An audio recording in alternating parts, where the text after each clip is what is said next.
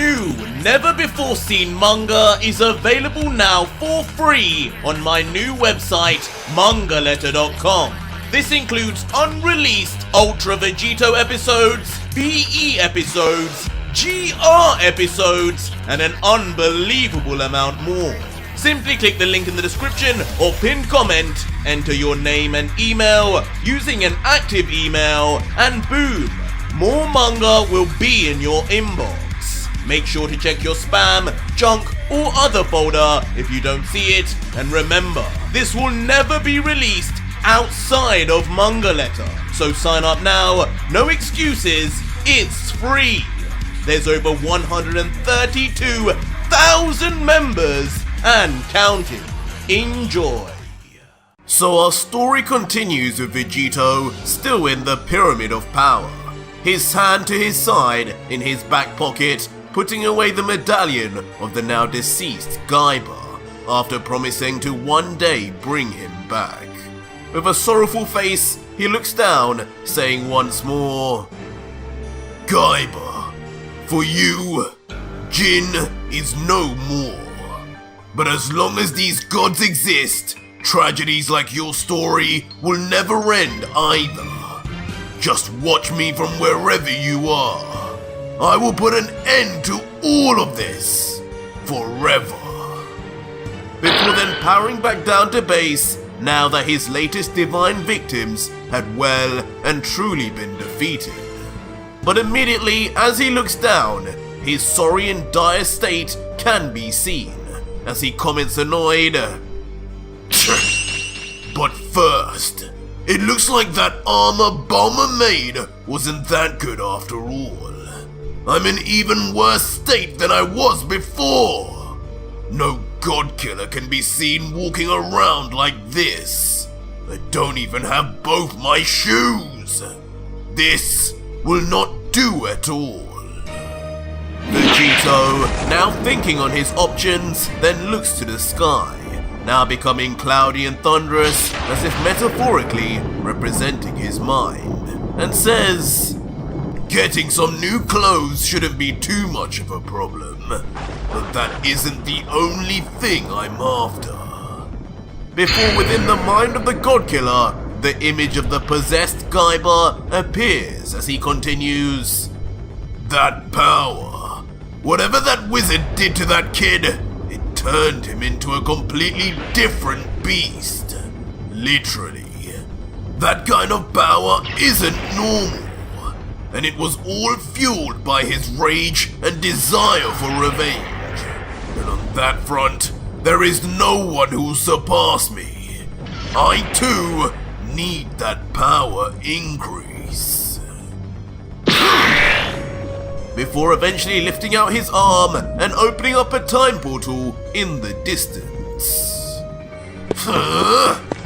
Before, as if warming himself up, begins running towards it with a smile, letting out finally before entering the portal.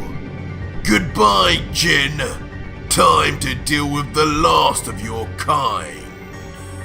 Eventually then instantly entering a timeline on the other side, as on his first peek out, he lets out, Ah yes, home sweet home.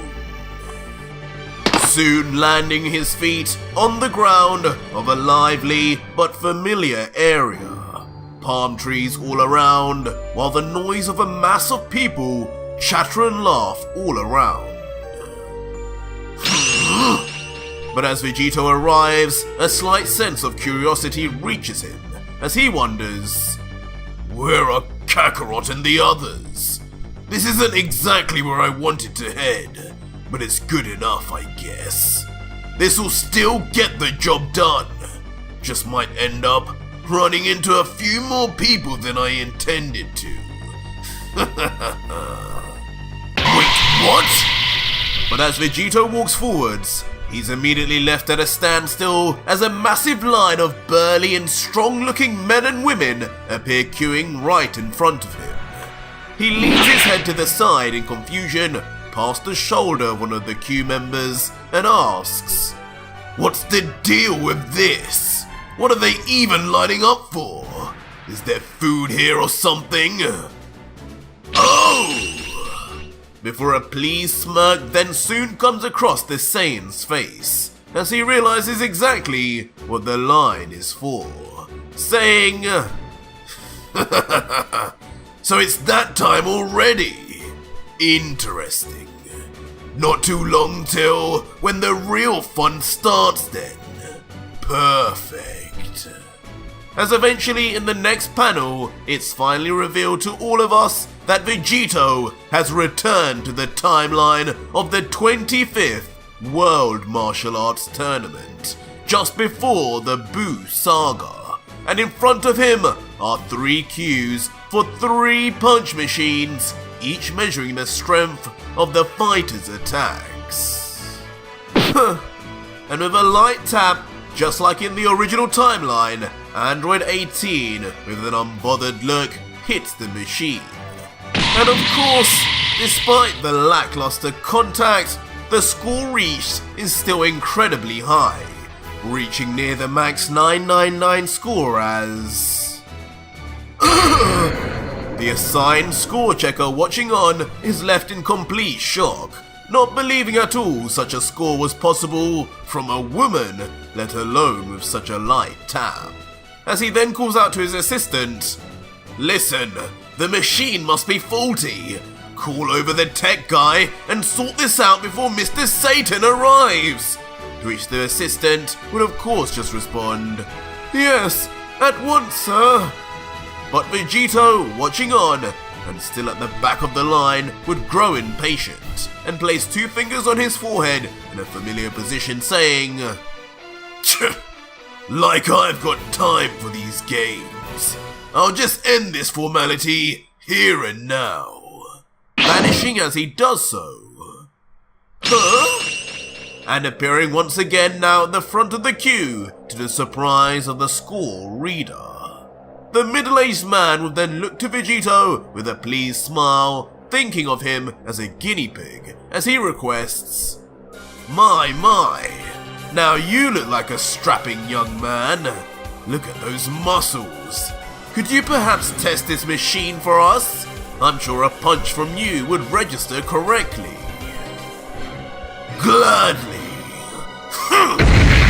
Easily just flicking the machine with a single finger, resulting in not just the machine he touched being destroyed instantly, but also both of the machines on the sides exploding at the same time, being affected by Vegito's singular touch. The chaos and debris of the explosions causing many of the bystanders in the queue to close their eyes and cover themselves, Krillin and 18 included. No way! While Goku, who also watches on wide-eyed, just comments, "Wow, that guy is strong. You think he's really an Earthling?" While Vegeta, who is unflinching at first, just remains silent and cold, not trying to show a hint of being impressed in any way by the mystery fighter, just letting out, "Hardly impressive. I was just about to do the same thing."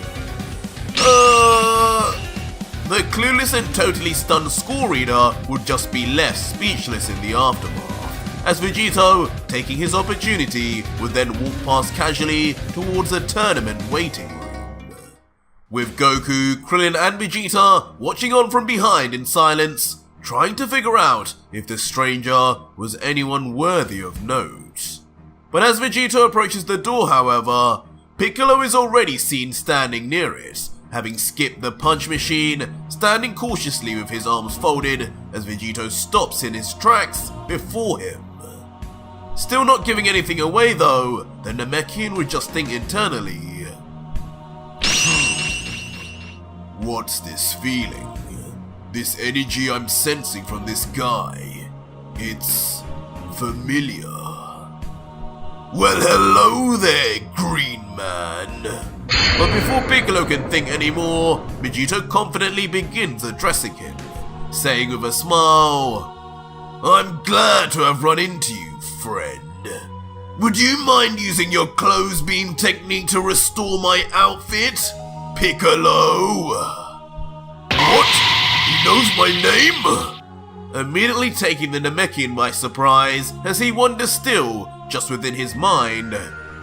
Now I know something is off. This is no ordinary guy. Could he be another time traveler like Trunks? But eventually, calming himself back down, Piccolo's poker face returns as he responds nervously, "No, I don't use my techniques for those I don't even know the name of. So you either tell me who you are, friend, or no deal." To which in response, Vegito just immediately continues to walk once again, past Piccolo as he lets out, "Well, I can't do that. So be it then, Green Man. Better hope I don't match with you in the tournament." And so, some time passes, and the majority of the fighters have now passed the preliminaries and entered the fighters' quarters. The scene begins with Kibito now summoned by the tournament announcer, with the shaded man yelling, "And stepping up right now is the mysterious Kibito. We don't know where he's from, but with a face like that, I wouldn't want to mess with him." While Kibito just grumbles. Goku and Krillin meanwhile watch on, as Kibito too had been an interesting focal point for the both of them, also looking like a potentially strong foe, as Krillin then asks, "Hey Goku, that's Gohan's opponent, right? Looks like his fight is starting soon. Where is he? You know, if he's late, he might be disqualified." Goku looking on, also slightly worried, then replies, "I gave him a Senzu a while ago, so he should be with Videl right now. I'm guessing he'll be here any minute now, but I don't know if he'll be in time. Chi-Chi's gonna go crazy." But as Goku worries, suddenly Vegito appears in front of both him and Krillin, saying, "Don't worry, Goku. I'll be sure to buy him some time. Thank me later." Goku confused just replies, Thanks? But what do you mean?" As Vegito then walks past him towards the door, saying, "Move aside and I'll show you." Before stepping out the door straight towards the arena and Kibito, as both Goku and Krillin stand shocked at his sudden attempt at replacing Gohan. Simultaneously though, standing at the back, Vegito would listen in silently.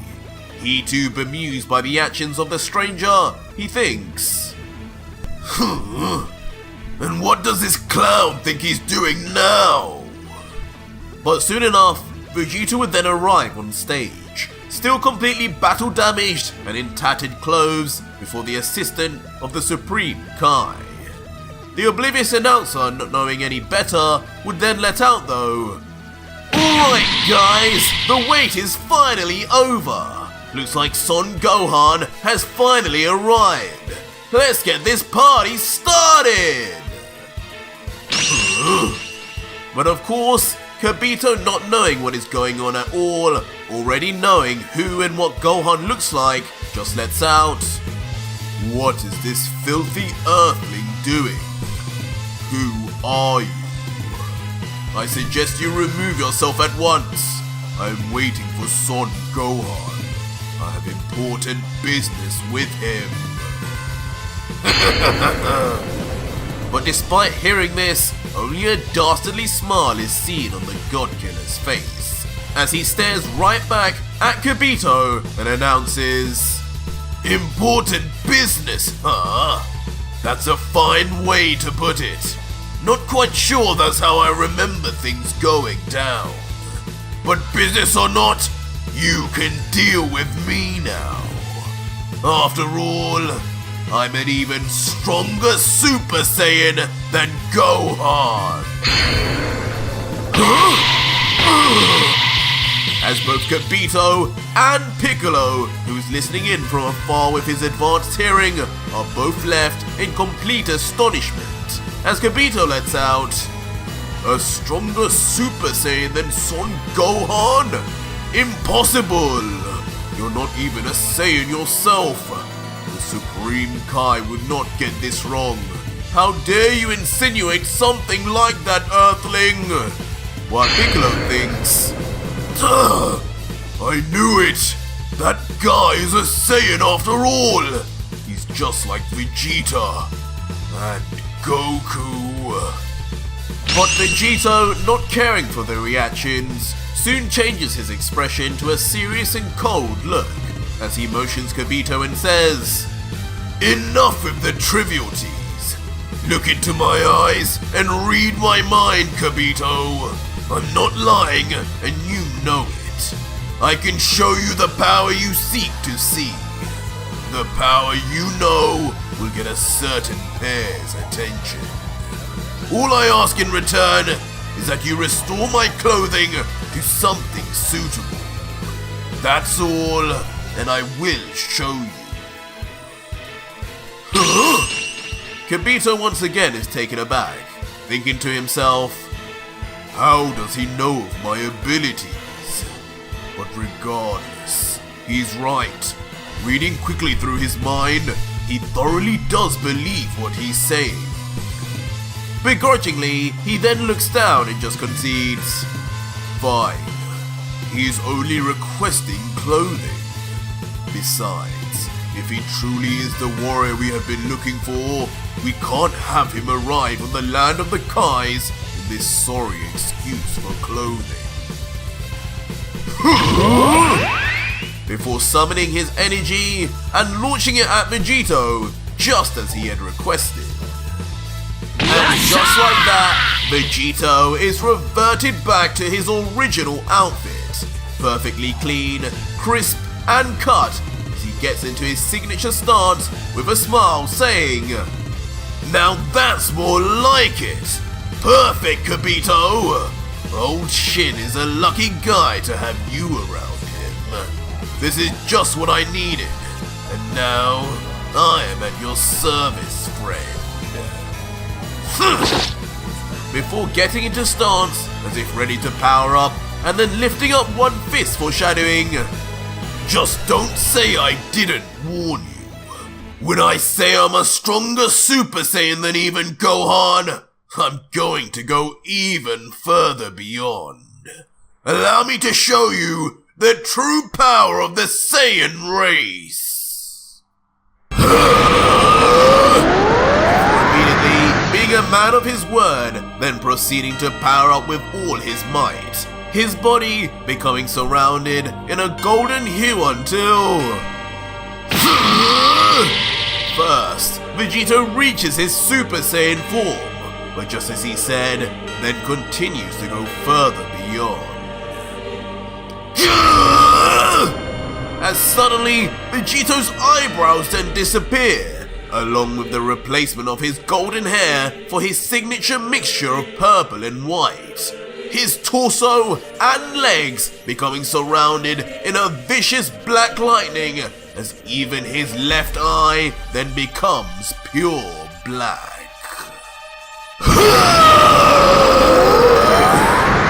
And unbelievably, despite this just being the Buu saga of Dragon Ball Z, Vegito jumps straight into his final Ultra form, putting absolutely everything on the table, decimating the area from which he stands as his hair grows wildly and his black lightning spreads all around the stadium.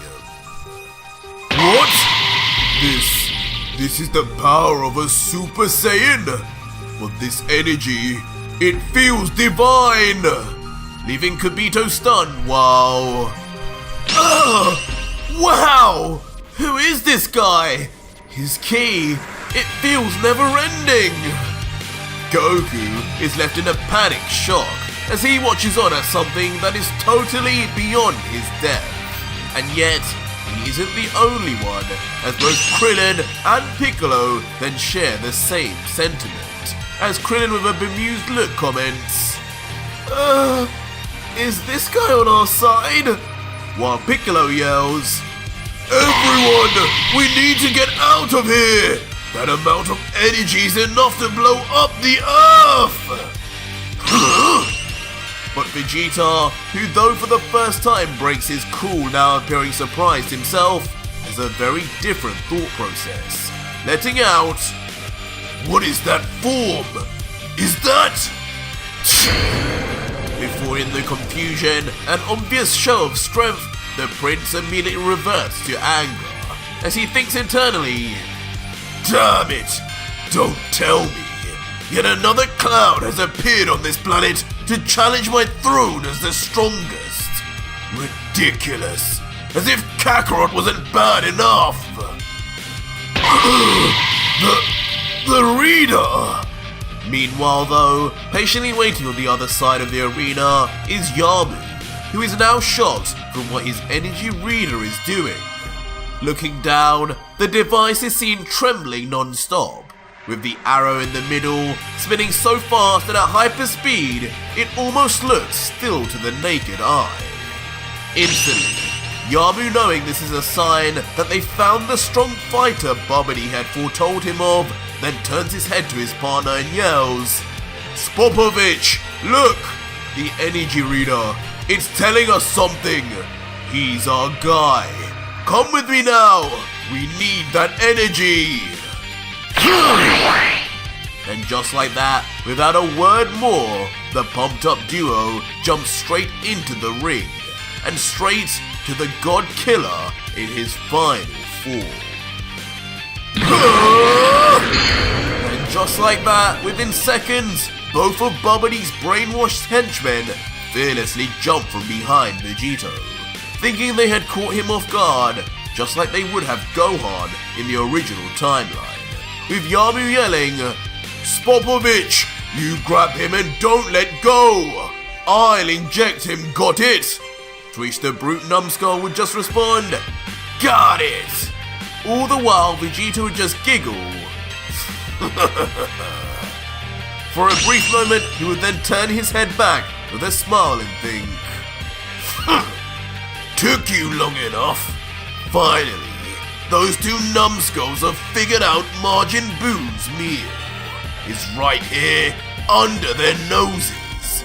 Now to feel what Gohan felt. I wonder..." "You're not going anywhere, mister!" With Vegito immediately then being grabbed by the confident Spopovich, who truly thinks he's restraining the all-powerful Saiyan, as Vegito just remains silent.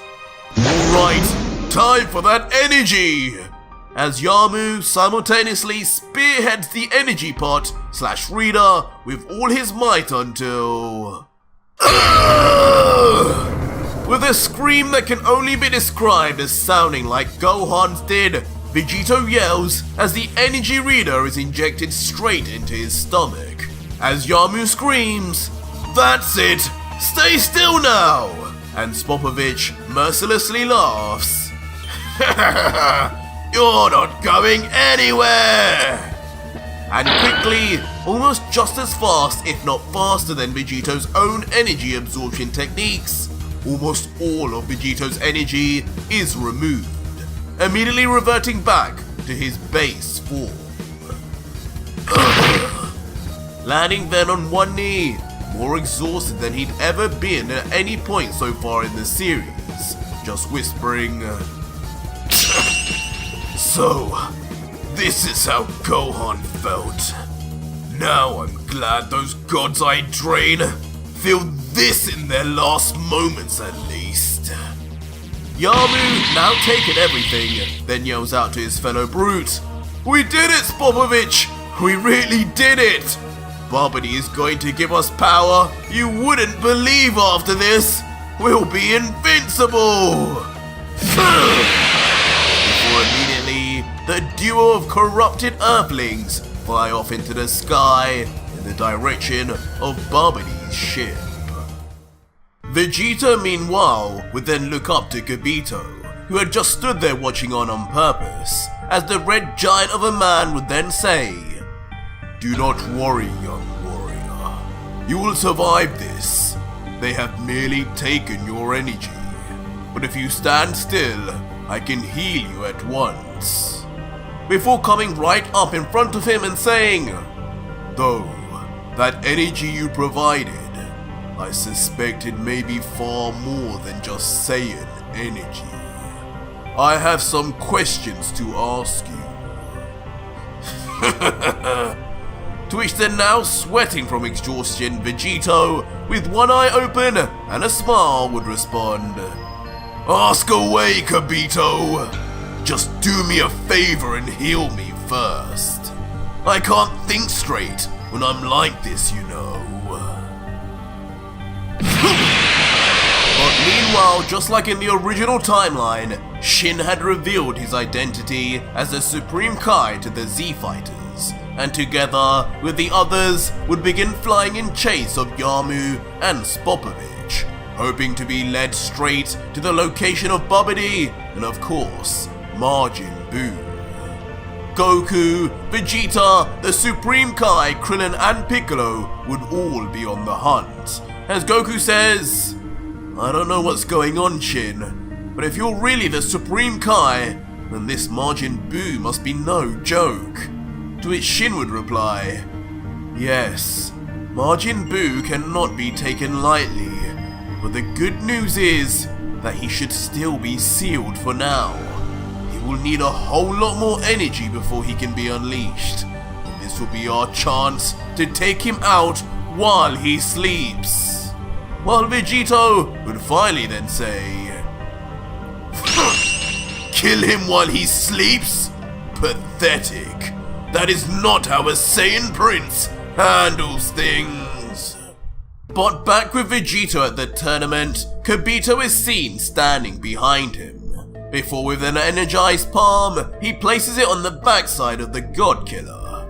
Vegito, feeling it, would then smugly comment, there's going to be a lot of energy for you to replace, old man. Are you... My power! It's back already! As instantly, a look of shock comes across Vegito's face as he realizes every inch of his power returns to him completely. Now lifting his body back up with a smirk, Vegito would then say, impressive, Kibito. That healing was pretty much angel level. Now I'm finally ready to get to Babidi and defeat Buu once again. Buu! Kibito, of course, hearing this is alarmed instantaneously, shouting, how do you know of such a name? You cannot ever hope to beat him as you are. Do you have any idea who Majin Buu is? Come with me to the land of the Kais. We can do this another way.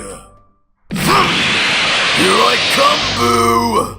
But dismissing the Kai attendant's words entirely, Vegito immediately blasts forth from the stage into the sky, leaving the bewildered Kibito to just yell in his dust, hey! Wait, stop! But the speed of Vegito in this timeline is just comedically fast, as within literal seconds, he catches up and passes by the rest of the Z Fighters, who are left shocked by the movement, with the Supreme Kai wondering, what in Universe 7 was that? No! The energy reader is gone! As Yamu and Spopovich then also experience the same feeling of shock and awe, as right from the very grasp of Yamu, his energy-filled energy reader is swiped under his nose. But it's not long before, of course, it's revealed Vegito is now in possession of the energy reader himself, tucked away within his left arm, as he then brings his two fingers up to his forehead in a familiar fashion and says, well, now that I'm reunited with my energy, I guess it's time to feed it to that pink blob. Just need to remember what that wizard's energy signature was like, before then vanishing mid-flight. The scene then shifts to a recognizable sight within the darkened ship of Babidi, Inside, we see not only the wizard Babidi and his Demon King henchman, Dabura, but also in front of them, the large, veiny brain-like ball that formerly encapsulated Majin Buu. A pleased Babidi, oblivious to what is happening outside, would then look to his guard and say, "Soon, Dabura. Soon our Majin Buu will finally be here. Hopefully those two grunts come back with something sizable to feed our prized possession." To which the Demon King would reply eagerly, "Yes, my lord. I am certain those two fools will be good for something. Long live Majin Buu." But just as Dabura finishes saying this, a commanding set of feet then suddenly transport into where the duo are. What? This of course then leaving both Babidi and Dabura stunned as they realize it is neither Yamu or Spopovich, as Babidi asks, "Dabura, who the hell is this? How did an earthling make his way down here? Answer me, Dabura!" To which the staring nervously demon would respond, I don't know, master, but rest assured he will not be here any longer." "Begone, human!" Immediately leading to the obedient Dabura, rushing in with all his might, straight for the fuse, saying, his arm stretched out wide. But of course the unfazed Vegito just continues his smirk, recounting, "Dabura, huh? If I remember correctly, Gohan wasted a bunch of time trying to deal with you. But unfortunately, I won't be affording you the same luxury." Before Vegito begins mysteriously swinging his right arm back until... "Die, Dabura!" Vegito, immediately without mercy, blasts an all-powerful wave of energy point blank at the approaching demon. What? Leaving the king completely paralyzed in the spot as his last moments violently flash before his eyes. Being blown to pieces on the spot as the blood-stained ash of his body just is then left behind. Eventually this turns to nothingness as the gas and particles fade into the air.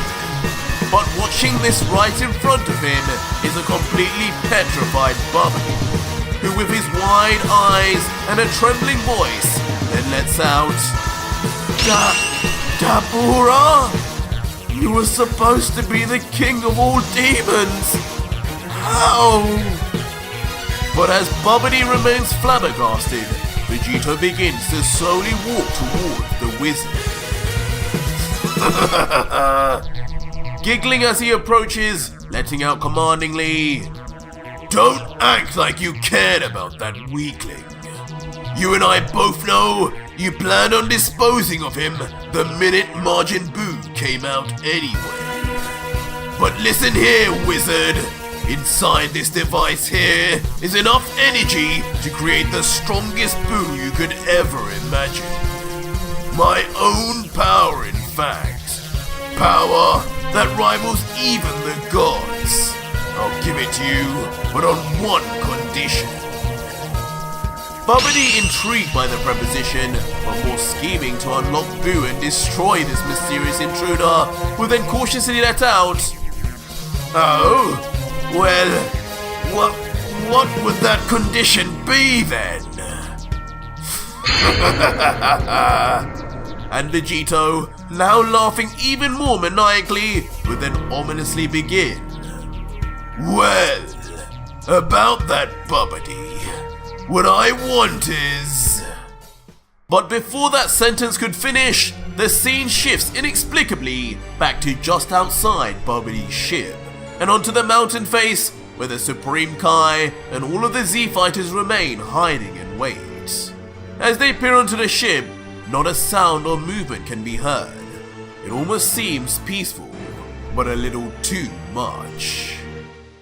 Goku, growing impatient, would then ask, Should we go down now, Shin? Who was that guy that passed us anyway? But Shin, still serious as ever, would just reply, I don't know, Goku, but all that matters is that we managed to find Babidi's ship. Our job now is to just ensure Majin Buu never revives. So on my count, we'll make our move. 3, 2, 1... But just as Shin counts down, ironically as he reaches the final number, a huge explosion comes from below and within Babidi's ship, erupting uncontrollably and shaking the very earth itself. And from it on one side, a mysterious new variant of Majin Buu surfaces. Pink in skin, but far skinnier in tone than the Buu we know. And most notably, with 2 horns protruding out of his skull, as if a true demon. Boo. As when we look into the face of the monster, the defined jaw and cheekbones of the new Buu is seen. Angered with a scowl, having now been awakened abruptly from his permanent slumber. But on the other side, another figure also blasts out, his feet landing softly on the ground opposite. And as we watch on, it is of course Vegito, but with his head bowed, giggling slowly. Until... Behold! The power of my hatred! As finally, it is then revealed when Vegito's head raises up that he now possesses a Majin symbol on his forehead, just as Vegeta once did in the original timeline. The darkness within him allowing him to do so, and thus amplify his power even further, just as it did for both Vegeta and Gaiba. Oh! It's that guy! No, that symbol! He's one of them now! This energy! No, this is bad! As all 4 of the Z fighters, including Shin, then react in shock and terror at the new Majin Vegito. So our story continues with Majin Ultra Vegito on the ground, standing across from the still in the air new variant of Majin Buu. Vegito, though ready to begin, places one hand on his hip and confidently points towards the Majin, saying, So, this abomination is what Buu infused with my energy looks like? Not bad, I guess. Definitely an improvement, at least, over that tub of lard you were supposed to be. I guess just my energy alone was enough to whip you into shape. That is what a true Majin Buu should look like. But the new Buu, not listening to a word Vegito is saying, instead stares in awe at his hand, marveling at his own power, thinking internally, I have finally awakened, but I am not the same. My power has returned to me tenfold. No, even greater than that. But with his finely chiseled jawline, Majin Buu then stares back calmly at Vegito and lets out, I do not know who you are, Earthling, but it is clear what you have done, and I must now thank you for freeing me. I am forever indebted to you.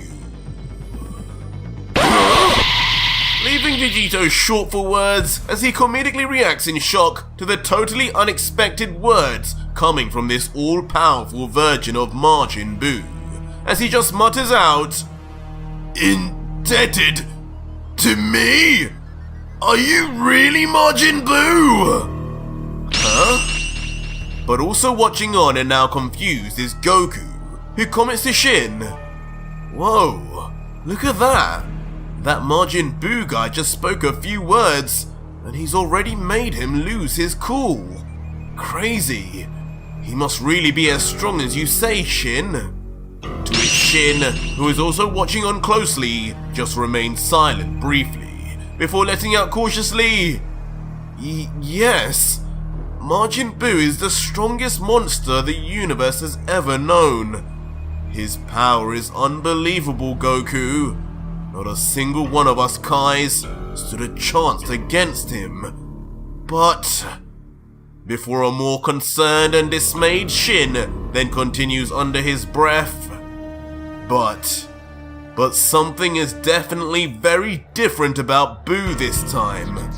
It's been a long time, but the nightmarish images of what he looked like back then will never leave me.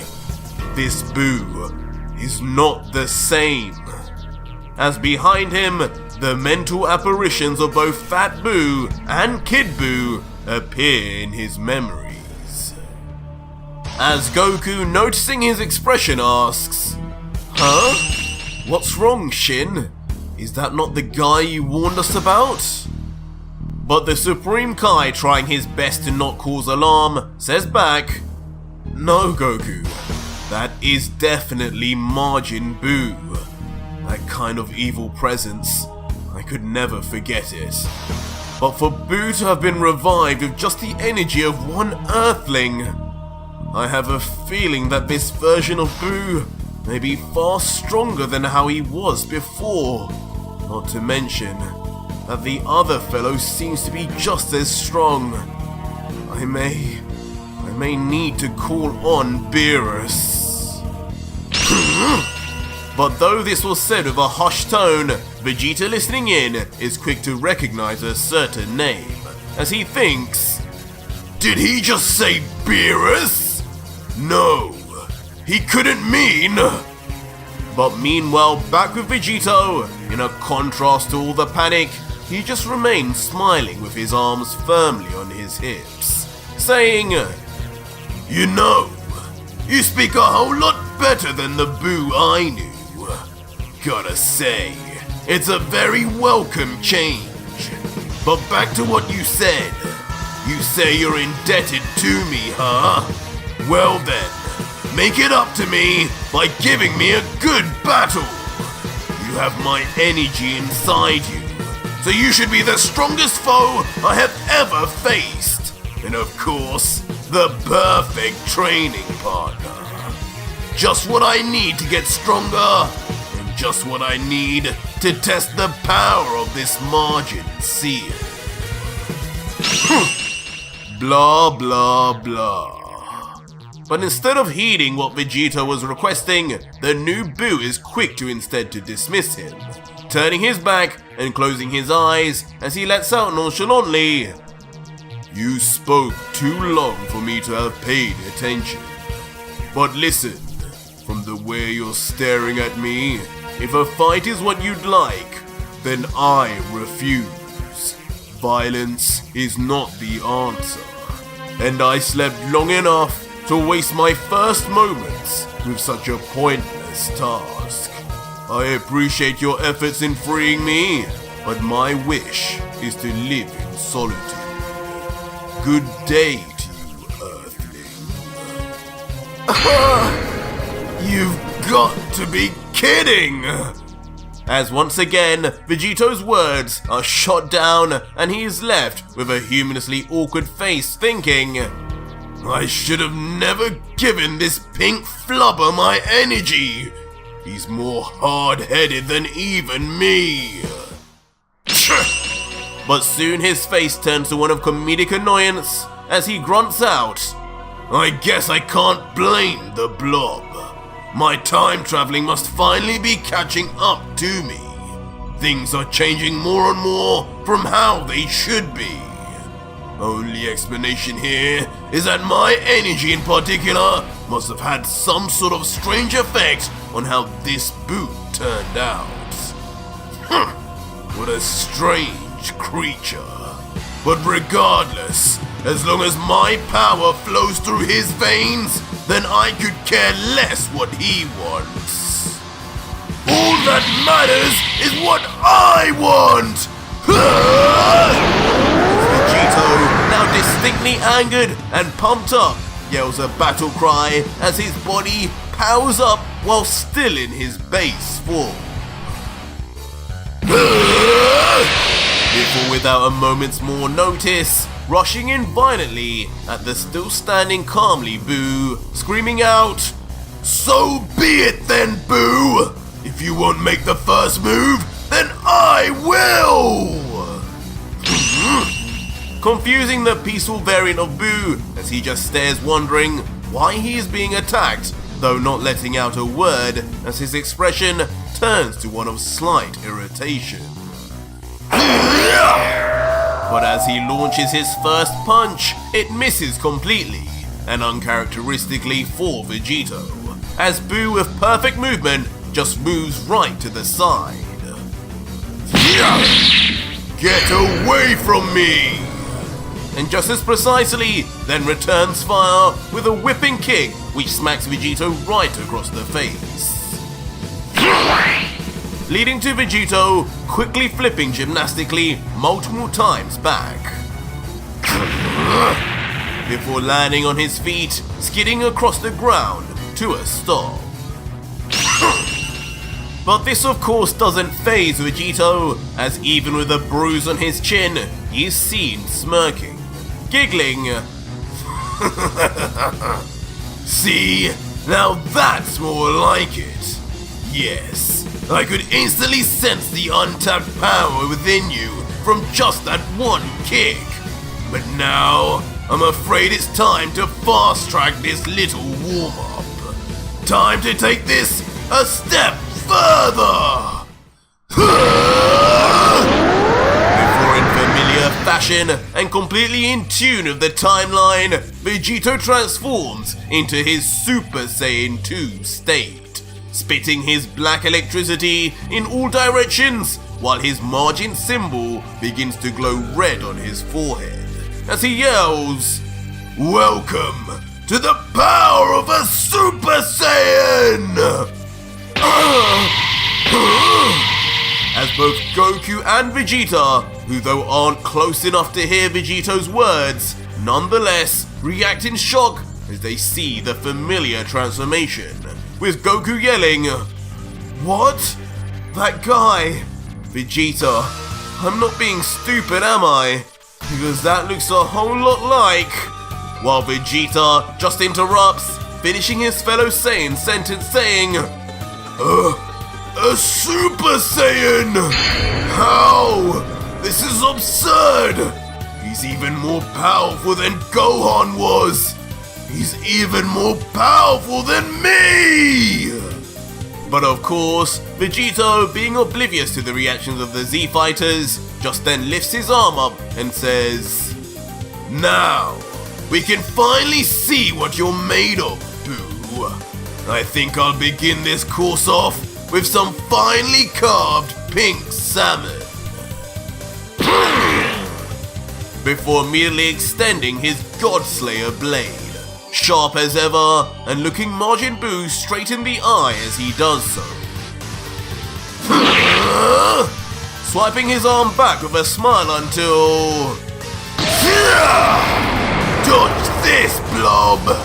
Shooting off his energy blade straight forward towards Buu as if shooting out an energy beam. Traveling at incredible speed, within nanoseconds it reaches right in front of Buu, despite Vegito's distance away. But staring at it head on, with a notably unflinching mannerism, Buu just stares on quietly, not moving at all. Before, with a vicious barrage of slashes resembling what the God Killer did to Jin, Vegito slashes his arm in all directions as he screams with conviction. But despite all of Vegito's efforts, still with a completely unchanged expression, as if hardly trying, Majin Buu dodges every single attempt and slash, almost annoyed that such a poor attempt was even wasting his time. But Vegito, seeing this, is not disappointed, instead impressed, as he says, not bad. It seems absorbing my God Key has inadvertently given you mastery of autonomous Ultra Instinct. The way you move, you're dodging without even thinking, aren't you? But finally, having listened to Vegito, Majin Buu is left bemused, as he mutters, Ultra Instinct? What is that? But the bewilderment soon turns to complete shock, as something far more surprising from Vegito then strikes Buu. You did this! As shockingly, Majin Buu is then seen, despite all of the dodges he was seen doing earlier, sliced through perfectly right through the middle, as his legs slowly separate from his torso. And when we see Vegito, the reason why is clear, as he appears smirking now in his mastered Ultra Instinct form, white hair and all, as he lets out, well, you asked what Ultra Instinct is, and here it is, Boo, and with it, the kind of speed and power you won't be able to dodge so easily. As yet again, as violently as ever, Vegito begins swinging and swiping his Godslayer blade hundreds of times in an instant, his arms leaving after images on themselves as his eyes never leave contact with Boo's. And in the aftermath, the result is clear, as this time not a single slash is avoided, and the entire upper half of Buu is then sliced and diced in all directions, eventually leaving Buu's torso in pieces, with every part separating like pieces of Lego until... Die, blob! As without warning, Vegito then fires a massive blast of energy that totally encapsulates Buu's body, making the monster vanish in the light instantly. And in the end, under the incredible power of Vegito, nothing but gas and dust from the charred remains of Buu are left behind, seemingly having been destroyed by Vegito, but not erased. As a still laughing Vegito just comments sarcastically, oh no, looks like I overcooked the little marshmallow. Guess with this margin seal, I need to start really getting to grips with my own strength, huh? Majin Buu! But of course Vegito is not the only one on the battlefield, as the Supreme Kai, who has never seen anything like this, just steps back in shock asking, Did he just defeat Majin Buu all alone? He must have. He disintegrated his whole body! Huh? The confused Goku, though, hearing the Kai, then can't help but ask, Shin? So was that it? That Buu guy is gone now? That attack was pretty strong, and he was a Super Saiyan, so I wouldn't be surprised. To which Shin, who knows nothing better, just begins to nervously smile and let out, Yes, it does seem that way, Goku. Whoever your Saiyan friend is down there, he just saved the entire universe, and he didn't even need the Z-Sword. Amazing. Amateurs! But Vegeta, having heard enough, instead bears an angry look, as he turns to the duo and interrupts, What kind of Kai are you? You really think things would be that easy? Look closely instead of thinking wishfully. This battle is far from over. as when the scene shifts back in front of Vegito, the pink smoke and ash from before remains. And even Vegito knows what's going to happen next as he comments, "Here we go! Time for Buu to do something disgusting again." As the cloud of pink gas then clumps together and forms a mysterious ball of pink cloud in the sky. And soon enough, its shape morphs once more, condensing, until even the shape of an arm appears and... As expected from the smoke, Majin Buu's entire body then reforms back to one piece, and notably without a scratch on him, as the seemingly annoyed but also surprised by the power of Vegito, Buu just grumbles in silence. Vegito, seeing this and enjoying every moment, would then just place his hand on his hip and let out, "Yep, that's Majin Buu alright. What else could I expect if even Vegeta's self-destruction couldn't stop you? That regeneration ability of yours is truly next level. Not even Cell or Piccolo could ever come close to you on that front. What an insanely useful ability to have." Stop laughing! But as Vegito laughs, finally a look of pure rage comes out of Buu, as burning hot steam blasts out from the holes in his head and shoulders in signature fashion, finally yelling, "It seems you will not allow me to be peaceful, Earthling. Fine. If you wish to bring out the other side of me, then you will to be blamed for what happens to this planet as a result." But the sudden change in mannerism, finally from Buu, only serves to excite Vegito even more, as his eyes open wider and he says with a smile, "What is this? Do I sense some anger here now? Finally, you're starting to show the real you. I came here to fight my greatest challenge, and it looks like you're finally going to step up to the plate and... Shut up already!" As without giving Vegito a moment's more notice to finish his sentence, Buu shoots out with a look of rage straight for the God Killer. The speed of it though being so unfathomable, even in his Ultra Instinct form, Vegito is caught off guard, only noting the beast as their eyes meet inches from one another. As Buu then slams his fist without warning straight onto the chin of the unsuspecting Vegito, sending the God Killer flying back unceremoniously, baffled by the sudden increase in power by the demon. But things don't end there, as immediately, now remaining ominously silent, Buu cocks back his right arm as if ready to punch Vegito again, even though he's so far away now. Get over here!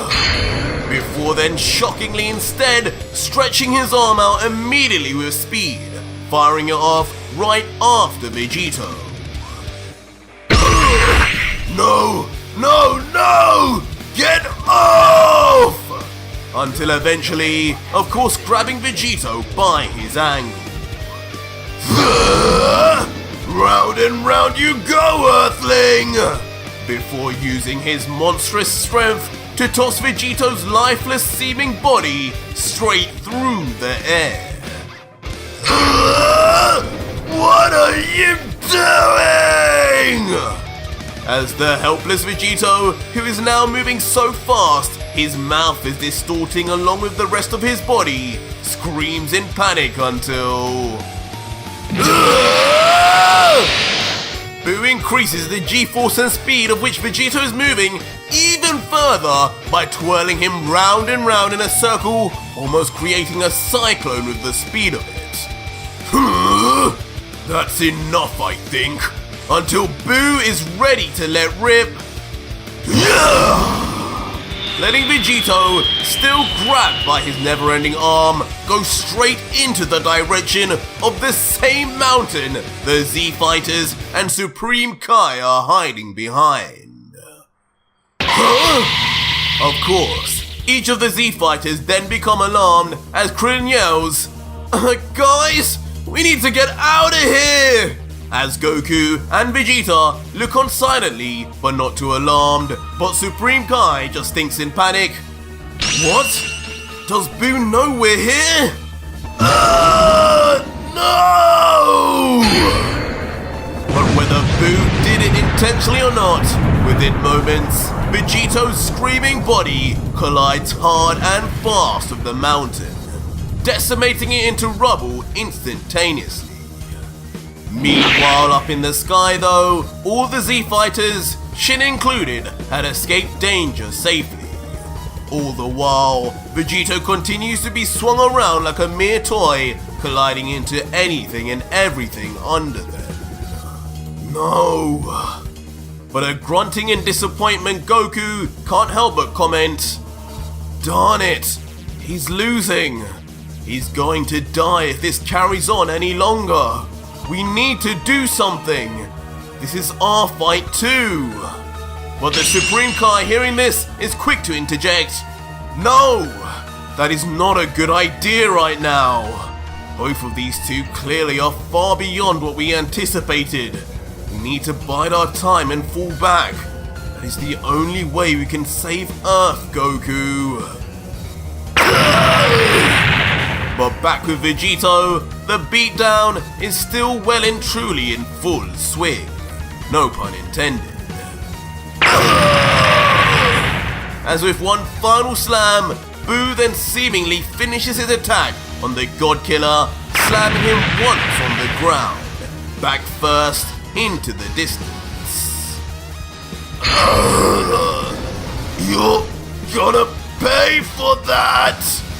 As when the smoke dissipates, an immobilized Vegito, flat on his backside, is seen struggling to catch his breath, just grunting vengeful words.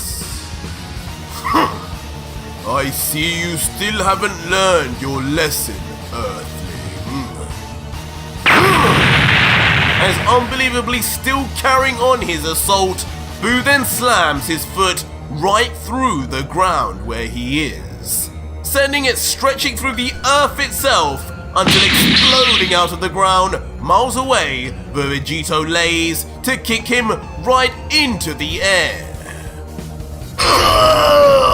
My spine! As Vegito once again screams in agony, as the middle of his spine was perfectly struck. And not one to end things that easily, Buu then vanishes quickly, his eyes never even leaving the God Killer. And much to Ultra Vegito's surprise and terror, when Buu reappears, in his arms is a massive concentrated ball of pink energy, enough to destroy a small universe, let alone just the Saiyan. "I warned you to leave me alone!" As without a care more in the world, he tosses it with all his might, straight onto the God Killer. The attack reaching Vegito so fast and with such overwhelming power that there isn't even much time for him to do anything in return, especially as his own body continues to skyrocket upwards due to the earlier kick. With his face now completely engulfed by the light of Buu's attack, with a final look of horror in Vegito's face, he just lets out, "No! This is my power!" Taking Vegito and slamming him straight into the earth, immediately causing causing a seismic explosion of untold levels of concentration, ripping apart anything that was in its path. Whoa! What power? That's Buu! No! No! We have no chance like this! This is ridiculous! Ugh! Krillin, be careful! As all of the Z fighters, safely in the air, are still blown back from the power of the explosion. But as things eventually calm down though, the explosion seems to have been controlled by Buu himself, instead dragging across the face of the planet, leaving a massive and deep crater behind, leading to Buu then landing back casually on the ground with his foe now defeated. Admiring his work momentarily, Buu just cracks his neck Piccolo style, as if it was just a warm-up for himself as he lets out, "You're lucky. I spared this planet because now I'm hungry. Thank you once again, but you should have never pushed me to this earthling." Before quickly just turning his back on the fallen Vegito, closing his eyes and placing his hands in his pockets as he walks away slowly to presumably get some food. "Wait right there, Patrick Star!"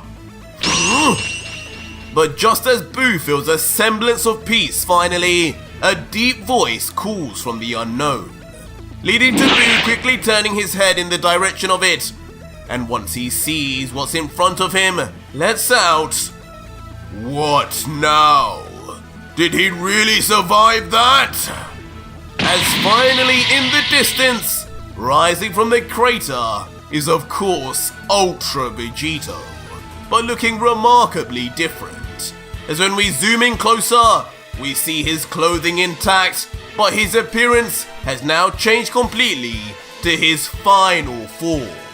Long hair and all, with his signature black left eye, as Vegito says, "Nice moves, Buu. I guess it's only right that a Buu made with my full power would require my final form to take down. Just as I had planned."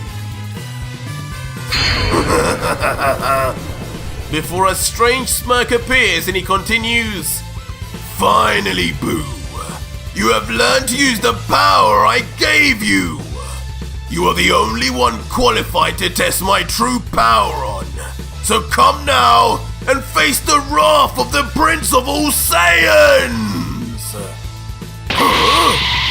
That last line being detected by Vegeta, who now completely taken aback thinks, "Prince of all Saiyans? Nonsense! What could that mean? Could he be Table? No, impossible." But an even more confused Buu mutters, "The power you gave me?" Not knowing, of course, how he even was revived in the first place. Immediately, Vegito then arrives in front of Buu, who's quick to flinch in response. But as Buu looks down, he questions more. "What do you mean, Earthling? A Buu made of your full power? Explain yourself." And Vegito, now crouching and readied in his fighting stance, would then respond, "It's just as I said. You're only here because of my energy. You're practically my child. And if I brought you into this world, then I can take you back out!" Immediately changing mood like a schizophrenic, launching straight for Buu with unrivaled rage and speed.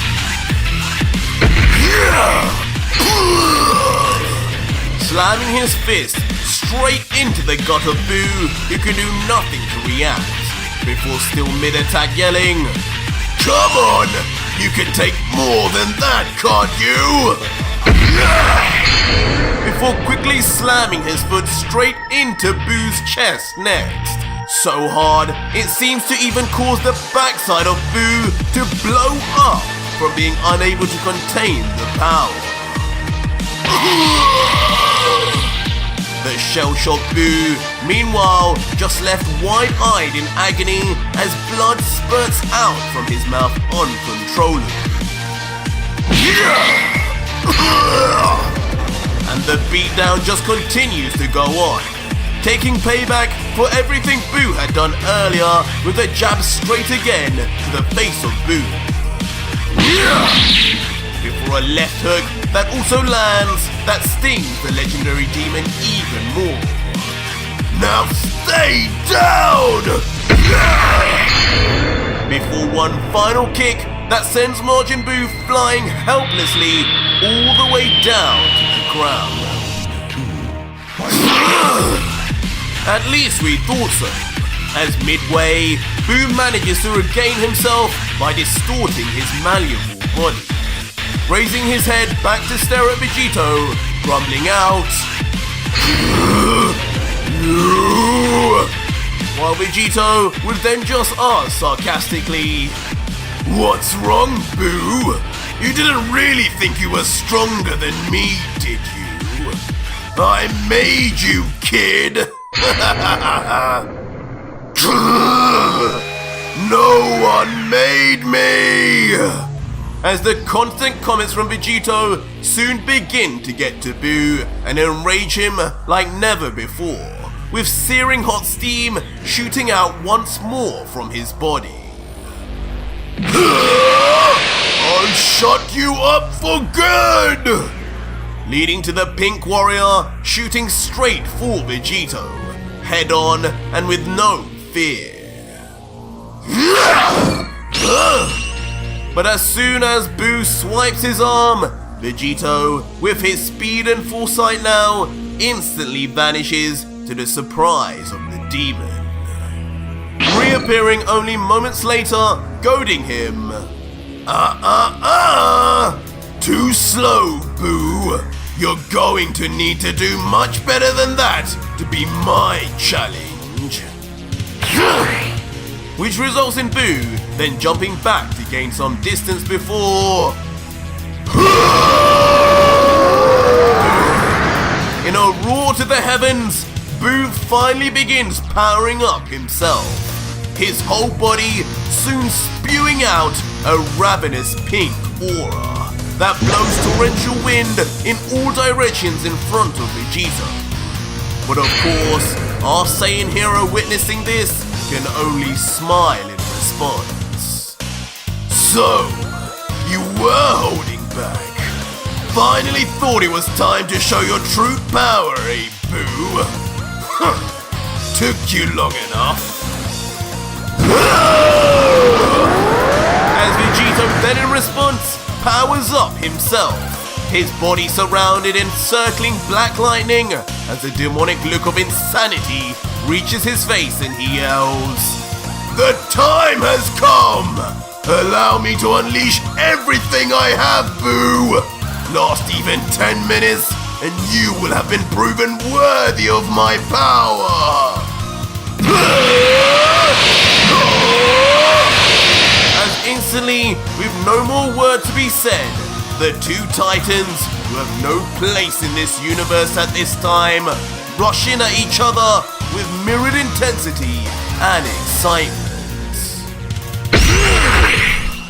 And with Buu now fully powered up, the start of their collision seems more or less equal, with Vegito commentating with a smile, "Oh, now I felt that one, Buu."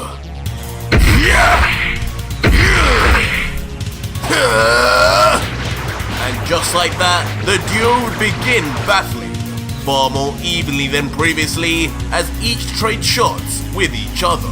But all the while Buu grimaces, Vegito seems to be enjoying every moment.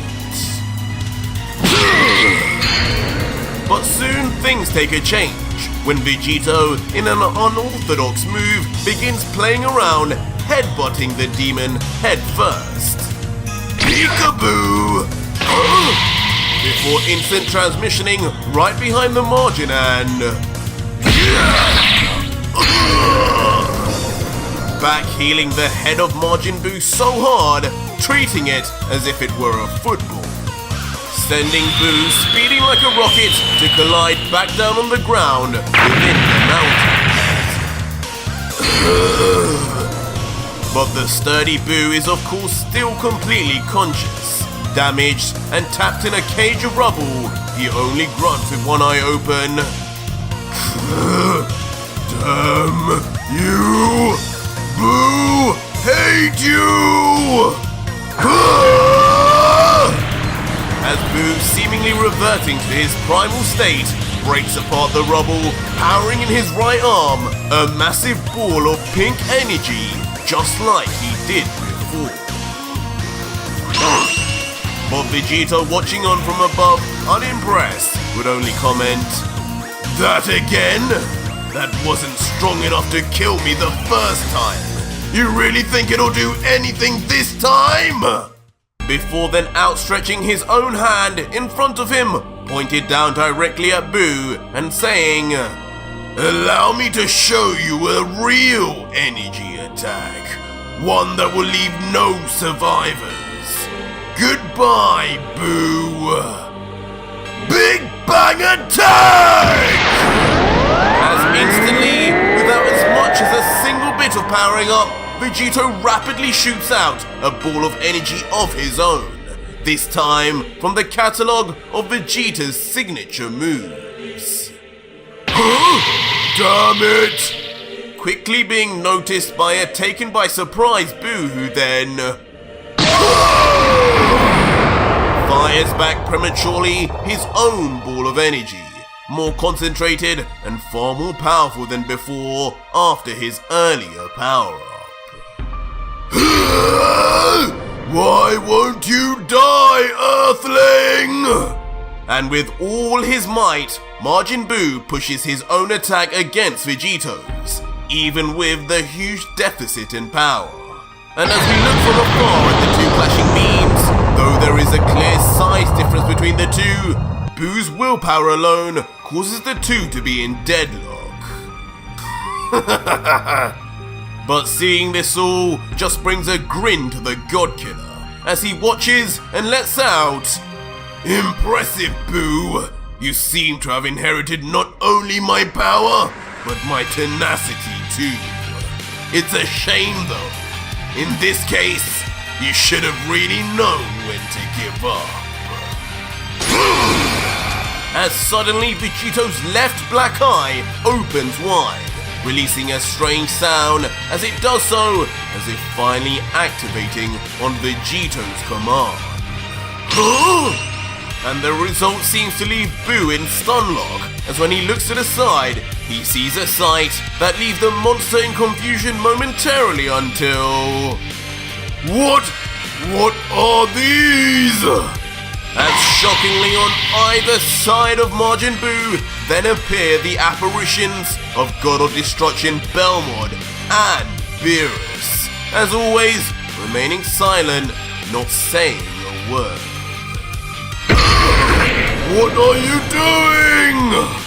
Before immediately with the speed and strength expected of a duo of destroyers, each grabs and pulls back an arm of Buu, immobilizing him there and then, but at the same time also causing something else.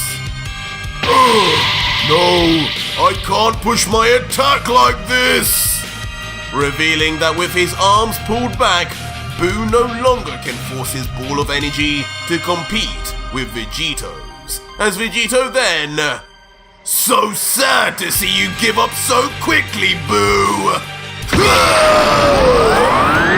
Yelling at the top of his voice as the God Killer takes his chance and pushes back at the very instant he senses Buu's attack wane. And from a distance, perhaps it never mattered anyway, as Vegito's big ball of energy triples in size and literally begins to swallow up Buu's attack as if assimilating it into itself. Oh, no! leaving Buu helpless still, tightly grabbed by the two destroyers as the Big Bang reaches closer and closer until... No! It reaches within centimeters of the demon's face, and all that can be seen is the shock and horror that now envelops him in his final moments. And in the end, nothing but silence is heard, as Buu's whole face is lost in the light. And what follows is, of course, an explosion of gargantuan proportions that almost takes up the entire area of the battlefield. Hold on! What power! As all of the Z fighters, Goku and Vegeta included, are blown back by just the impact and shockwaves in the air it creates. While the all-powerful God Killer, who actually moves closer in, is completely untouched. Eventually then landing with a small thud on the ground below and walking through the devastation to whatever is left of Buu. And unfortunately, when we finally do see Buu, what's left is not much, as his entire body under the impact of Vegito's attack becomes completely deformed and disfigured, now looking like an extraterrestrial rather than a humanoid creature. But Vegito, almost as if expecting this the entire time, quickly lifts up his android arm and brings it closer and closer to the mutant Buu's face, saying, My, you're not having a good day today, are you, Buu? You look nothing like your usual self. Poor thing, suffering like that? Here, come to Papa, and I'll put you out of your misery. But before Vegito makes his move to absorb the energy of Buu, something unexpected catches the attention of the God Killer. Suddenly behind Vegito, a crash occurs. It's not clear what has happened yet, as in the distance, only a bunch of dust clouds can be seen. Vegito then tries to look in closer to observe what it could be. And on the ground is a totally new, never-before-seen figure. Armored up to the T, caped, and with a mysteriously massive sword in one hand. The figure then slowly stands up, and with a look deadlocked on Vegito alone, then says, Congratulations, God Killer, for you are the first being since Lucif to result in my summoning. I am the first of the 5 strongest, and this day will be your death, Vegito. First of the 5 strongest? Leaving Vegito in as much of a confused state as the rest of us. So our story continues with Vegito looking at the mysterious new swordsman who had just arrived on the battlefield, moments before the God Killer was about to absorb the energy of Buu. And though the heavily armor-clad warrior stands silent, just staring into the eyes of Vegito without break, a puzzled Vegito would then question, Huh? First of the 5 strongest, did you say? What on earth is that? Some kind of Korean pop band? I'm afraid you may be in the wrong manga, bud, because those words mean nothing to me. Before immediately, as if taking offense to Vegito's words, the swordsman swings his obnoxiously heavy blade, yelling, Well, maybe this will mean something instead! Huh? What are you? Leading to Vegito momentarily stunned in place as he wonders what the figure even plans on doing from such a distance. as the black swordsman then callously brings down his blade with the force and intensity of a god, and just with one swing creates a torrential storm of wind and pressure that blows straight towards the God Killer and Buu. And immediately, the deformed and disfigured Buu from earlier, with no energy left, is tossed into the wind like a helpless insect, flying far off while... Whoa! Cool! Vegito, meanwhile, is hit so hard by the intense winds, his entire face begins to shift and blow back, as the high-pressure air reaches into every nook and cranny and cavity in his face. But in the aftermath, as the wind eventually stops, a smirking Vegito is left with his hands dropped back down and his torso arched, as he looks at the stranger responding, "Well, I'll be! All that from just one swing of that oversized butter knife? You're no weakling, are you? At least you better not be, because you've just got my hopes up for a real battle." Disgusting. But the disapproving warrior would just then place his giant sword back on his shoulder and begin saying, "You're just as the Grand Priest had described. A primitive mortal who knows only violence and bloodshed. Too stupid to even know when you are far out of your depths. How you survive so long fighting these so-called gods is beyond me. But this charade ends here, God Killer." Huh? But of course, the mention of the Daishinkan in the first part of his reply instantly catches Vegito's attention, as he then remarks, "Wait a second, what did you just say? The Grand Priest? How would you know of him, even in this timeline?" To which the standing tall swordsman would just then briefly respond, "Probably because for starters, I am not from this timeline, my ape-like friend. I was sent here on the orders of the priest himself to eliminate you once and for all." What? Which suddenly triggers the enraged Saiyan, as he raises a clasped fist and suddenly becomes surrounded in black electricity all over, as he yells angrily, "So that's your game! You work for that damn midget! And I suppose by default, you're also a slave to Zeno too! An ally of the gods, and you know what that means, right, friend?" To which the swordsman, without a hint of trepidation, angling his head, would then say, "First of all, you do well to address Lord Zeno and Daishinkan with more respect, mortal.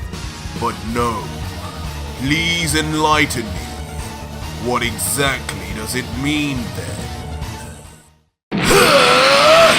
"It means that you too must die now!" As Vegito, suddenly now displaying the same hunger for vengeance as he had for the gods, rushes in with killer intent, blasting forward right towards the hardly moving swordsman, reaching within touching distance in nanoseconds. As once face to face, the God Killer would cock back his arm fully to administer one of his signature devastating punches. But unbelievably, even in his final form, some way somehow, his punch is caught with ease, like a mere baseball in the palm of the swordsman's hands. He stopped me? This development, of course, taking Vegito off guard, as this was the last thing he'd expect from one who is neither god nor angel, as the true power of his attack is seen from miles away, creating a shockwave that rocks the very earth itself even when blocked. You must have got lucky! Now get off! But as Vegito then struggles to remove his fist from the grip of the stranger, he soon realizes just how futile the attempt is, as the swordsman does not budge even an inch. What? Leaving Vegito with a bemused look as he wonders internally, am I seeing this right? Or is this a fever dream? Why does it feel like I'm powerless next to this guy? It's like I'm glued into place! Just how strong is this metalhead's grip? It's pretty strong, God Killer. Instantly being interrupted with an answer from the swordsman, despite Vegito only thinking within his mind. What? You can read my mind? Leaving Vegito stunned as he can only explain the stranger's outburst in one way. No, I can't. You're just that predictable. Instantly then moving his hand and breaking Vegito's wrist in the process. Leaving Vegito at first shocked as the adrenaline and shock of the moment dulls his pain until... Taking in the pain of his own breaking so easily, he yells a blood-curdling scream in the face of the warrior. As meanwhile, the armored foe pulls back a fist of his own with conviction.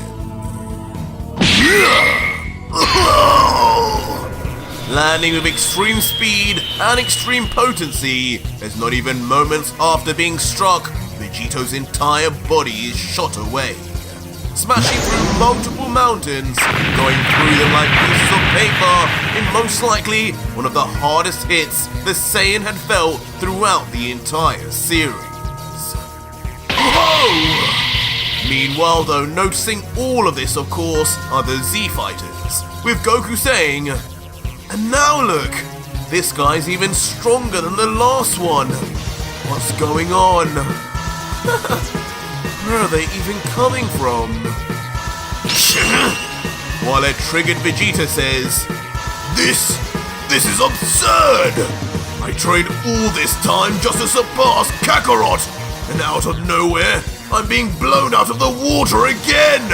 It's not fair! Damn it all! While the Supreme Kai, being the most nervous of the lot, just thinks, the 5 strongest. I know of them. I'd heard rumors that the Grand Priest was even among that group. Is that fellow really insinuating he's one of the 5? But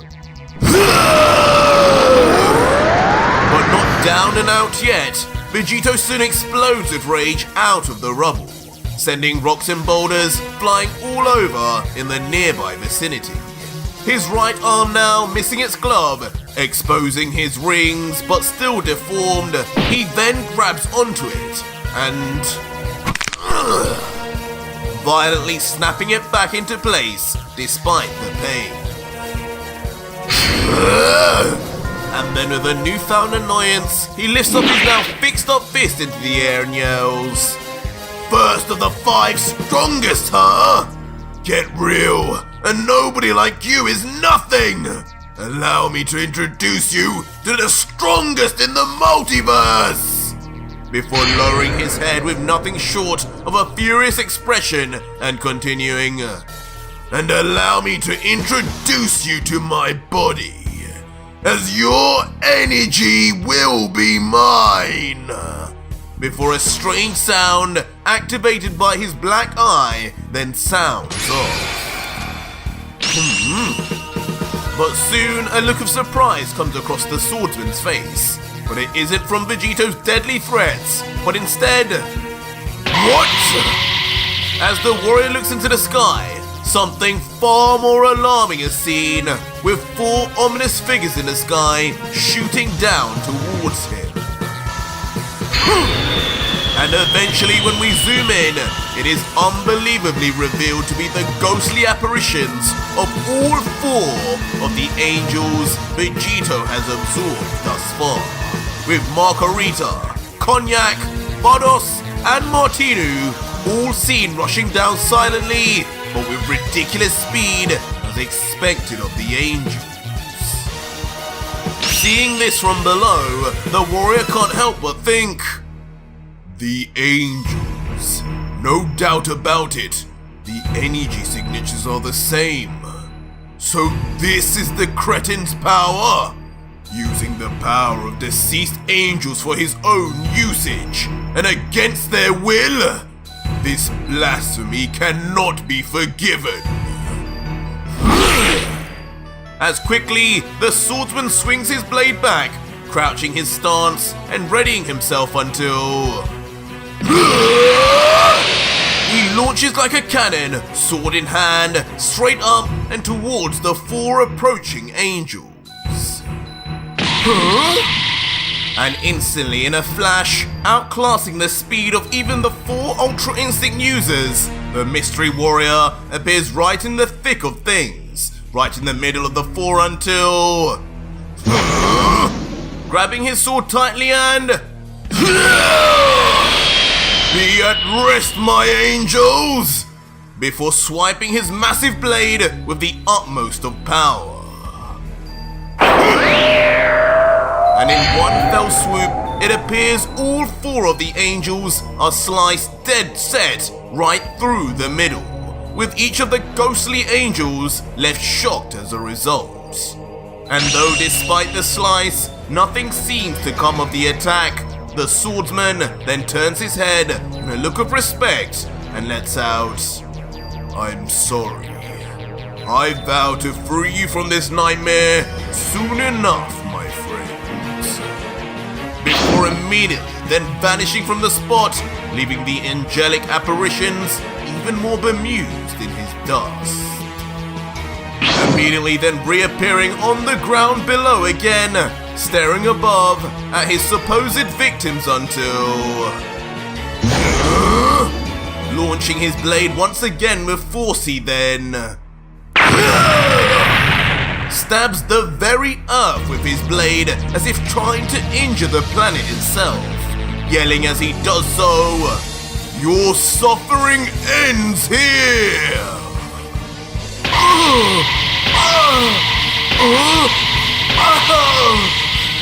And just like that, all 4 of the divine beings are sliced right through the middle unceremoniously, as if being affected by a highly delayed attack. What?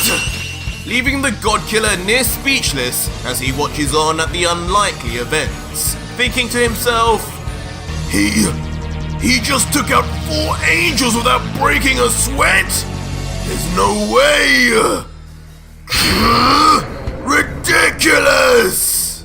In a flash, causing Vegito to become angered to the core, his body instantly once again creating sparks of black lightning out of his own volition, as he raises his right hand up and inexplicably then closes it tight. And almost in response, as if the planet were a slave to Vegito, the ground beneath the swordsman suddenly begins breaking apart to his surprise. And within an instant, a hole of massive proportions opens to a near bottomless pit beneath the warrior. And as he inevitably falls in, he wonders momentarily, what a primitive move. When would he have even had time to prepare this? Before beginning to fly back up thinking, how foolish anyway. Does he really believe I cannot just fly out?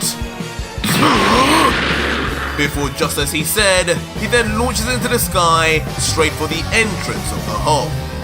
But just as he reaches the very top and his head begins to peek out, yet another shocking sight greets the ironclad fighter as his eyes grow wider and wider and he mutters, No, This cannot be! The Destroyers! As right in front of him now, stretched over a line, are the 5 gods of destruction that Vegito had absorbed. Kitella, Beerus, Belmod, Champa and Topo included. But the worst was still to come. Hakai! As immediately, the reason their hands were stretched out becomes clear as simultaneously all of them release the Call of the Destroyers at full power straight down onto the helplessly trapped swordsman. What? Even the Destroyers are under his control? As the sight of the chosen Destroyers by Zeno himself being commanded by a mortal sends shivers down his spine. No! As not too soon after, under the might of 5 Destroyers Hakai, his very own body begins to erase right before his eyes. Even the strength of their destructive energy is intact! This is truly their power! As he becomes shocked at the confirmation that these are indeed no simple clones. But with this revelation, only anger fills the noble swordsman, as he then says, forcing me to annihilate the angels of the Grand Priest is one thing, but now making me lift my finger against the gods themselves? You will pay for this, Vegito! As suddenly the swordsman lifts his sword wildly in the air, and mysteriously it becomes coated in a very familiar purple energy of his own. Blade of Destruction! And just like that, in yet another single swipe, the swordsman sends back the Hakai energy striking his body.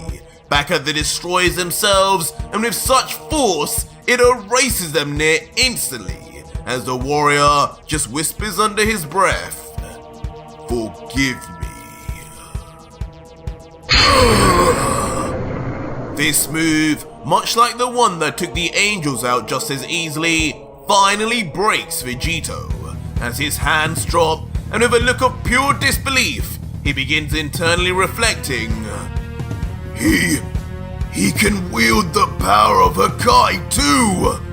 He can outspeed the ultra instinct of the angels, and he took them all out in a matter of seconds! After everything I've been through, all the hardships, all those battles, have I truly been outclassed this much by some random freak? No! I refuse to believe this! As behind Vegito in his mind, a medley of all the progress and battles he had until this point flash before his eyes.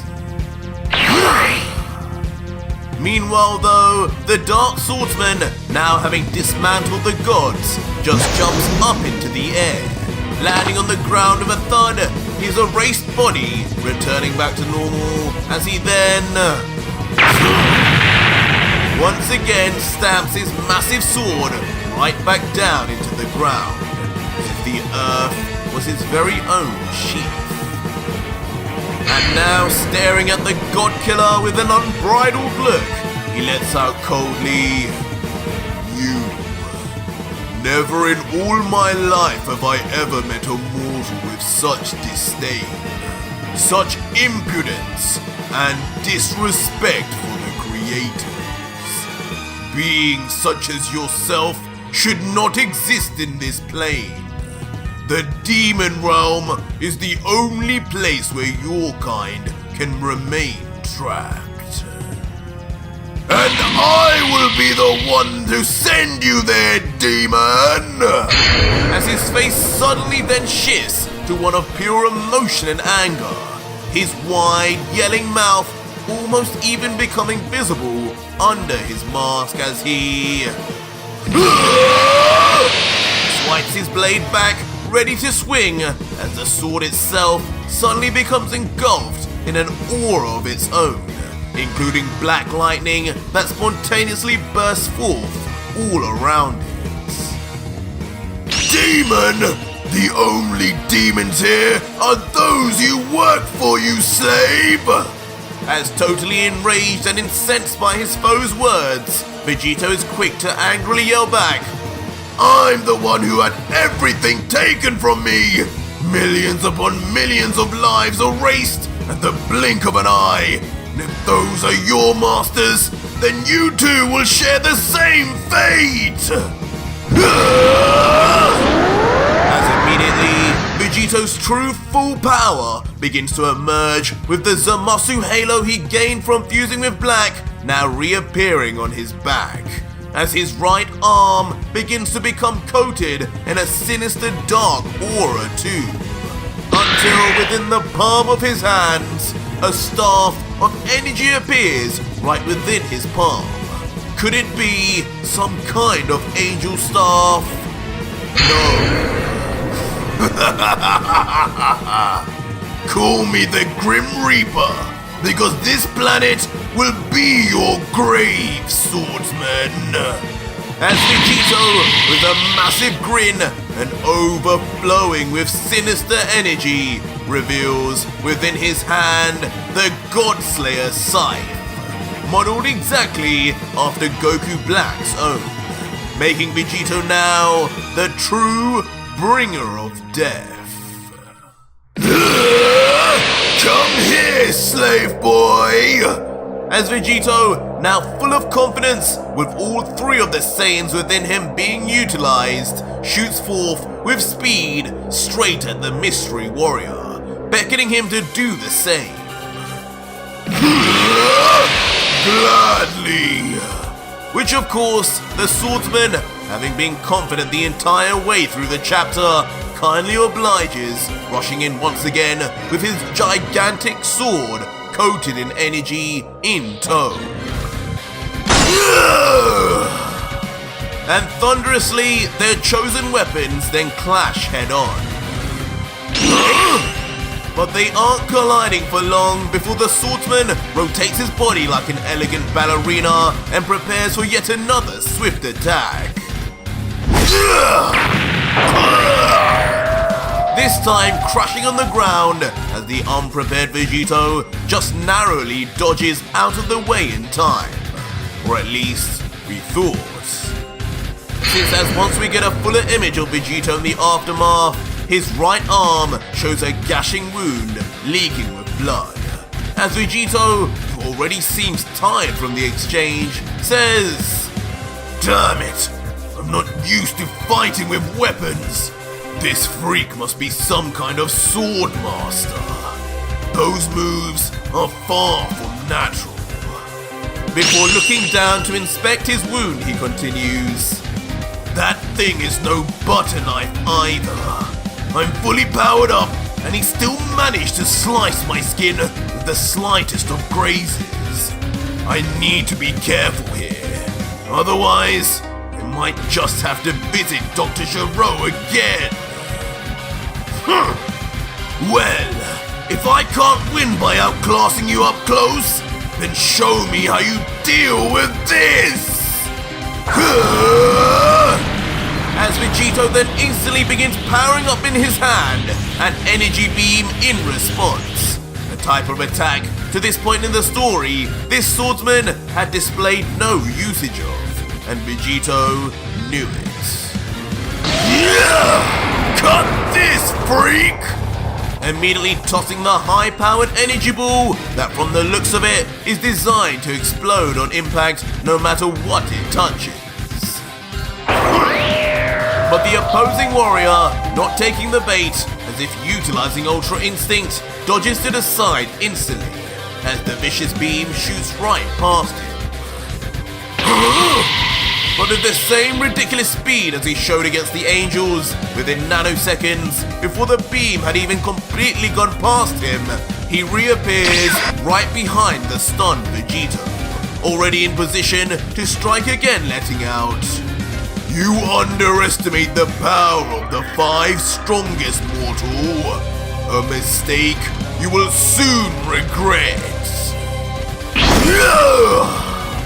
But Vegito, not one to be one-upped, immediately then displays his own speed, vanishing at the very last second. Reappearing miles away in the distance, perhaps in hopes of creating some space. But with the swordsman already noticing him, he lets out ominously, "Running away already, are you, demon? Get back down on the ground!" Immediately appearing within seconds with inexplicable speed yet again, and slamming his fist right onto the unprepared God Killer. Leaving Vegito to crash land on the ground, right on his backside, with now so much God Ki now used, his scythe and halo even disappear. As the injured Vegito comments, How is he moving like that? It's like he's using instant transmission, but even faster than I can even react. The 5 strongest. Do they really surpass even Ultra Instinct? Eventually then getting onto one knee, raising his bruised body up with what's left of his strength as he continues, "Even with all the energy of the gods, the angels, Black and the power of the Majin seal, I can't keep up with him at all. That sword, could his power be linked to it somehow? He hasn't let go of it once." But almost as if the blade hurt him, it once again in classic style is stabbed into the ground.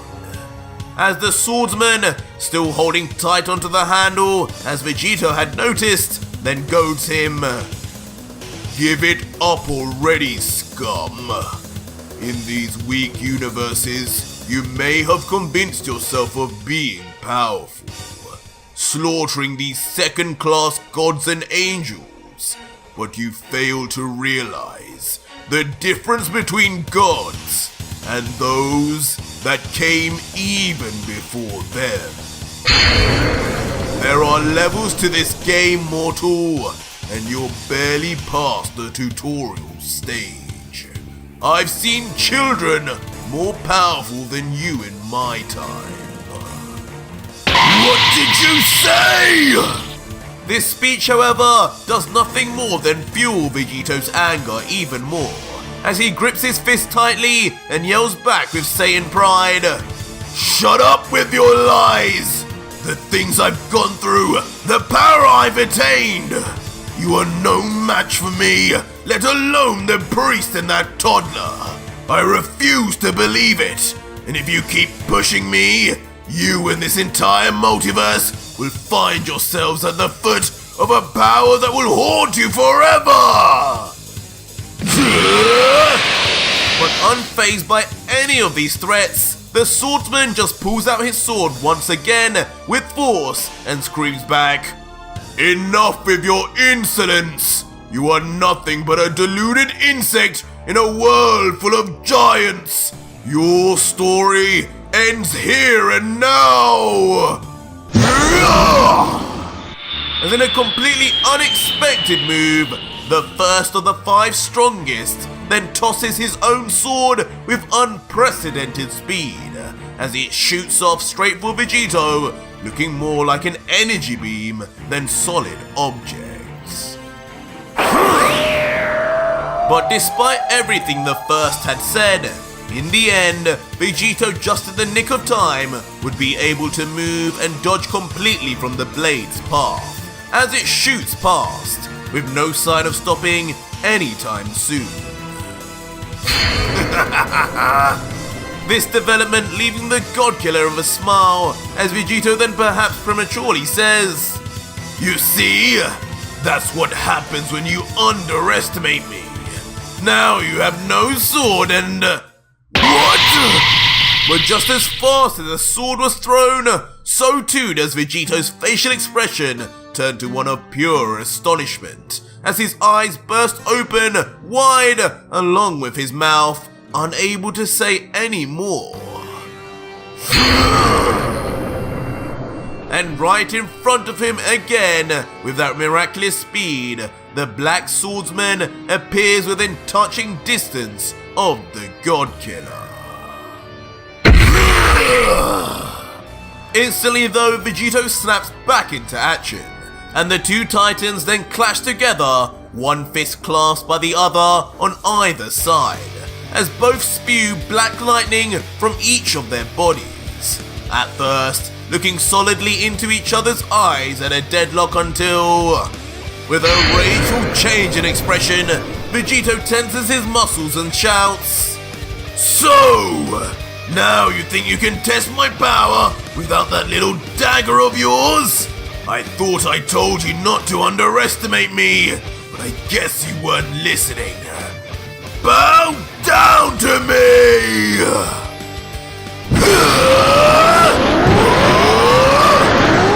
As immediately, with no more words to be said, both Vegito and the armored warrior yell at the top of their voices, as each becomes surrounded in an almighty aura.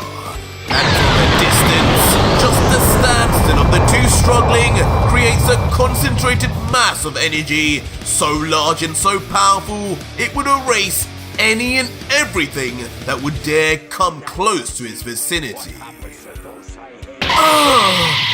But of course, still in the background, utterly powerless to do a thing, Goku and the Z-Fighters carry on watching as their very planet rips apart, as Goku comments, I've never seen anything like this. Just their auras are doing all this. If this keeps up, the Earth will be done for. But while the Supreme Kai is in a similar state of shock and awe, he would just think, This is unbelievable. What should I do? Would Beerus even be able to do anything to these two?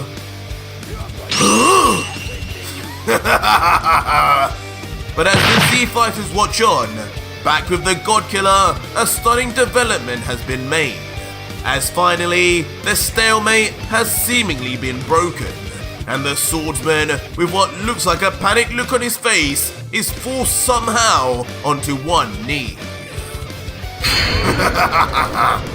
Of course, all the while, a smiling Vegito continues to push down as he yells, "Yes, like I told you, bow down to me!" And now, absolutely brimming with arrogance and confidence, after proving himself that he is in fact stronger than the so-called 5 strongest, Vegito, with a truly demonic smile, would then let out, "I told you! I truly told you! Just as much as Gohan told Cell. Once you pushed me, there would be no going back! There are no limits for us Saiyans, and your energy is now No!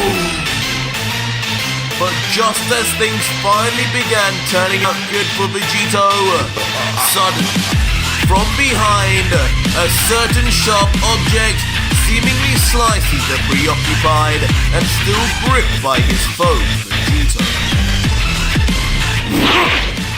Overpower me! Get real! Leading to the swordsman then letting go of the paralyzed Vegito, before then jumping straight into the air to catch his flying sword. The same object that just pierced right through the God Killer. And at first, there is no reaction, but as soon as the handle is grabbed, in some of the most brutal and bloody scenes of the entire series, the aftermath of the attack is finally seen, with Vegito cut through perfectly through not only his stomach, but also through his right arm also. A stunned look on his face as his body parts begin to separate due to gravity, with him just muttering, You got me! How? Before the slam, simultaneously his severed arm and torso fall to the ground, while his spurting with blood lower half just drops to its knees. And with his chin now dug into the dirt, the still completely gobsmacked faced Vegito, laced with adrenaline in shock, leaves him muttering nonsensically, This can't be the end! I'm afraid it is, God Killer. But the swordsman, not letting up with his now absolute humiliation of Vegito, then looking down at his prey would say, You truly thought so much of yourself to believe even as a lowly mortal, you could overpower one of the five. And it's that overconfidence and naivety that will lead to your demise here. You have lived for decades, while us higher beings have survived for millennia. You could have never reached our level, let alone that of the Daishinkan. And now, I must be the one to dirty my blade with your wretched blood. Before the armored foe would then walk closer to the downed Vegito and immediately lift his sword above his head, and right in line with Vegito's neck, ready to finish the God Killer in the most gruesome of ways, while Vegito, trying to clutch onto any way to survive, would yell, No! No! My time rings! I'll be back! I have 7 lives! To which the swordsman, still holding his sword, would just coldly respond, Do you really believe that? Or have you conveniently forgotten that I chopped that hand of yours too? There's no coming back from this one. No plot armor, and no Arch to save you from this one. What? My hand! No! Stop! Leaving Vegito to yell one final time in vain before... Victory. Die, God Killer!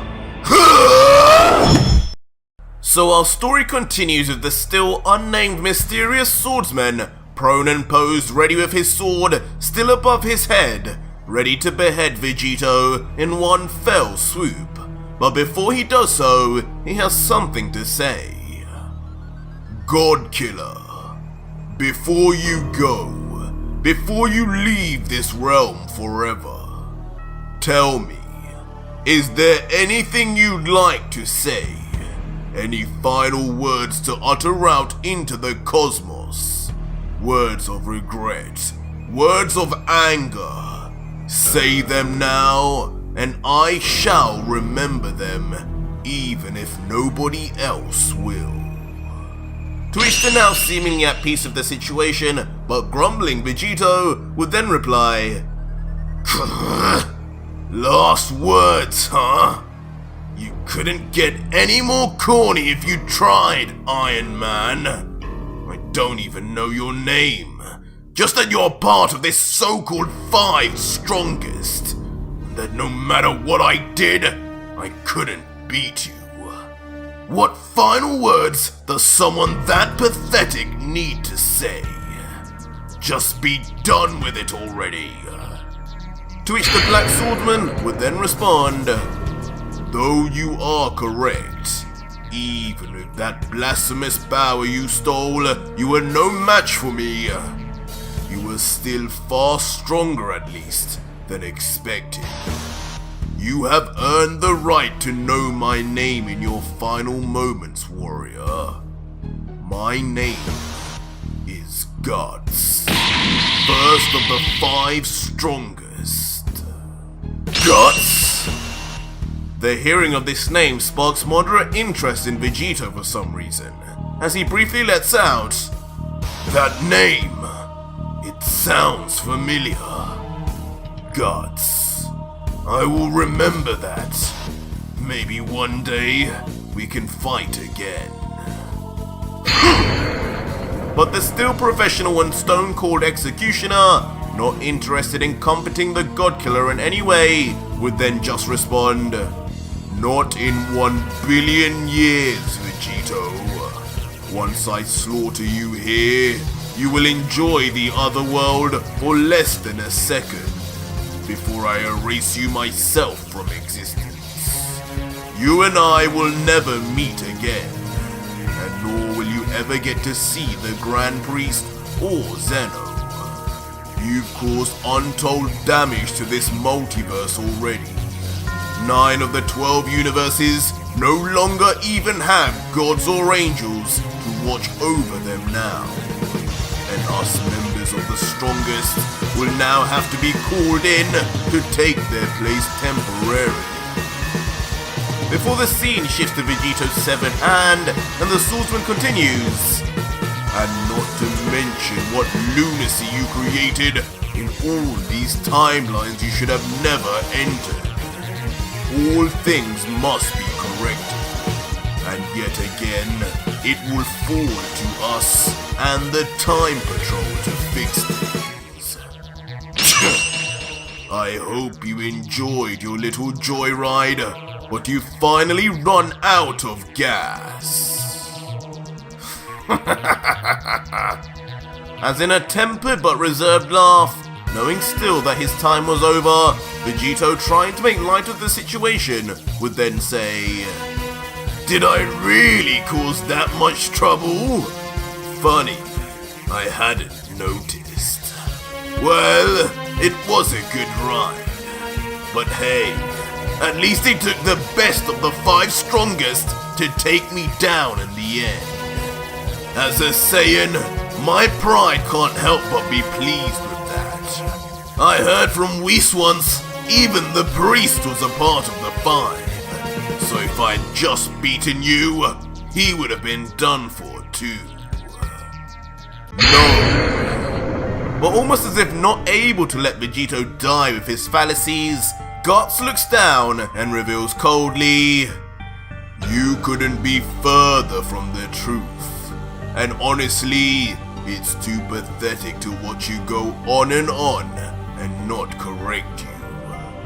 The 5 strongest in the multiverse used to contain the Daishinkan, but no longer does. I am the first, and by that, I mean I am the weakest. All 4 above me surpass my power, and the Daishinkan, he exists even further beyond than that." No! As suddenly the painful realization of the reality of the matter strikes Vegito at force, as his own weakness in the grand scheme of things is then spread out right before him. In a state of complete denial, he mutters, "That can't be true! But why can't I sense any hesitation in your voice? I trained so long. I made the destroyers and angels look like playthings. And you're telling me I was still so far below Zeno and the Grand Priest? No! What was this all for then?" "Silence! You've said enough, God Killer!" As Guts, no longer willing to wait any longer, grips his blade tight and then... With the ferocity and anger of all the gods and angels Vegito had slain, Guts then swipes his blade, head on now, straight for the God Killer's neck, with this time no looking back. Huh? What? But just as he reaches mid-swing, something catches Guts' eye from behind that he just cannot ignore. What is that? As unbelievably out of nowhere, the Majin Buu we had all completely forgotten about rises as a wave of pink goo right behind Guts, ready to make one of the 5 strongest his own. Which all happened so fast, mid-swing, Guts instantly vanishes, saving himself from whatever this stranger with God Key was. Boo! Leaving Vegito also shocked, but unable to process yet whether this was a good thing or a bad thing. But with Buu missing the first, he instead slams onto the body of the downed Ultra Vegito. His torso, severed legs, and hand included, as it seems Vegito may have just fell to an even worse fate in the end. No! As in the end, slowly but surely, all of Vegito then becomes one with Buu, as his lifeless legs move further and further into the pink goo. Eventually, we see high in the air where Guts had reappeared, far and away from any danger as he stares down at the pink vicious mess on the ground in confusion. As he looks on disgusted, he thinks to himself, "What just happened? What was that? A creature from this planet? Impossible. Its key felt divine, ancient, like it had been around even before my time. And now what? It seems to be feeding on the God Killer. Did it just steal my kill?" Before soon enough, we all observe as the mass of pink goo condenses down into what seems like a small circle. Too small to be fitting the entirety of Vegito's body. And the swordsman, too, watching from above, also makes his own deductions as he says, "It actually appears that whatever that thing is, it is killing him. I can sense Vegito's life force fading away quickly. Sorry, God Killer, but it seems karma predestined you a fate even more gruesome than I had intended. How fitting. The same planet you fought to avenge is the same on which you will die. My job here is done, even if I didn't manage to retrieve those time rings." And Guts, thinking he has eliminated his target, just as the Grand Priest had requested, he then begins flying further into the air, before totally turning his body and flying off back from wherever he first came. Just thinking, that God Killer, his power was something else. To think mortals could not only possess God Key, but find a way to take it from true gods too. But as Guts leaves, a new development begins back with Buu as the blob begins to move, before then rising up slowly into a human-sized statue of pink sludge. Until finally, a pair of familiar feet and familiar gloves then reaches out of the goo as if the goo itself was formulating the figure. As shockingly, in the aftermath of everything, once the pink goo had fully molded itself, Majin Buu finally appears once again, now unbelievably clad in Vegito's full gi. Gloves and footwear all repaired, at first seeming his usual dead silent self until... Buu won! I told you! You should have never messed with me, human! As the new Ultra Buu then suddenly bursts out in a maniacal laugh that not only fits what we once knew of Buu in the original timeline, but of course, that of Ultra Vegito too. Whoa! Buu's back! Did he just absorb the other guy? Gosh, I wonder how strong he is now. Leaving Goku from far away shocked at what he's seeing, with a hint of sane curiosity over his strength. While... Kakarot!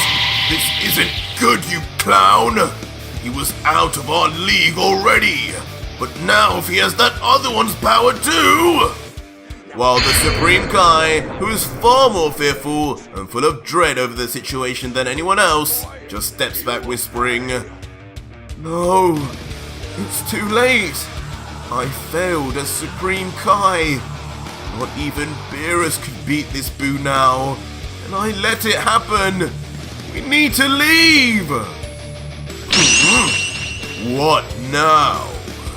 As finally the swordsman is last to react to the loud roar and power of the new Buu, as he then realizes, wait a minute, this energy is the same as the God Killers.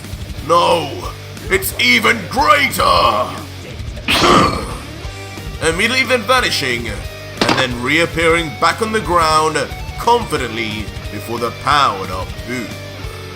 Buu, noticing himself the swordsman, which he knows to be no pushover, then immediately returns to quiet, though Black Lightning continues to surround him along with his monstrous new aura. Then inquiring, what do you want? You want to fight Buu too? To which the cold as ice Guts would say back, well, that depends. Buu is your name, you say? Tell me who you are. Because that key you possess is not something from this low-level planet. And most importantly, tell me if you're a danger to this universe. Because if so, I will have to end you.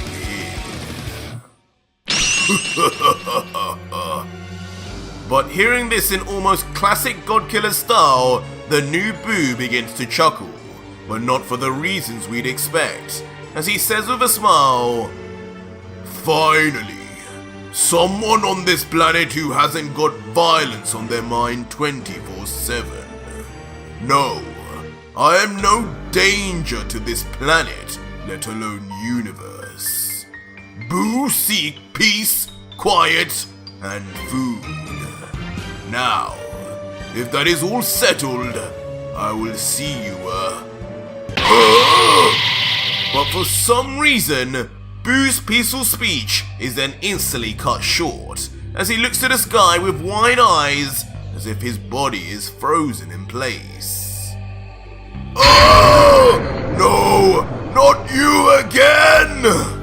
As he yells loudly, still in the same position, until we peer deep within the confines of Buu into his inner workings and finally find Ultra Vegito, of course trapped within the body of Buu, unconscious and encased in a thick, meaty, brain-like pod that resembles a strange Scotch egg. And as we zoom in on his uncharacteristically calm face, we see though he is completely silent, he remains in his final form until... Within a flash, Ultra Vegito the God Killer opens his eyes once more, with his signature sound of his black eye ringing through. No, stop it! And once more the new Majin Buu is left to react in confusion again until... The creature screams to the heavens themselves in intense pain as if he is being murdered from the inside.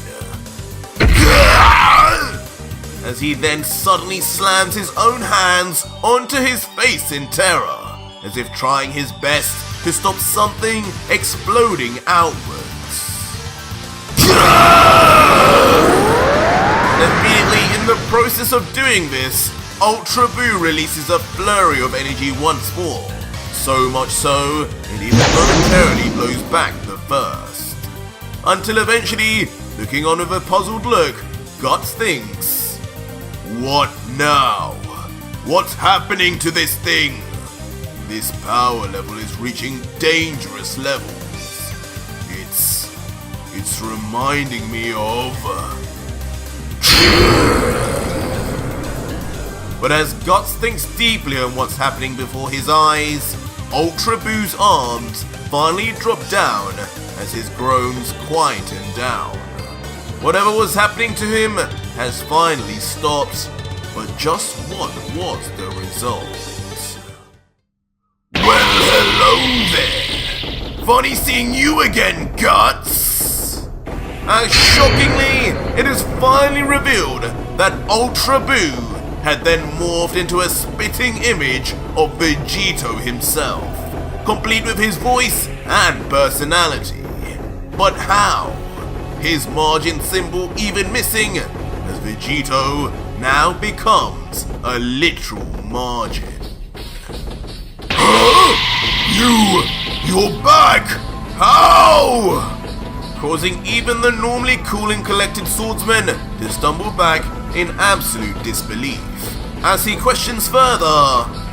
Why are you back in one piece? Why are you fully healed?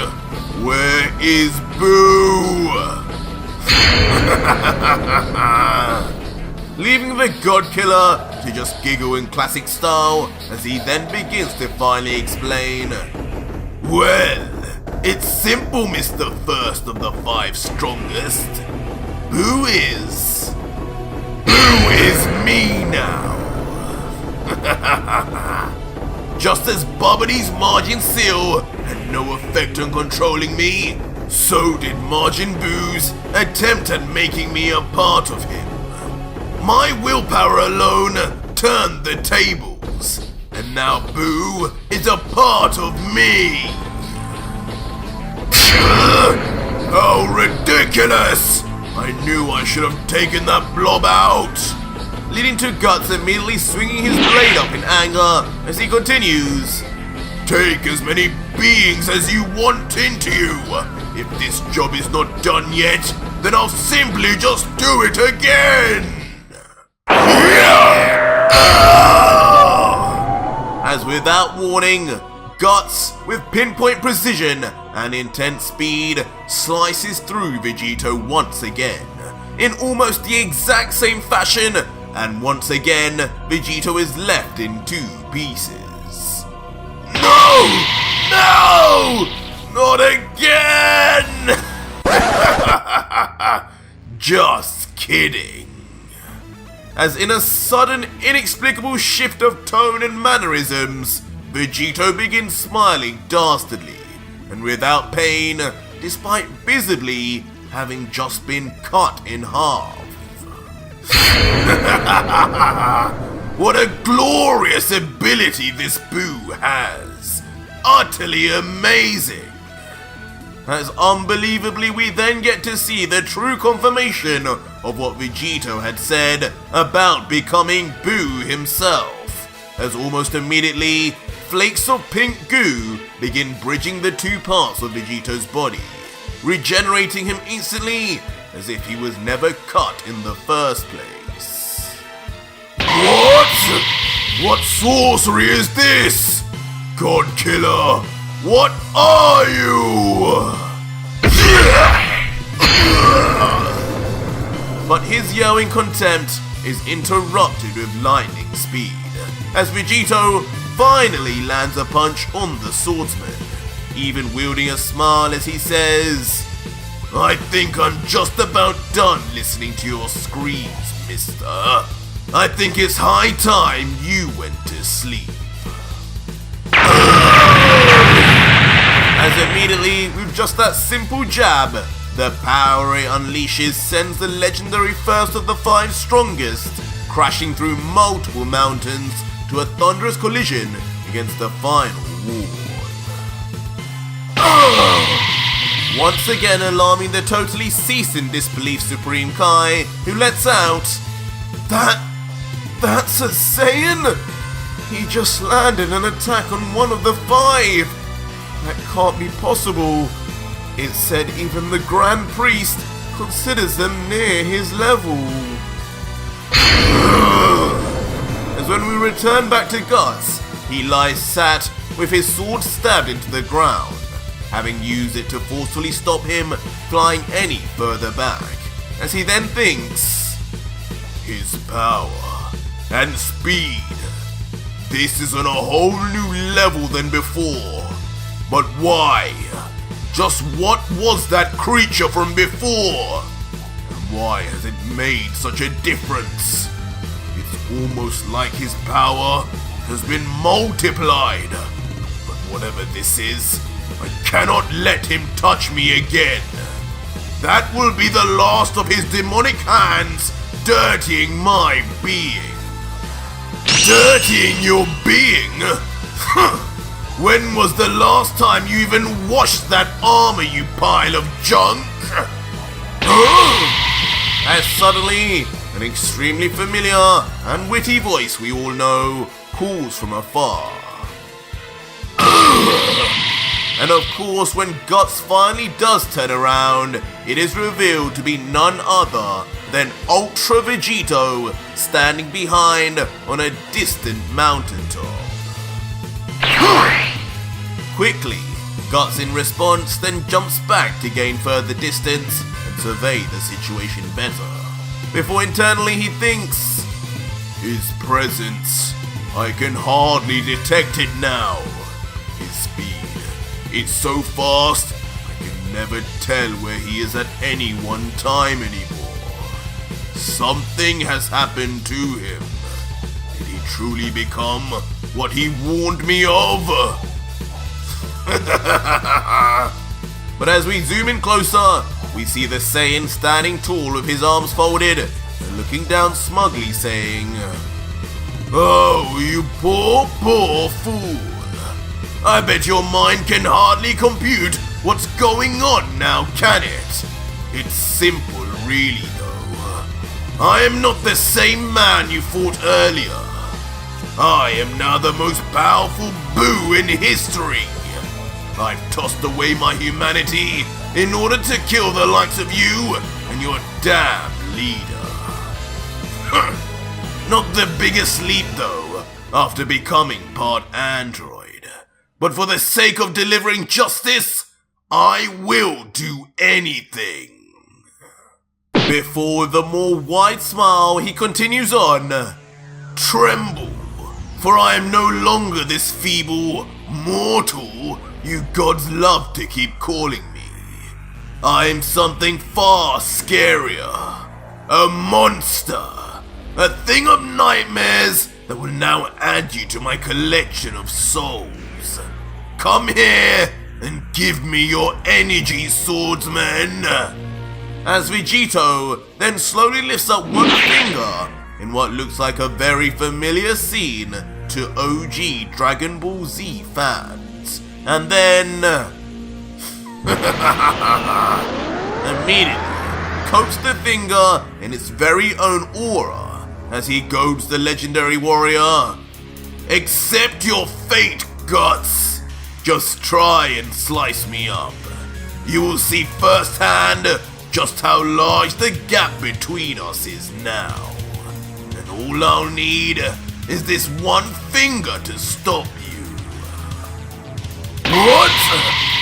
This total disrespect, of course, not going down well at all with Guts as he stands astonished at Vegito's incidents after only just minutes earlier being on the foot of death. As he yells, "One finger?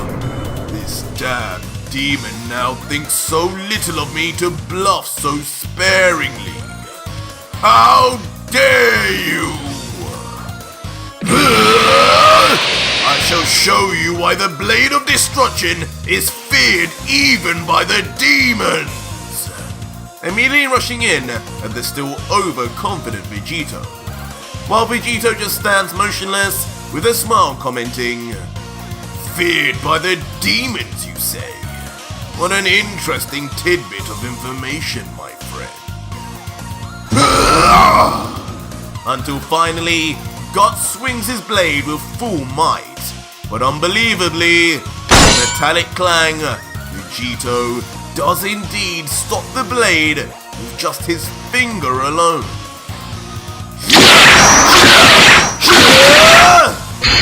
And on, not believing this to be possible, Guts would try his luck over and over, chopping away at Vegito as the God Killer moves his finger in synchronicity, blocking each and every swipe. Impossible! Eventually leaving the tired from fatigue Guts to just finally stop and stare, not being able to even comprehend what is even happening now, as he thinks, "This is the Blade of Destruction! One of the legendary demon emperors resides within this sword! How could a mortal so easily withstand such a weapon?" But Vegito, now taking his own turn, is quick to already cock back his own right fist and striking the swordsman square in the chest, sending Guts flying back as a result, as the impact makes itself shown. As the callous Vegito, filled with ominous aura, would then say, "A legendary demon emperor within that sword?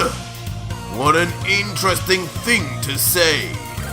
And you believe for some reason these demon emperors would have some effect on me? I don't know how strong those things are supposed to be, but a possible explanation for why they don't affect me is because now I too am a demon!"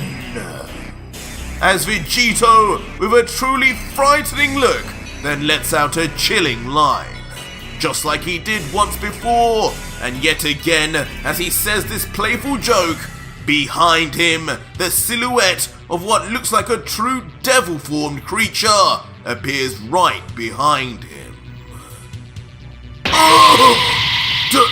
Demon! Instantly shell-shocking Guts like never before, as he stays stunned with his eyes wide open, and he begins to mutter, "No, this feeling I'm getting, it cannot be.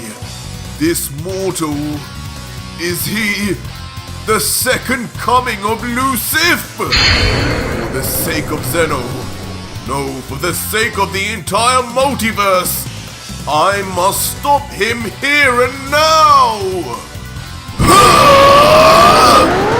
Giving the Black Swordsman no choice now but to unleash his maximum power, unleashing a truly godly amount of ki and power that we had never seen the likes of, far beyond any angel and any destroyer could even dream of, as somehow the Earth manages to contain it without exploding.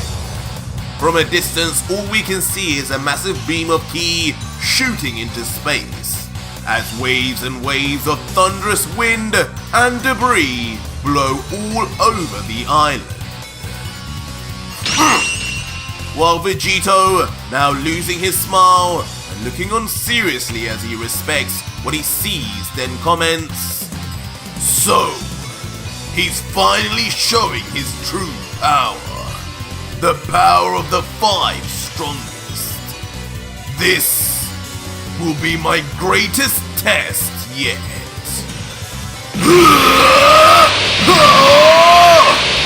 And just like that, as if they were on a time limit, the two monstrous warriors rush in at each other to give the universe a battle of more power than it had ever seen since the dawn of creation. As Vegito, covered in his signature black lightning, launches with fury in his eyes, while Guts, now almost ripping his mask as his teeth are bared, screams as he shoots towards the God Killer. But Vegito starts off the exchange, throwing an energy beam straight at Guts while he rushes forward. "This again? I'll just dodge it again and..." But as the beam finally reaches him, Guts finds himself forcefully having to deflect it with his blade, as the fragmented parts shoot behind him to create explosions in the background. Inside thinking, "Damn it, Even his energy blasts are far more powerful and intense than before. I have to fight everything head on now. And with that said, Guts continues his forward assault, massive sword in hand and conviction on his mind to end the God Killer once and for all. All the while, Vegito already begins preemptively shifting his body backwards.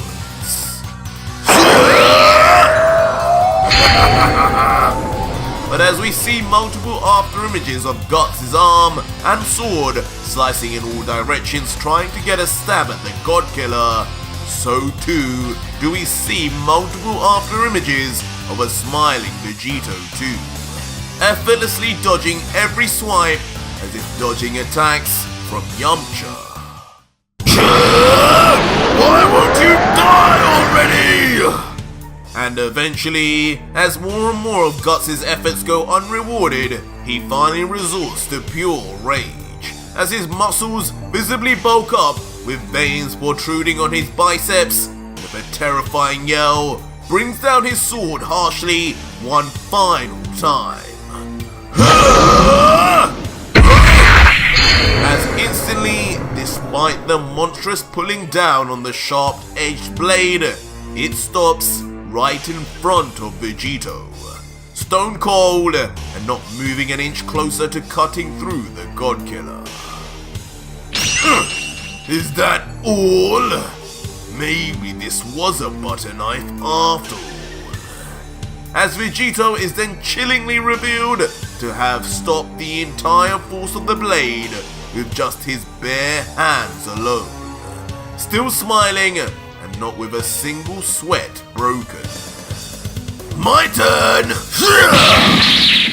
But done with the humiliation, Vegito finally showcases his own power and speed, and instantly, with a foot that rises out of nowhere, Guts is uppercutted straight into the sky.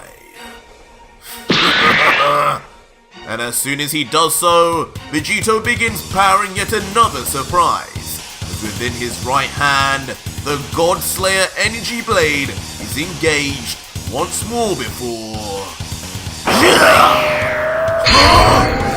In a shocking sight, Vegito then slices straight through the sword-wielding arm of Guts. With such speed, precision, and unexpected surprise, even the Black Swordsman is left watching for a moment, completely taken by shock until...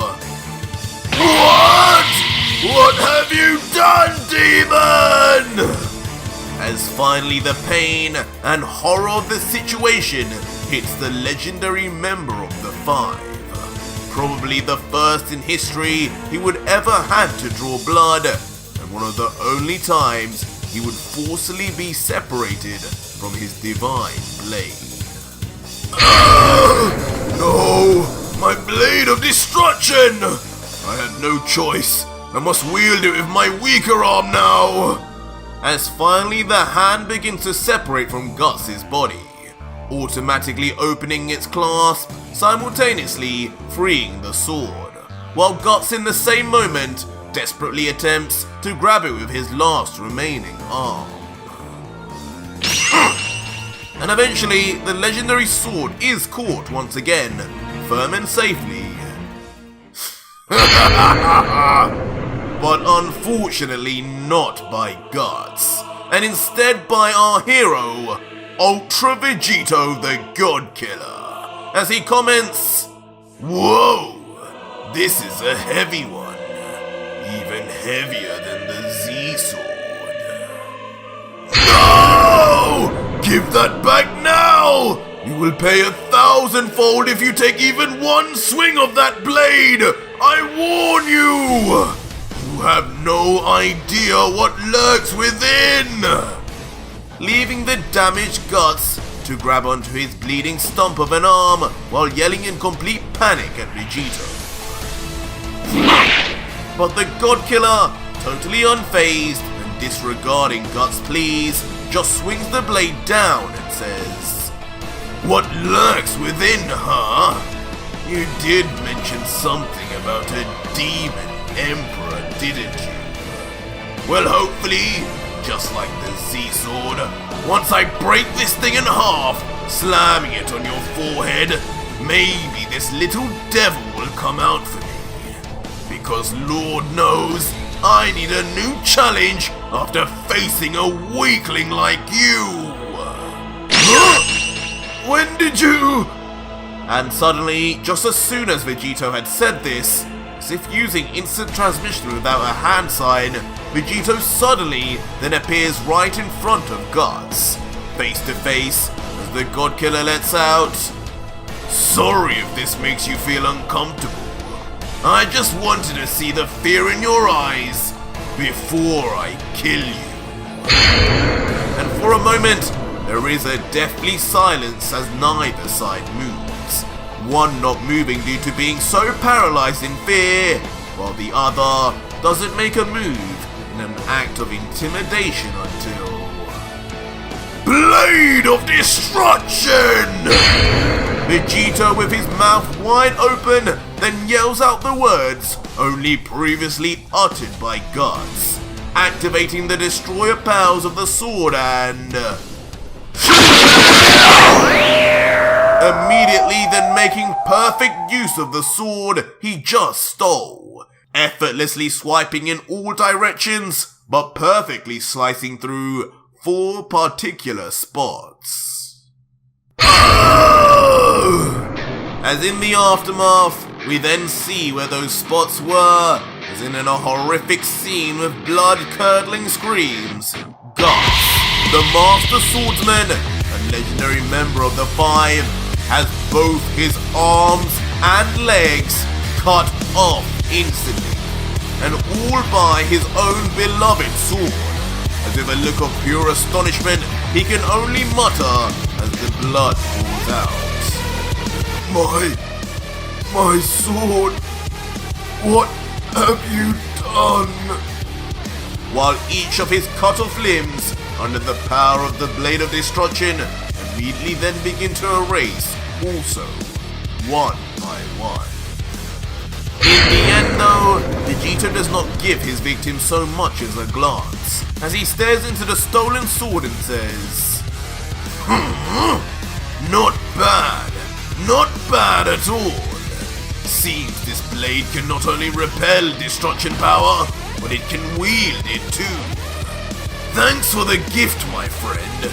You're too kind. But there's one more thing I want to take from you. I hope you don't mind. As Vegito then slowly but surely begins taking measured steps towards the burst.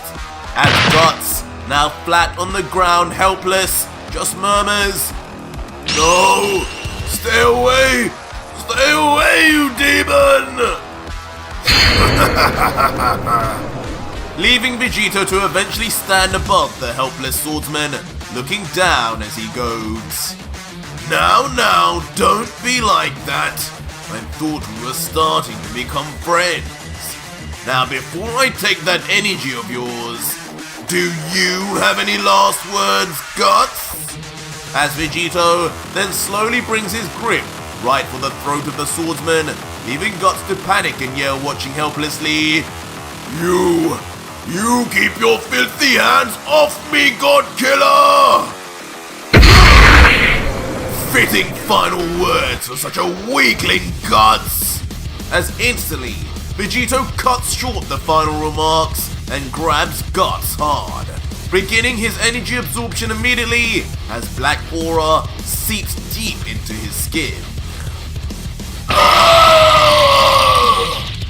And with Guts having so much more energy than any god and angel before him, the process is not fast, allowing him to yell in terror as it happens.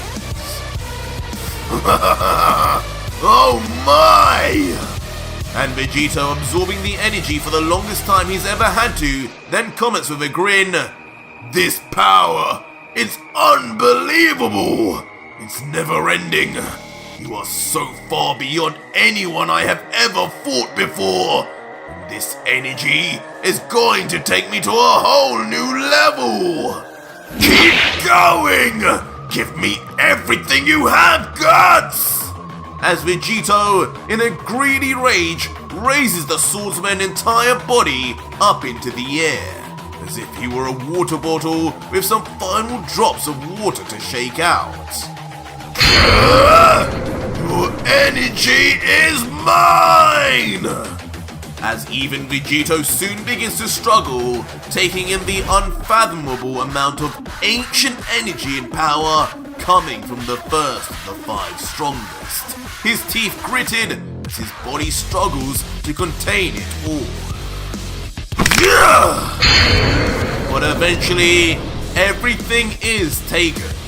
And with Vegito grabbing so hard, at the very end, he snaps the swordsman's neck too, killing him instantly in the process.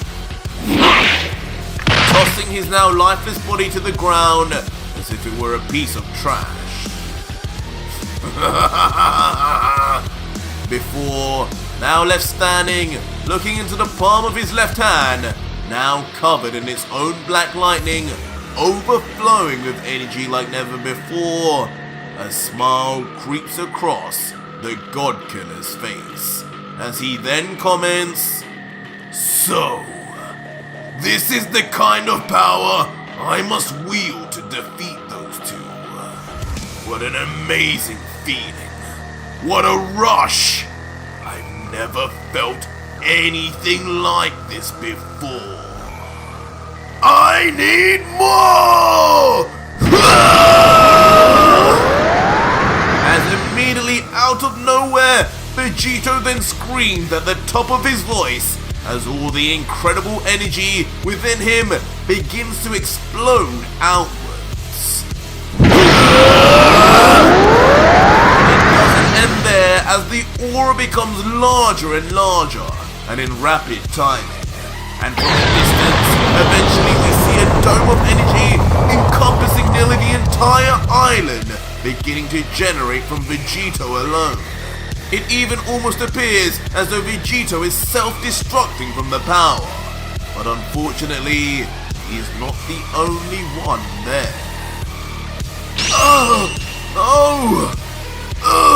What?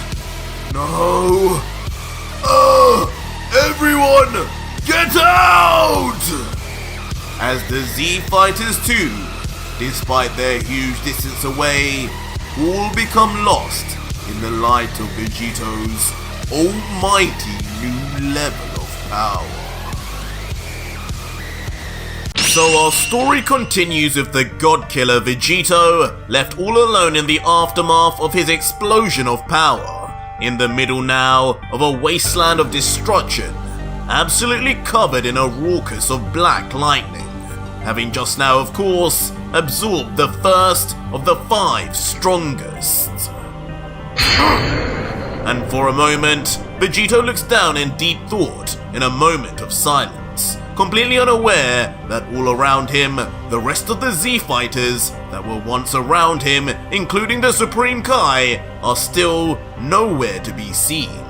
Before he then lets out, Once more I escaped the grips of death.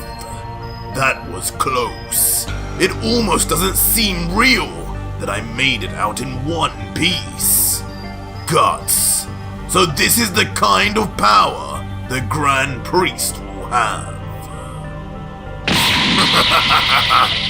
The solemn and reflective mood, though, doesn't last long before Vegito raises his left fist and with a smirk comments, "But all that matters in the end is that I am alive.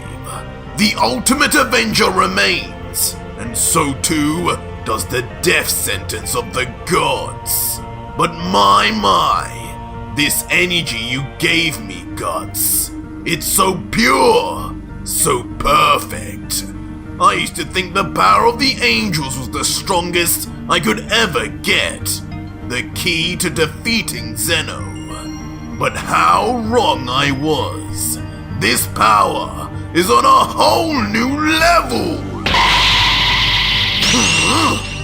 But once he looks down to his right arm though, he remembers that he is still holding on to the mysteriously powerful sword of the first of the 5. And staring at it, he comments, And this, I almost forgot your energy wasn't the only gift you left me, Guts. A blade, so sharp it could cut through not only me, but one of the 5 strongest in the multiverse, as if he were butter. You did mention that even Zeno feared this blade, didn't you? Before immediately, as if playing with a new toy, tossing it into the sky with ease, sending it spinning rapidly in the air, cutting through the atmosphere like a helicopter's rotors. Before inevitably falling down and perfectly being caught in the palm of the God Killer's hand. Now looking to the giant sword in his possession with his side eye, Vegito continues, and the reason for that is why. A demon emperor locked inside, did he say? Exactly what even is that? And why was he so fearful of whatever that was? The only demon I ever knew was Dabura. He was a demon king, wasn't he? And he didn't exactly last too long with me. Even Gohan as a kid could have dealt with him. That swordsman must have just been losing his mind. He did say he'd lived for even longer than the gods. But despite reassuring himself, Vegito would then hold out the blade further, looking it up and down before letting out, but losing his mind or not, I must see this emperor for myself. Call me cocky, but right now, I need something to test this new power on. I feel unbeatable, and I'm practically itching to unleash it in a meaningful way. But just how do I even get this damn demon out? Eventually though, a thought comes to Vegito, as he adds, I guess if he's trapped in the sword, it has to be the same kind of deal as what happened with the Elder Kai. If I remember correctly, the Supreme Kai summoned Kachin, the hardest known metal in the universe, and one swing of the Z-Sword was all it took to snap in half and free him. With an angel staff in my possession, I'm sure I can pull off the same. Staff, come to me! And just like that, Vegito summons back the angel staff that was once formerly owned by Whis. And with an authoritative tap on the ground, Vegito would then strike the bottom of his staff onto the ground below, creating a soothing bell tone through the air until, just like that, a large solid block of Kachin, the toughest and strongest metal known in the multiverse, is then summoned in the sky before the God Killer. And slowly as Vegito makes his angel staff now disappear after completing its task, the intimidatingly large cube of Kachin ebbs closer and closer towards Vegito. Come! Before with a commanding tone, Vegito smirking, confidently then summons the metal object with his hand to move to him properly, as he says under his breath, let us see what the Blade of Destruction is truly made of. And just like that, on command, the unfathomably heavy block of Kachin rushes towards the God Killer with insane speed, looking like a complete blur before him until... Vegito in quick response then holds tight to the sword handle with all his might and swings the blade backwards like a baseball bat, ready to attempt to slice the Kachin in half fruitlessly and thus break the sword in half as expected. Time to get you out of there, demon! As Vegito then braces himself in perfect stance, his Godslayer blade now within touching distance to the still unstoppable Kachin until... Unbelievably, the once thought unbreakable block of Kachin is sliced clean in half, and instantly after that, the two sides of the block erase, also under the power of her kind. You're kidding me! This thing can do what the Z-Sword couldn't! Leaving Vegito stunned into near silence as his whole reality and understanding of how strong this blade was then comes into complete question. The remnants of the kitchen block disappearing right before his black eyes.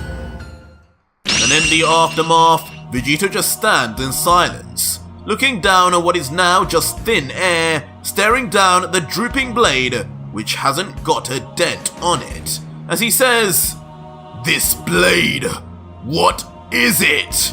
Not even Kachin can stop it.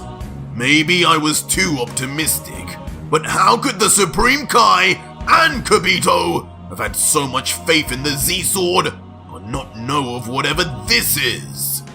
Well, I guess it matters not now." Before Vegito then begins smiling once more, changing his tune as he then holds the blade forward before him, with one hand firmly gripped on either side as he looks on at it and continues, "After all, if striking the strongest metal in the multiverse can't break this thing, then all we have to do is let the strongest mortal in the multiverse try his hand instead." With that said, Vegito then tightens his grips even further and begins powering up his near endless energy, surrounding himself in a sparkling black lightning as the ground and rocks around him begin to rumble and levitate slowly into the air.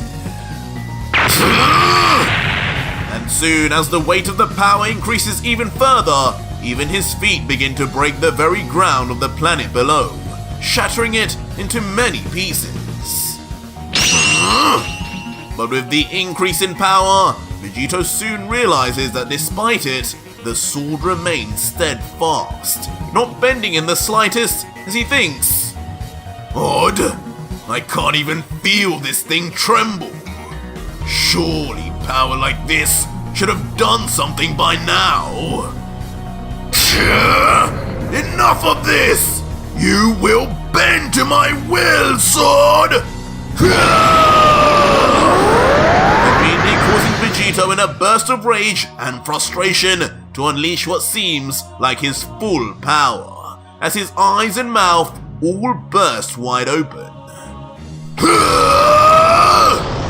And from afar, this is especially apparent when Vegito's burst of energy was like a roaring fire in the furnace, blasting into the sky itself, dismantling what's left of the surrounding areas. And eventually, this culminates in a truly mass explosion, as Vegito's uncontainable power bursts out even further. Of course, nothing but thick smoke is seen once the energy dissipates, and there is a calming silence. But once the smoke too is all gone, what is left behind is a giant crater where Vegito's energy had eaten away at the surface of the planet.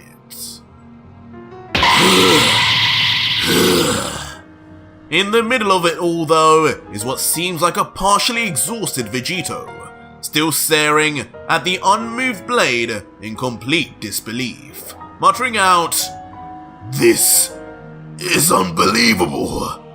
This thing just withstood near enough my full power. It could have gone a little further, but it would have been no use. This sword, it's not moving even at the molecular level." Before immediately without warning, like guts before him, he then slams the sword into the ground, resting on it with his body weight as he catches his breath once more.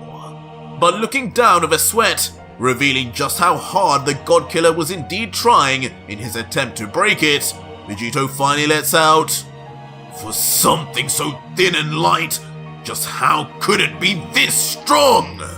Are all weapons of the gods like this? Or could it be that just whatever is inside this is even stronger than me?" But trying to bat away such a thought, Vegito then grunts out, "Don't be ridiculous. Holy magical warriors with their holy using magical swords. Probably some kind of weird seal preventing it from being broken. That's all. And that's all there is to it. Before Vegito then begins lifting his left hand and continuing, "Besides, whatever this blade is, it's mine now. The stronger it is, the more useful it will be against those two." Before eventually raising his arm right into the sky and immediately creating a time portal. But just as fast, Vegito moves his arm again and opens a second portal right in front. "I'll make use of you one day," before quickly tossing the blade into the unknown timeline. And with that said, Vegito would then approach quickly the final time portal in front of him, saying as he steps foot, "Now, it's finally time to get back to dismantling the gods. Or at least what's left of them." Before eventually disappearing just as swiftly as the blade of destruction before him. But soon the scene shifts to a strange but familiar toddler-like creature holding a tablet that is indeed watching Vegito's every move. And when the scene zooms out, it is of course an awestruck Zeno, with his carefully watching royal guard in the background. As with a youthful yell, the Omni King says, "Wow, Son Goku has gotten really strong now, hasn't he? He even beat that cool sword guy. He used to be so much fun to watch, and now Son Goku has his power too. Doesn't that make him nearly as strong as you now, Dai?" Soon revealing that this Dai character was actually referring to the Daishinkan himself, as the Grand Priest reacts, "Stronger than me?" Under his breath, the Daishinkan would then bow his head, and with a visibly triggered face would whisper, "Don't be ridiculous. No, Zeno-sama, he isn't quite on my level yet. You know firsthand that nobody's power entertains you more than mine. Isn't that right, my lord? I'm afraid that Saiyan has a long way to go still, even if he somehow managed to deal with gods." And in response to this, with an innocent smile, Zeno would say back, "You're right, Dai. I've never had more fun than when I watch you fight. You're the coolest ever. But Son Goku is pretty fun to watch too. You should really send the rest of the 5 strongest to fight him, just like you did with Guts." But before suddenly Zeno's tone and mannerisms change instantly, creating a dark atmosphere, and Zeno then says coldly, looking at the Grand Priest without blinking, "If you ever try to ruin my fun behind my back again, you will be sent to the same place as your brother." No, not there! Leaving the Grand Priest for the first time in the series in complete fear and paralysis, as his trembling body can't help but move involuntarily as he whispers, Yes, my lord. I will send the rest of the 5 at once. Please, forgive me." But soon, once again, the scene shifts to an unfamiliar sight. A landscape of mountains with 2 finger-like apparitions standing atop one of them. But as we move in closer, it is revealed to be Arak, god of destruction of Universe 5, meditating peacefully behind a makeshift fire, while his angel, Kukatail, stands silently behind him until, with a hint of trepidation, the angel would let out, "My lord, I am afraid Lord Jin has now fallen too. You remain now as one of the last 3 gods, and I remain as one of the last 3 angels. Inevitably, the God Killer will be coming for us next. If not today, it will be tomorrow. How do you choose to proceed? Do you want me to summon our universe's greatest warriors in response? But Arak, seemingly unbothered and still with his eyes closed deep in meditation, would just say back, No. Sullying those innocent warriors with our debt will do nobody any favors. Unnecessary bloodshed is not what I desire. When he arrives, we will stand tall as the gods we are, and face this evil head on. Do not be fearful, Cookatail. We have faced far worse in the past, with the likes of Lucifer. This character, he's still just a mortal. But just as Arak says this, in front of both the god and angel, a time portal suddenly opens, much to the shock of the duo. And of course, a familiar foot steps out and says, Just a mortal. At this point, I'm not even surprised you gods still say that like it's an insult. Just another example of your contempt for those you rule over. But I do have a question. After everything I've done, everything you've seen, can you really not tell by now? I am not mortal anymore! As a base Vegito is finally revealed in a monstrous sight, as on his left arm, his cell tail is let loose, while on his right, completely, it has become a loose wave of signature pink Majin Buu, as the once pure Saiyan showcases his tri-hybrid android Majin and Saiyan body. Before, with his head down and of a truly inhumane and beastly look, Vegito coldly commands, Now, give this mortal the energy he deserves! But Arak, seemingly still unbothered, just quickly gets onto his feet, his arms behind his back, as with an almost disinterested tone, he says, So this is that Universe 7 Saiyan. What on earth was Beerus doing allowing such a creature to thrive? He does seem different now, however. It seems he's undergone some changes while I was meditating. Cookatail, what is the meaning of this? To which the contrastingly nervous-looking angel would just say back while not taking his eyes off Vegito, Honestly, you don't want to know, my lord. You have been in meditation for a long time, preparing that ability. But just know, the God Killer now is not someone to take lightly. Enough! Both of you die here! But not willing to waste a single second more, Vegito launches a completely un-Saiyan-like attack, as both his Cell Tail and Majin Buu Goo extend straight out of his arms at speed. What? Cookatail, watch out! Leaving both Arak and his angel attendant stunned to attention, whether they feared the God Killer or not, with Vegito switching his arms, making sure the Cell Tail would head for the angel, while the Buu portion would reach Arak, attempting for the first time to absorb two divine entities at the same time. But of course, such a straightforward attack was hardly going to be enough for a god, let alone an angel, and both Arak and Cookatail jumped straight into the air, looking below at the failed attack of Vegito. What? That is, of course, until right above the angel, a time portal instantly opens, a void into the unknown, but with a certain object about to poke out. Huh?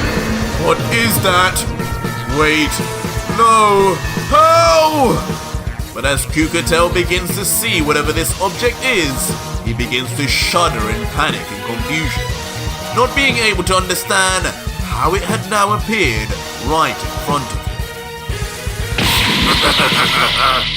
and out of the portal, a slow-moving cell tail is inexplicably then revealed, along with Vegito's laughing voice, and not for long before... With the ridiculous speed, too fast for even an angel, after Vegito's recent power increase, the needle of the cell tail stabs straight through the forehead of Kukatail. Get off!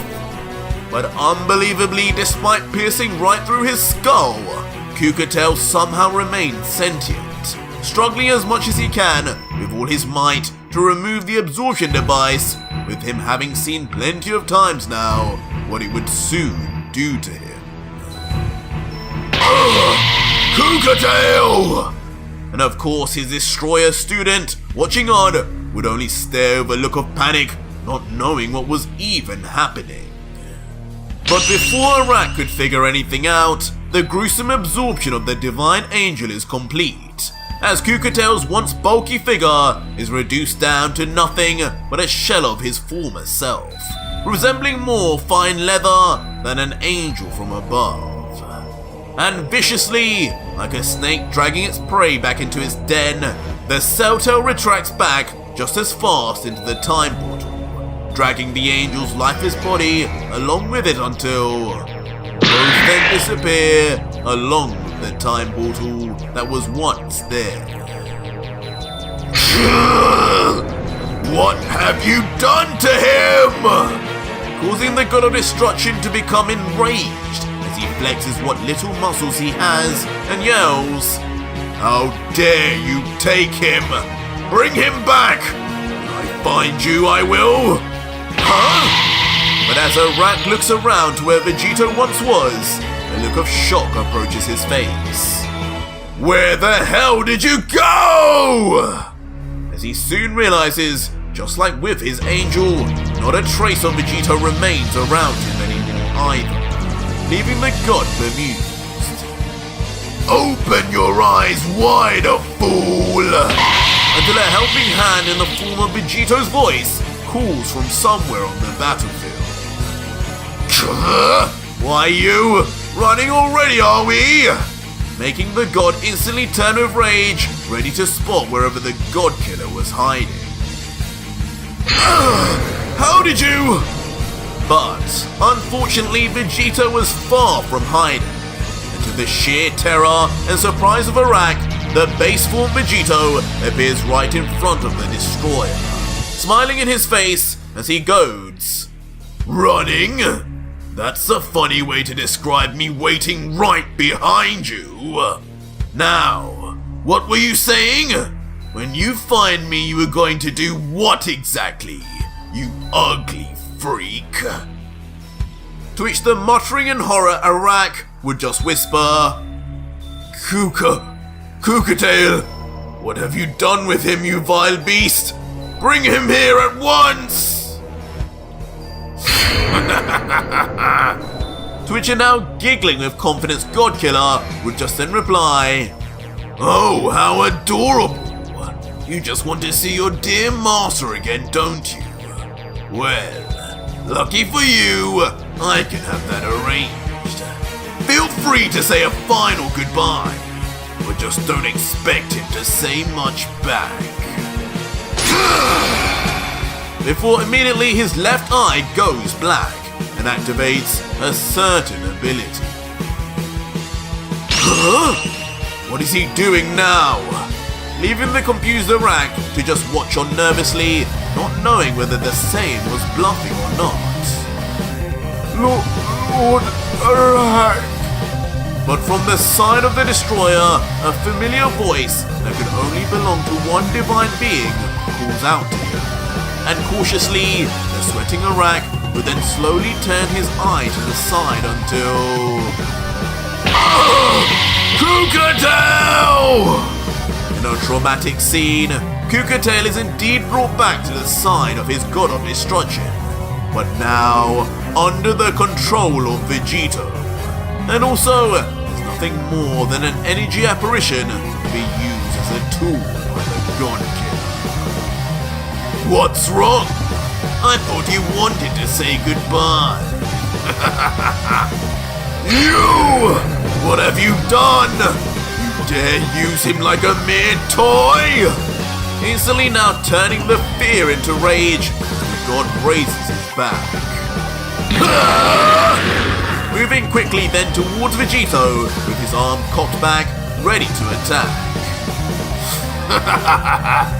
But looking down, Vegito would only meet this with a smile, saying, "Oh, so you want to say goodbye to me instead, do you? Go for it." But unfortunately, as Arak's punch lands on the chest of Vegito, nothing but a dull thud is heard in response. Are you sure you even care about that angel? Just what was that supposed to be? Don't get cocky! Yeah! Immediately then launching into a flurry of kicks and punches, all at hyperspeed, against the torso of Vegito. But just like before, they don't seem to be doing much against the flinchless god killer. Can you hurry up already and start trying? All this tickling is sending me to sleep.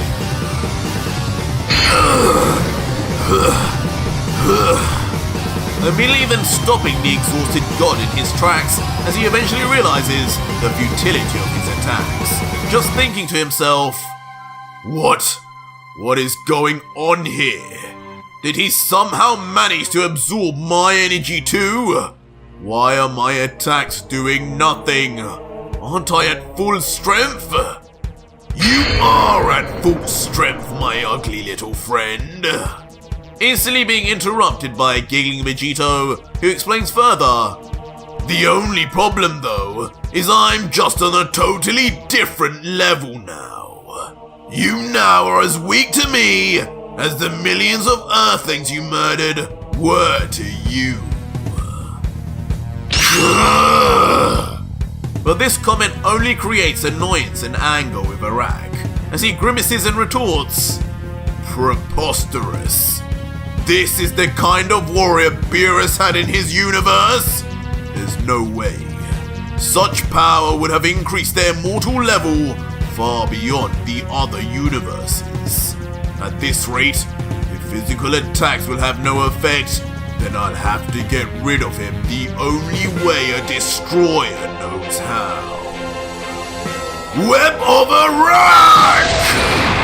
As suddenly, without warning, Arak opens his mouth wide open, along with the 4 whiskers on each side of his face, flaring up and releasing simultaneously a strange golden web of aura in all directions, but straight for Vegito. Immediately launching the mysterious web straight at him as he stands still, just either frozen in shock or just without fear. For a minute though, as it approaches, he does wonder momentarily. What is this? Spider-Man? What? But despite the underestimation of Arak's web, once it hits, Vegito himself completely is trapped to attention, with his arms and legs binded towards his body. Why won't this budge? And unbelievably, even when Vegito attempts to struggle free, nothing moves. Damn it! Did I make a mistake here? This thing, it's strong! Leaving the God Killer now with a panicked look as he stares into the eyes of the destroyer before him. And approaching the God Killer now with the tables turned is Arak, who cockily lets out, with his arms behind his back, Not so tough now, are you, Saiyan? Of course you wouldn't be able to break through this mortal wall. It is, after all, something not even the Dai Shinken could free himself from. What? Instantly gaining a reaction from Vegito, who questions, what do you mean? What's powering this thing? To which the now smiling widely Arak would say back, My. You're very curious for one on the cusp of death. This web is the 2,000-year-old web of my being, powered and strengthened by my energy for millennia. Each and every time I meditated, I poured more of my energy into this. Today, that energy within this web would be enough to stop anyone. Just I never thought there would be such a fool brazen enough to stand still before it. Your overconfidence will be your downfall.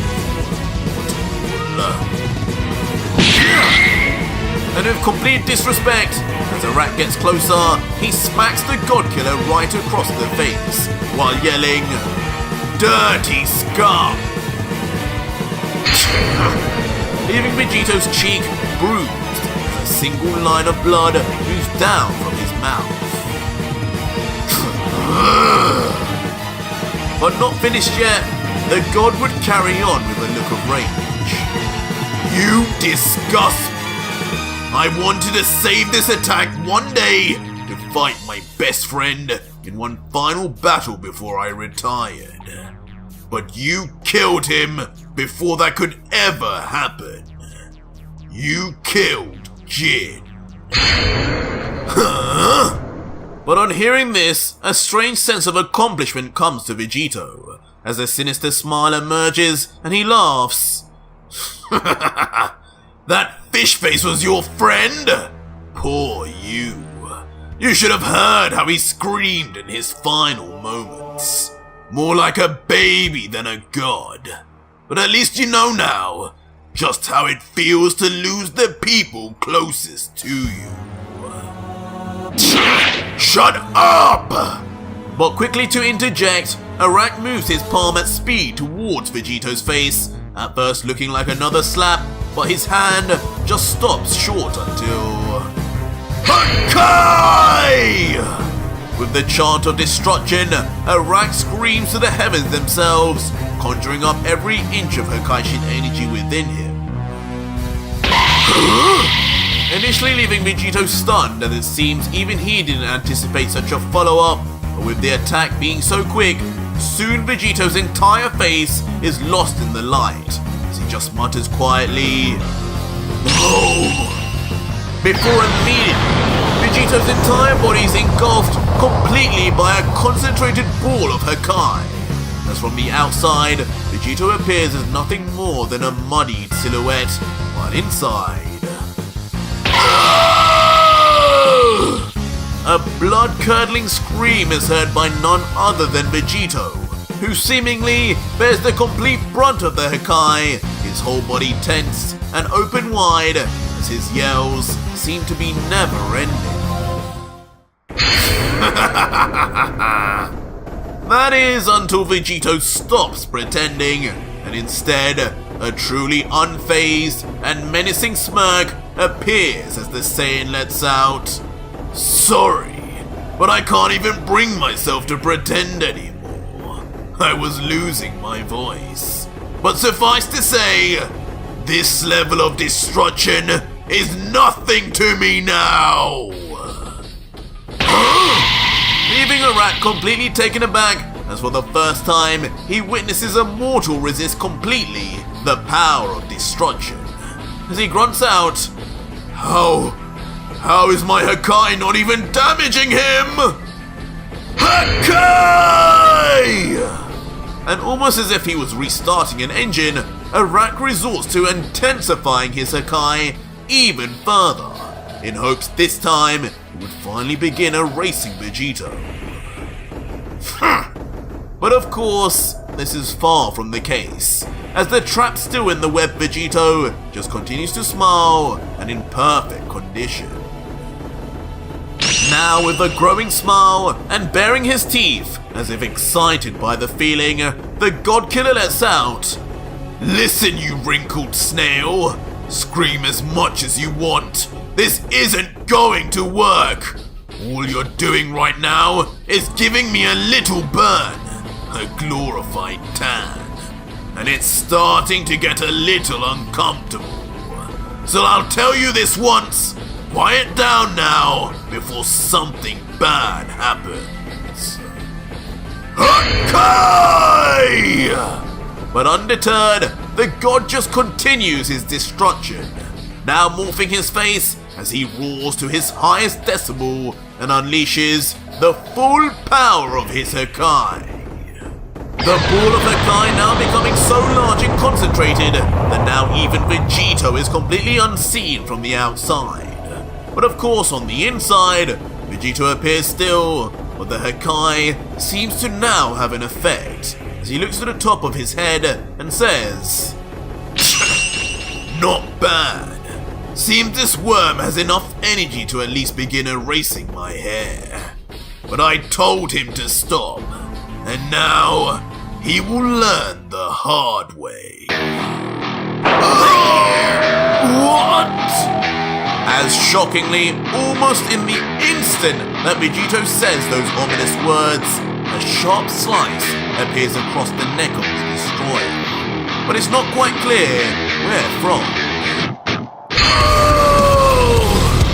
But perhaps more importantly, in the aftermath, Arak's head is lopped clean off, separating in a flurry of blood from his spurting torso.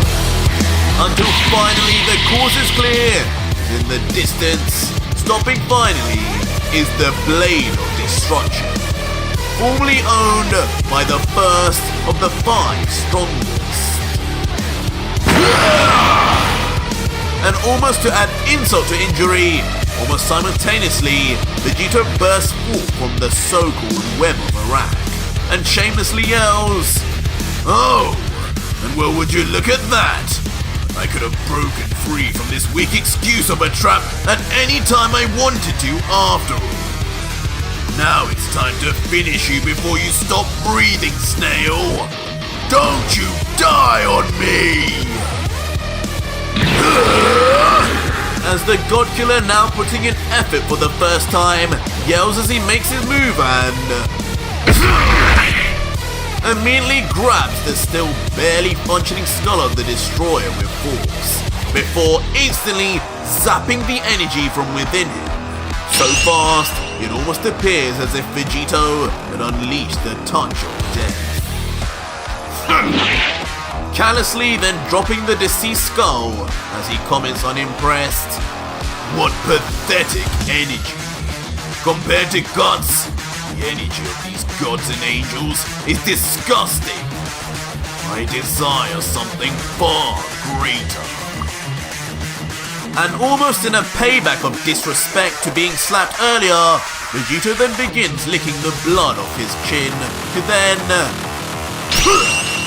immediately then spitting it back out onto the dead face of Arak. Hakai! Before of course then following up with his own signature Hakai, erasing Arak on the spot and sending his being to never be seen ever again. And now, all alone in Universe 5, Vegito remains in the air in silence, before landing on the ground with a small thud. And then looking into the air solemnly, he then lets out in deep thought, "So, the final days are coming. Now even the gods and angels are mere ants before me. Could I beat the grand priest as I am now? I used to think I could. But if what God said was true, about 4 others, not even including that midget being far stronger than him, then I don't know anymore. But what I do know is, I need more of the energy of the 5. Blade, come to me!" And poignantly, after talking about the 5, Vegito lifts out his arm and calls for the Blade of Gods, which had now become his own.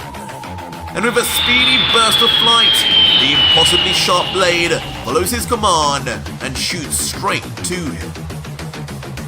But just as the blade gets close, suddenly it is interrupted halfway through and struck by something that also sounds metallic in nature. leading to the blade of destruction spinning out of control before stabbing into the ground nearby. What was that?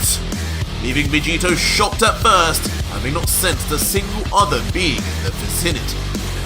Before immediately turning his head quickly to see just who it could be, yelling, "And whose death wish is it now? Another of the 5? But as Vegito looks into the distance, he can barely make out what the small figure is.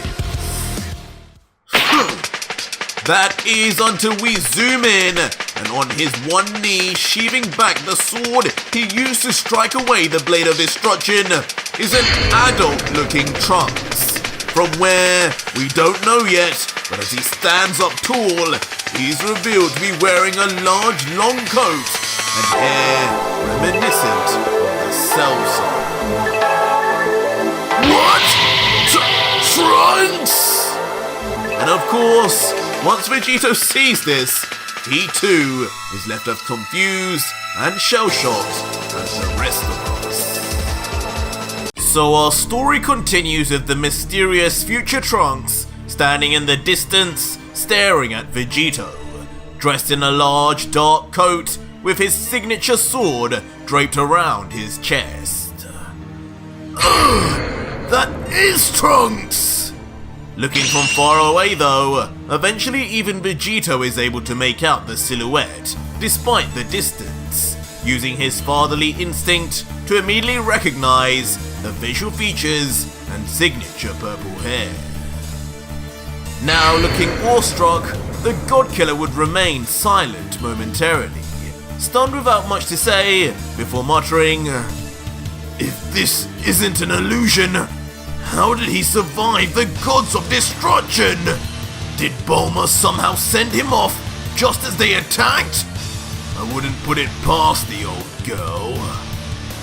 But while Vegito wonders how Trunks is here, the swordsman begins looking around with a sign of caution, disappointed as he thinks, "Damn it, I came just a few minutes too late.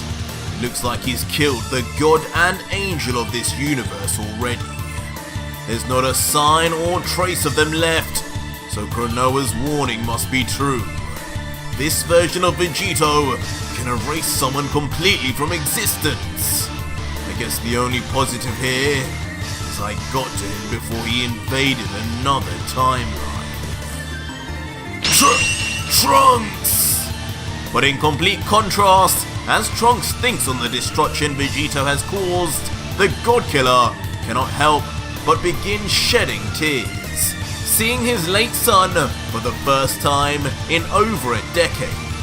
Someone he thought he lost, as he begins walking over to him and continuing, "My son! I can't believe it! I knew it!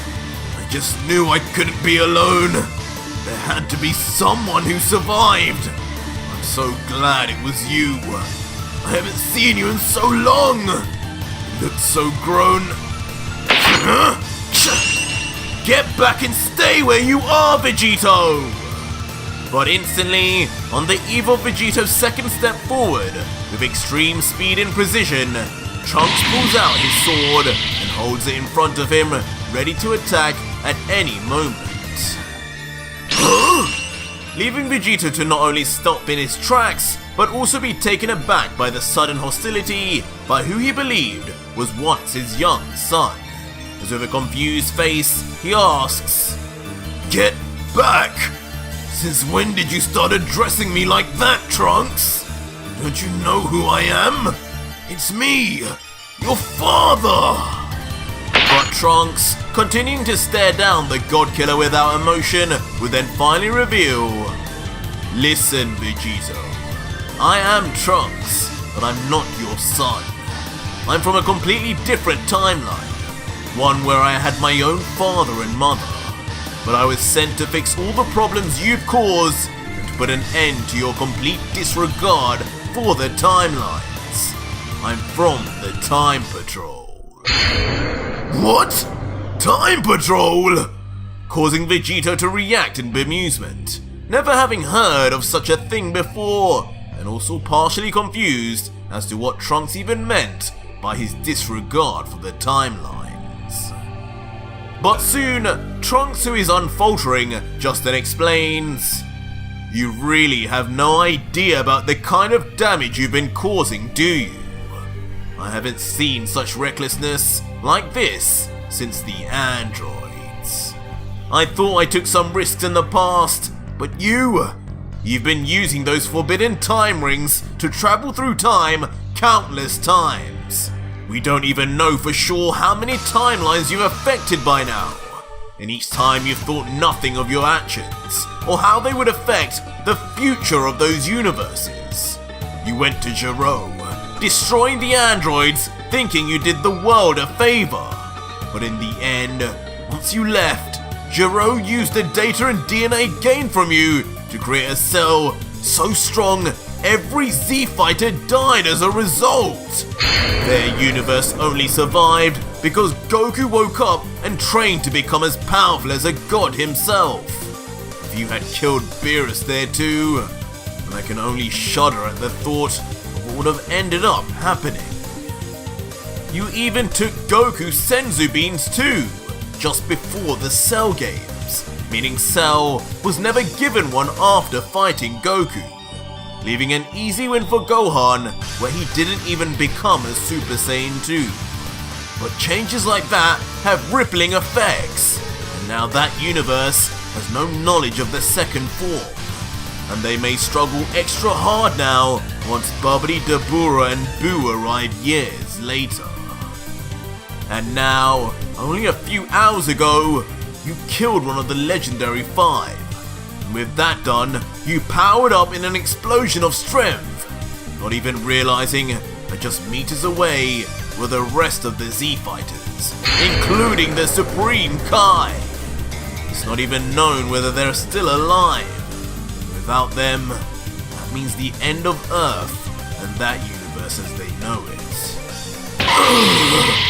Finally leaving a state of complete shell-shock to the God Killer, as he for the first time hears of what his deeds in the past and future had done to all those involved, once he had left.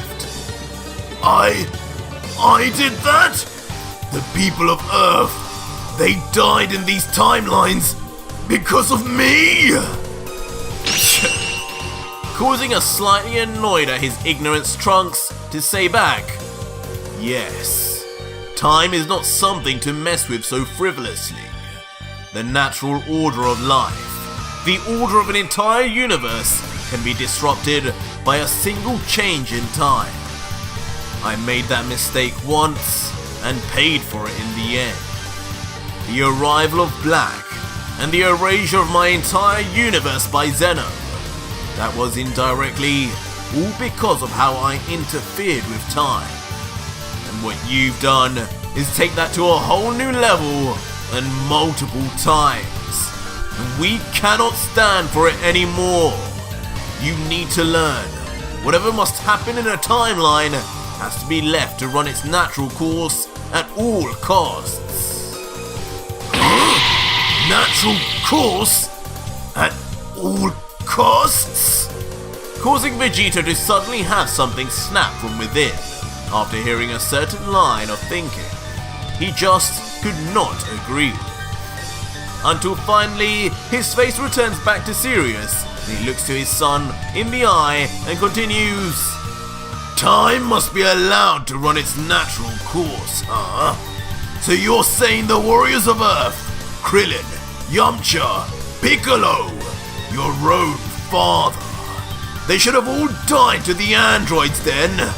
So you should have never traveled to the past and got help. According to you, you should have stayed and died. And you're even saying then, when the 12 gods of destruction eventually arrive to erase everyone, I should be letting that happen in every timeline, huh?"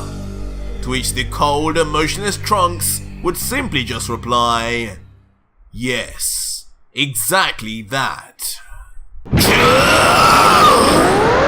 Suddenly enraging the God Killer as he unceremoniously powers up in his base, extending his hand out, yelling out, "Unforgivable, Trunks! If stopping the deaths and erasure of my friends and family is considered wrong, then I don't want to be right. Stand in my way if you want to, Trunks, but if you're not my real son, as you say, then don't expect me to hold back. Blade, come to me! Immediately then summoning the Blade of Destruction once again. But just as he does so, a hand appears to grab onto the handle.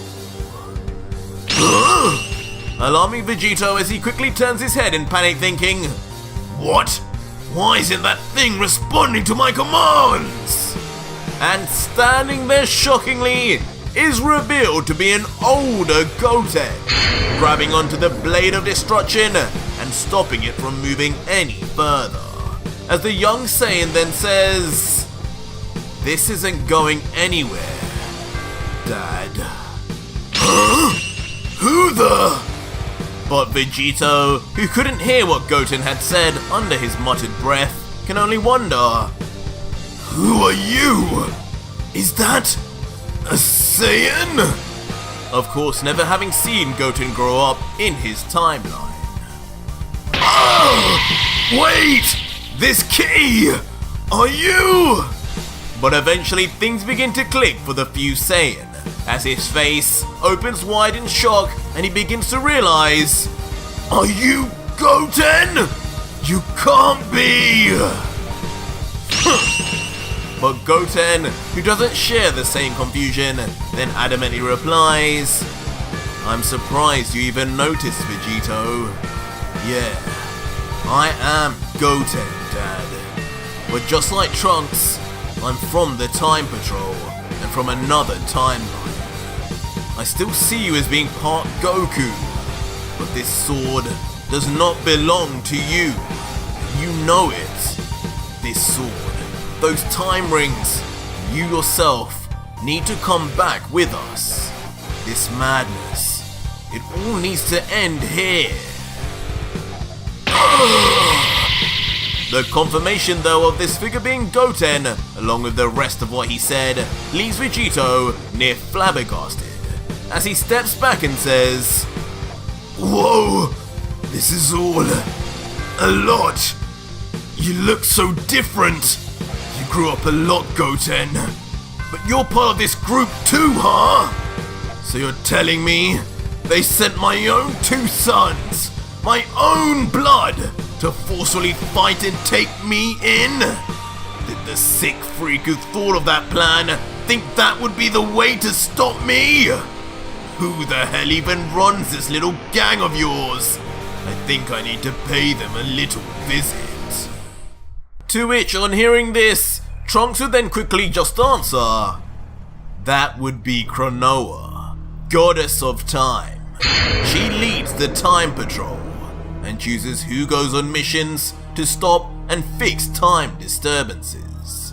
Me and Goten were selected for you not because of how we're related to Vegito, but because the two of us have grown to become two of the strongest." God! But the mention of Kronoa, the leader of the Time Patrol being a god, immediately sets something off within Vegito, as he continues, "So it was them. It was a god that sent you. My own sons, slaves to these tyrants, supporting them. After what you know, what these gods did to us all." But Goten, not agreeing, would interrupt, "No, Dad, not all gods are the same. The ones who destroyed your Earth were gods of destruction. Kronoa is not like that. She would never..." Enough! But unable to hear another word more, Vegito unleashes a thunderous roar as his power uncontrollably bursts from his body.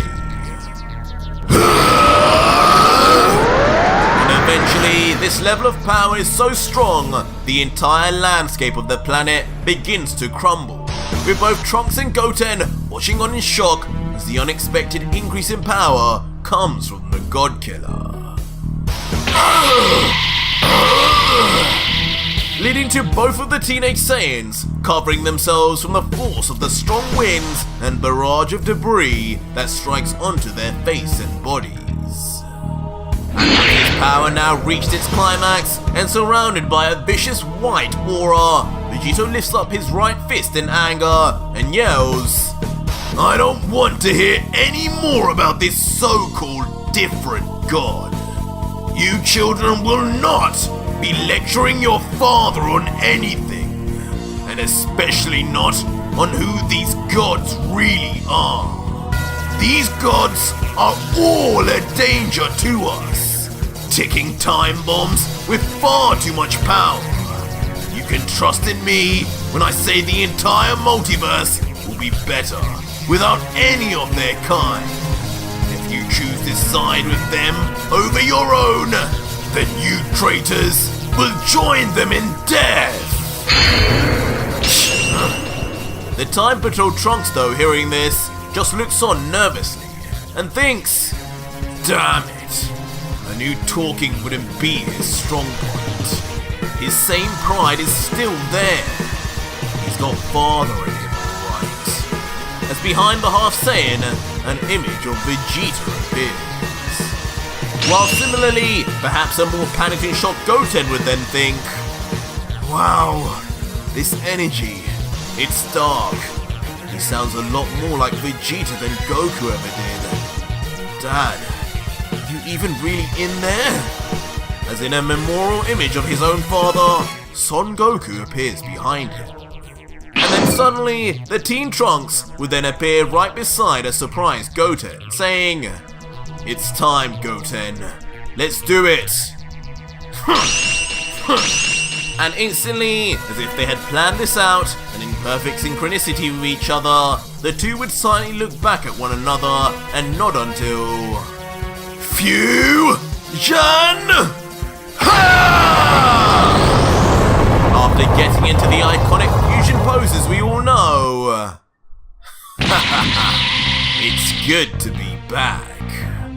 As suddenly, appearing out of a blind light, an adult Gotenks appears, crunching his knuckles and with a smirk that only reminds us of his counterpart Vegito, as he continues, "Now, we'll see who'll listen to who here, Dad."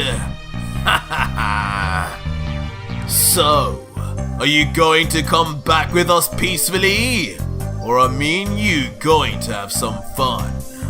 I don't think I've had a chance to fight either of you as Gotenks before. I wonder who's the stronger fusion. Gotenks! But Vegito at first, when he sees the sudden change, can't help but remain shocked, stuttering as he inquires, "Is that really you? Your clothes, they're totally different. You remind me of Gogeta." But the look of surprise soon then reverts back to one of eagerness, as his Saiyan battle lust comes through and he lets out, "You know, that fusion may have been a cool little trick to use against Majin Buu. But do you really believe that you're going to be able to do anything against me?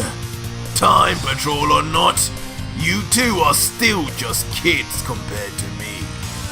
What on earth do you think will stop me?" Which Gotenks answers first by grabbing onto the blade of destruction beside him and saying, "Well, first off, I'm going to upgrade my sword to a whole lot more powerful one if you don't mind. Before I take it back to Konoha, I just can't resist a few swipes." Pulling it out from the ground with ease, whispering, "There you go. I can already sense the quality of its edge just wielding it." Before a more vicious look then appears on his face as he stares straight at Vegito and lets out, "And then I'm going to power to my new form, a form our dear older brother taught us." leaving Vegito confused momentarily as he wonders. A form from your older brother? From Gohan? I guess you mean his ultimate form. That made him about as strong as a Super Saiyan Blue. So with two of you, it'll just be two blues. Hardly anything to be worried about. Don't you at least know Ultra?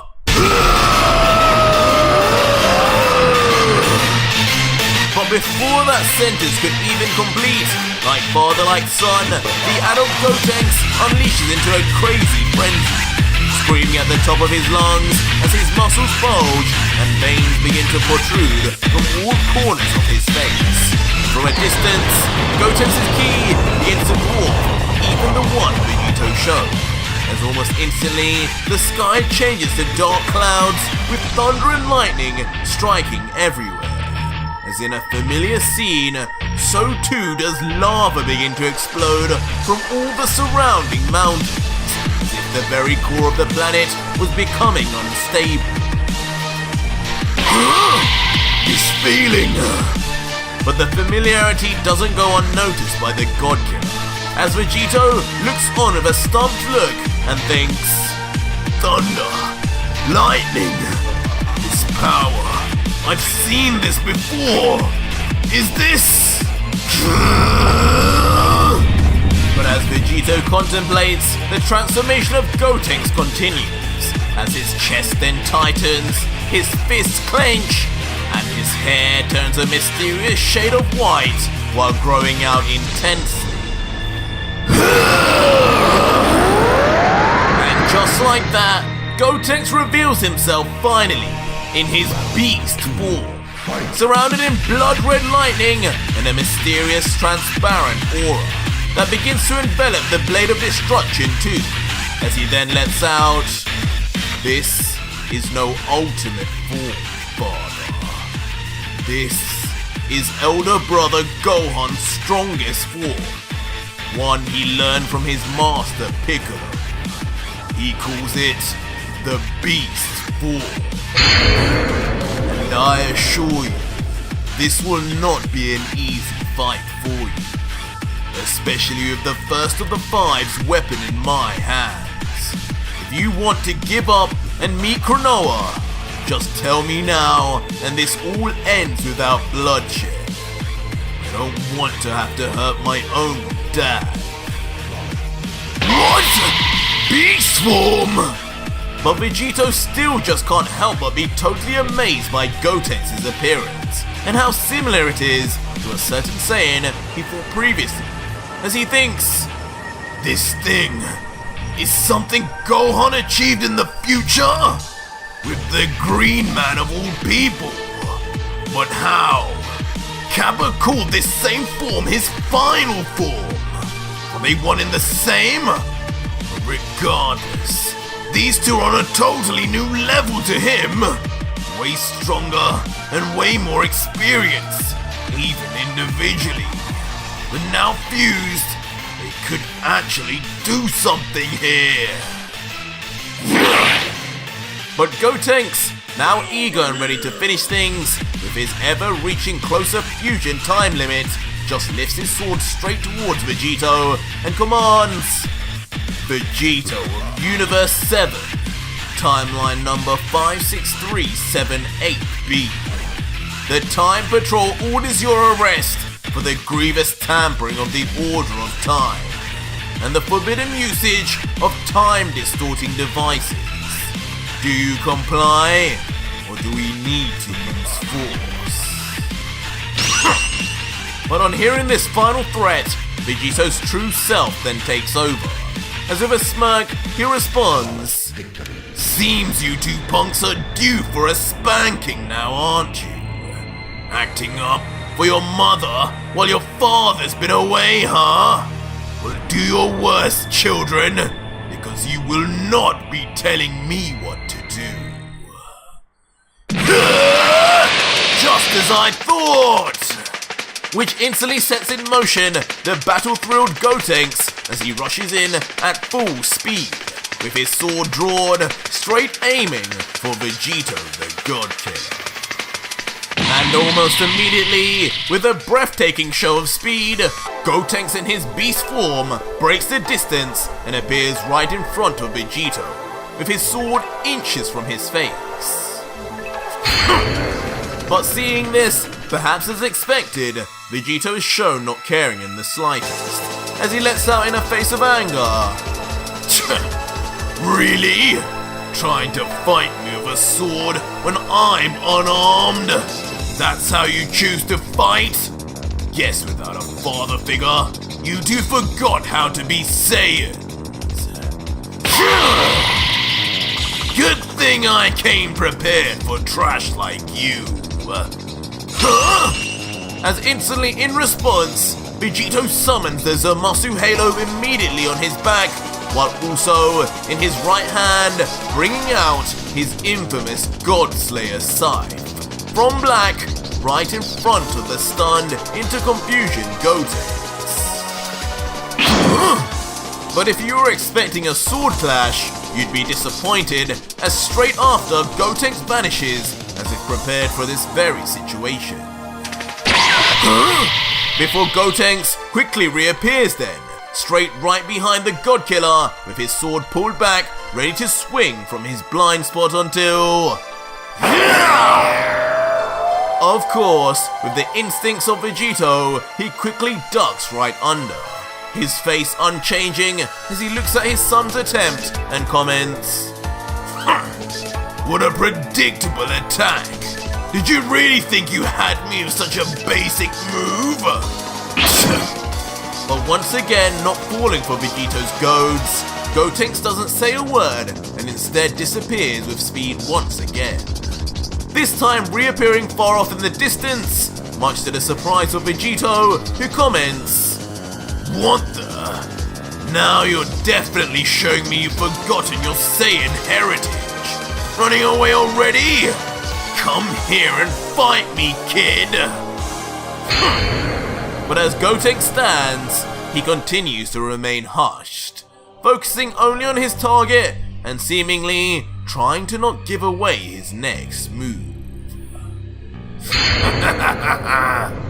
Vegito, watching on though, just finds the charades from his son laughable, as he says, "What's this now? The silent treatment? I guess with no father figure in your lives, you two started to take a whole lot more after your mothers. Pathetic. Show me your thoughts through battle like a man!" To which the beast Gotenks, with his huge hair, would then lift his sword into the air and coldly say back, "Well, if that's what you really want, Dad, then here you go!" As instantly the younger Fuse Saiyan then swipes his blade in true Trunks fashion and speed, rapidly in all directions, immediately sending from the blade of destruction slashes of energy that skid across the ground and glide through the air with ridiculous force and speed towards a standing still Vegito. But soon the reason for the motionless state of the God Killer is seen firsthand, as an unimpressed Vegito lets out, "How pathetic! Those blade movements are wasted on that sword. You're a shell of that blade's true master. And Guts would be disgusted right now, I'm sure. Allow me to end this defilement of his keepsake here and now." Leading to Vegito quickly swiping his Godslayer scythe back, before swiping it back into place as if ready to pounce, staying quiet until... "It's time I showed you brats how to really wield a weapon!" And just like that, Ultra Vegito swipes his own Godslayer scythe in all directions, with each of Gotenks' energy slashes now ironically slashed in half themselves, before any could even touch the God Killer. And of course, after dismantling the young Saiyan's attack so easily, nothing but a raucous smile appears on Vegito's face straight after, as he says, "You see? See how pointless it is to try and defeat me, brats? And no less with a weapon you have no right using. At least, I defeated its user. But you have yet to... Huh?" But soon into Vegito's monologue and lecture to his sons, a look of pure puzzlement comes over his face, as when he looks into the distance, he soon realizes Gotenks is nowhere to be seen yet again. A sigh of annoyance then comes over the God Killer, as he looks from side to side and comments, "This again? What's with all the vanishing tricks? Fight me like a Saiyan! I don't care if you two aren't my real sons. My blood still runs through your veins."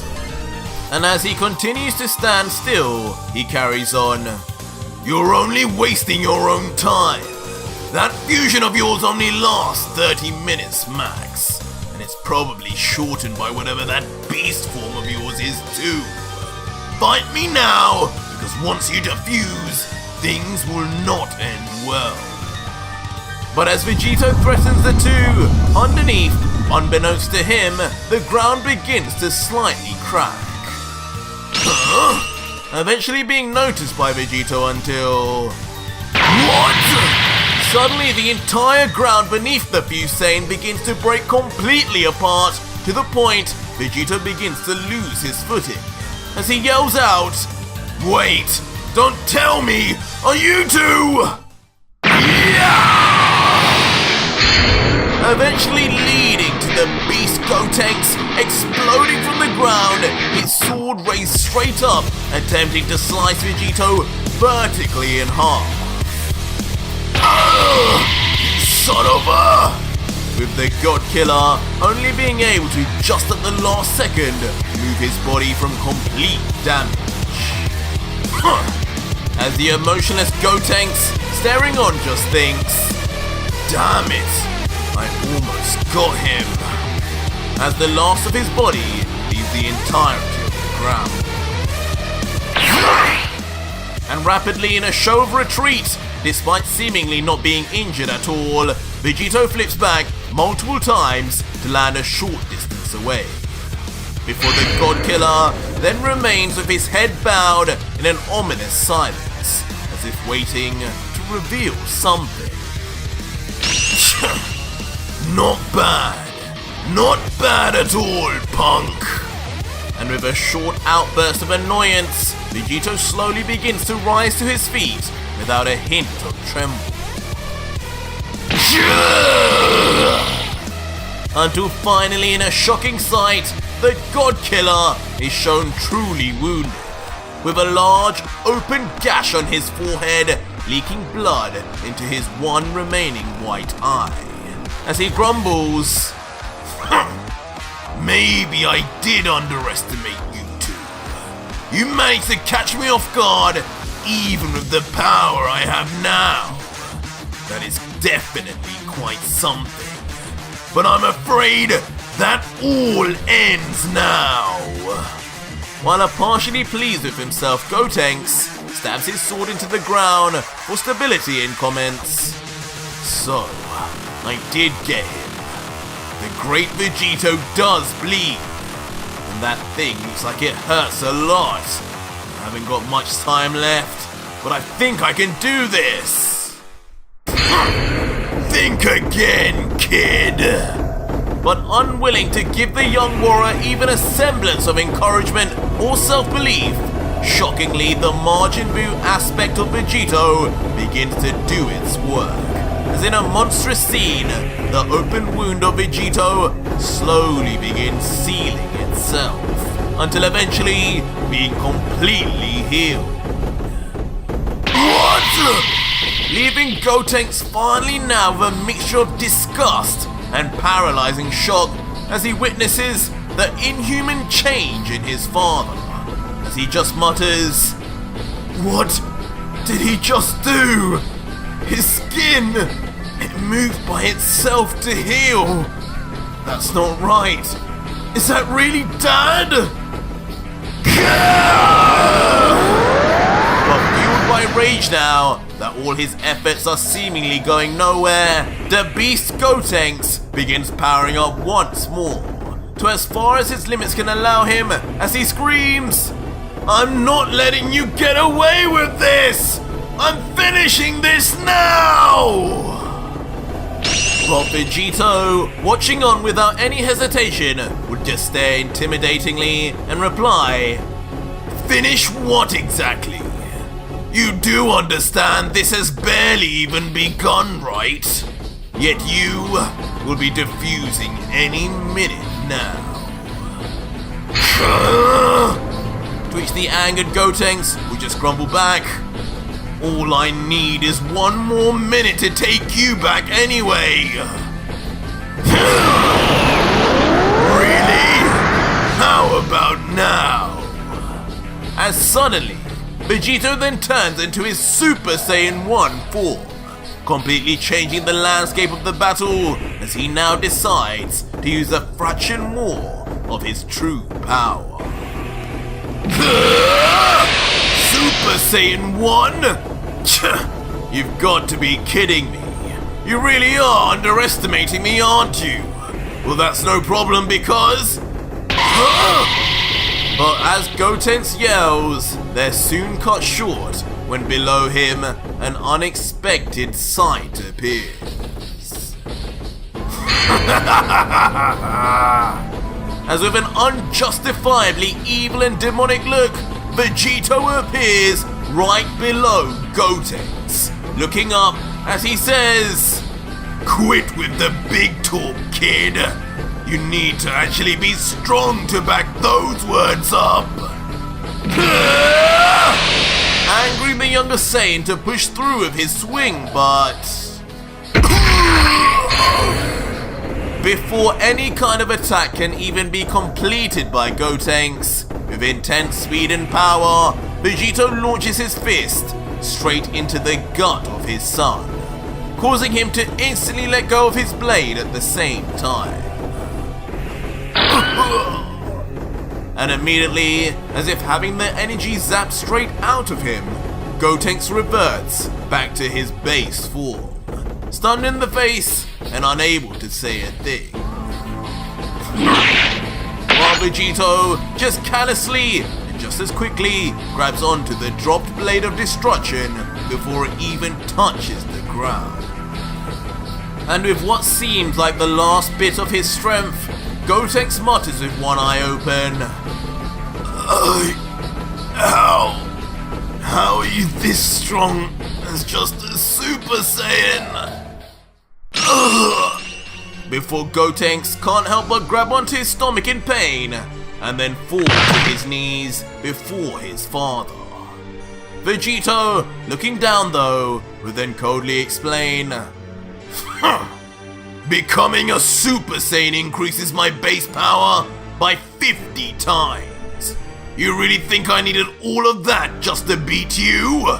I've hardly used even 1% of it. I told you, you're still a kid in my eyes, Time Patrol or not." Before instantly, Vegito then swings the Blade of Destruction down with force straight towards Gotenks, perhaps in a cold and silent murder of his own son. But when we actually see, Vegito stops the blade just centimeters away from the Time Patroller's neck, leaving Gotenks to just stare in the face of death with a nervous and sweaty look. Vegito, looking down, would also show his last ounce of mercy and then let out, "Listen, punk, I get you have a job to do, but I'm on a mission here, and I haven't got the time or patience here to be dealing with your little gang interrupting me every 5 seconds. You two have made it clear you aren't my sons, if I remember correctly. So answer wisely to my next question as it will decide whether you live or die. Will you stop chasing after me if I let you go here? You clearly are no match for me, even while fused, and never will be. So why not value your lives and stop with this ridiculous pipe dream of ever stopping me? But in true Saiyan fashion, perhaps taking after his own father, Gotenks just smiles and replies, "Ha! You must have forgot who our dads are. Goku and Vegeta. You'd think they'd ever give up? I have a duty to protect the multiverse from people like you. No matter how many times it takes, I'll keep coming for you. So if you want to stop me, you better kill me. Ha! Like a real Saiyan." "You insolent little brat!" Immediately bringing a face of annoyance and anger to Vegito's face, as he finally then says, "Fine, I tried reasoning with you, but your fate is sealed now." As suddenly out of nowhere, using his free hand, Vegito blasts a strange pink beam from his fingertip that immediately strikes Gotenks, surrounding him in a peculiar pink electrical aura until, in a poof of air, Gotenks is suddenly then transformed to a lone chocolate bar on the ground, with Vegito having of course used the dessert beam of the late Majin Buu to do so. And having regrettably done so, Vegito would look solemnly down at his now inanimate foe and just let out, "I don't care what you say. You two are my sons, in this timeline and the next. I can't kill you, but if you won't stop misbehaving, then you will just have to return to where you belong and become part of me once again." Stabbing his sword into the ground to sheath it, before beginning to then reach out his hand towards the chocolate bar, saying as he does so, "Let's see if you taste better than you fight." Eventually inching closer and closer to the point of just being nanoseconds away until... Suddenly, a mysterious foreign foot slams down onto the chocolate bar, shattering it into pieces before Vegito. What? Leaving the God Killer in a moment of complete shock to stare up the leg of the assailant and meet his eyes with someone he and the rest of us had never seen before. And shockingly standing there before Vegito is yet another strange masked man. More sadistic and evil looking than Guts ever did, clad in what seems like samurai armor with long flowing silver hair. Staring with an emotionless creepy mask on, the figure would then let out, My, God Killer, were you truly about to eat your own son? You're as abhorrent as the priest said. No wonder they called me. Allow me to introduce myself as Madara, the second of the 5 strongest. What? Another one! Leaving Vegito gobsmacked as his aim of meeting yet another of the 5 had finally come true. But in the form of perhaps a warrior, he will now live to regret to have ever met. So our story continues with Vegito in a positively confused state, still as a Super Saiyan, staring at the strange new masked man before him. The same man who had just proclaimed himself as the second of the 5 strongest. But with crumbling and smushing of the chocolate bar that is Gotenks, the warrior's foot would move off, leaving the creepy masked fellow then to let out an apology. "Sorry about ruining your little treat, friend. That was your offspring that I just clumsily stepped on, wasn't it? How thoughtless of me. Though I'm sure Cronoa won't mind losing two weaklings like that." Trunks! Goten! But soon a feeling of shocking realization comes over Vegito, as he figures out finally that with that crushing stomp, so too did he lose his sons once more, again, to the hands of a god. What have you done? As instantly Vegito, enraged, powers up immediately to his Super Saiyan 3 form, and quickly follows up, "You'll pay for that, scum!" Rushing in at Madara with conviction and pure anger in his heart, with the blade in destruction in his right hand, ready to slice through the enemy before him. Far too slow. But instantly, and I mean in the splittest of seconds, out of nowhere, Madara pulls out a sword of his own, a katana which slices through the air like nothing and immediately sends Madara's body moving straight forward a few feet, as if moving on a conveyor belt. But behind him is the real shocker, as flying through the air above a headless and spurting bloody body is the decapitated chopped head of Ultra Vegito, soaring through the air helplessly as in one fell swoop the God Killer is eliminated.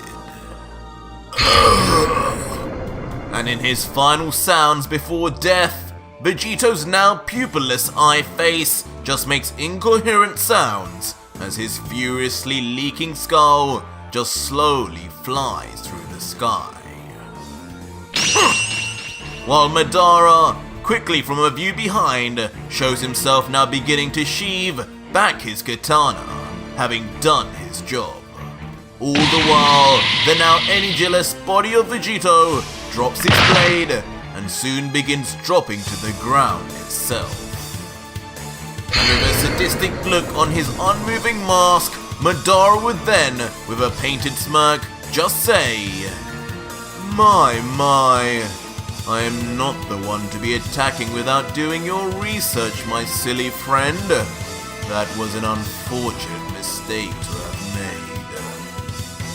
Before eventually, as his katana finally clinks into place,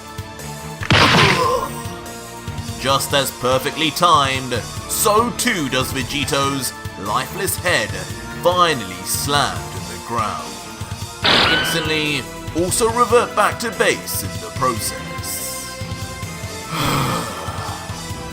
And immediately following this, as if totally disappointed in what had just happened, Madara slams his palm onto his mask and lets out, "Seems just like I thought. That damn priest was overreacting. To disturb me of all people for something as lowly as this? This creature, the so-called God Killer, defeated before I even had the chance to break a sweat. Seems like the gap between the gods of this realm and the beings of the beyond have just gotten wider and wider. All you fools needed to do was anger this brute and wait for his comically telegraphed attack. Guts. Did you really lose to this scum? And to think you had the audacity to believe you could become the strongest of the five one day. Ha ha ha ha. Once a dreamer, always one. Madara would then turn his body to look at his victim and continue. So now what do? I did say to bring him in alive if possible, but I guess that's out of the question now. Does he really expect me to bring in a bloody corpse instead? For what reason? A mortal shouldn't even be stepping foot into the land of the divine anyway. But as his sights see the whole picture of Vegito's headless body, he notices too the giant sword that is also directly next to him, and then comments, there is that, isn't there? Guts' blade of destruction, with a demon emperor within that. As lazy as I am, it probably wouldn't be a good idea to leave that behind. I'll take that back instead. Surely a heck of a lot more valuable than this Saiyan trash. And so Madara would then slowly and nonchalantly begin walking towards the decrepit body of Vegito, aiming to retrieve the blade that was formerly owned by the first. As he looks down though, he can't help but think, this blade lost its value 1,000-fold the minute it began being wielded by such a weakling. Guts, you managed to defeat and seal one of the legendary emperors of the demon realm, albeit one of the weakest ones. Yet, you couldn't defeat this thing? What a disgrace you've put upon the Five. I'm glad I at least restored a portion of our honor. Before then reaching his hand out, without a worry, in sight, towards the blade of destruction. Almost as if being a member of the Five itself gained him all the rights to its usage.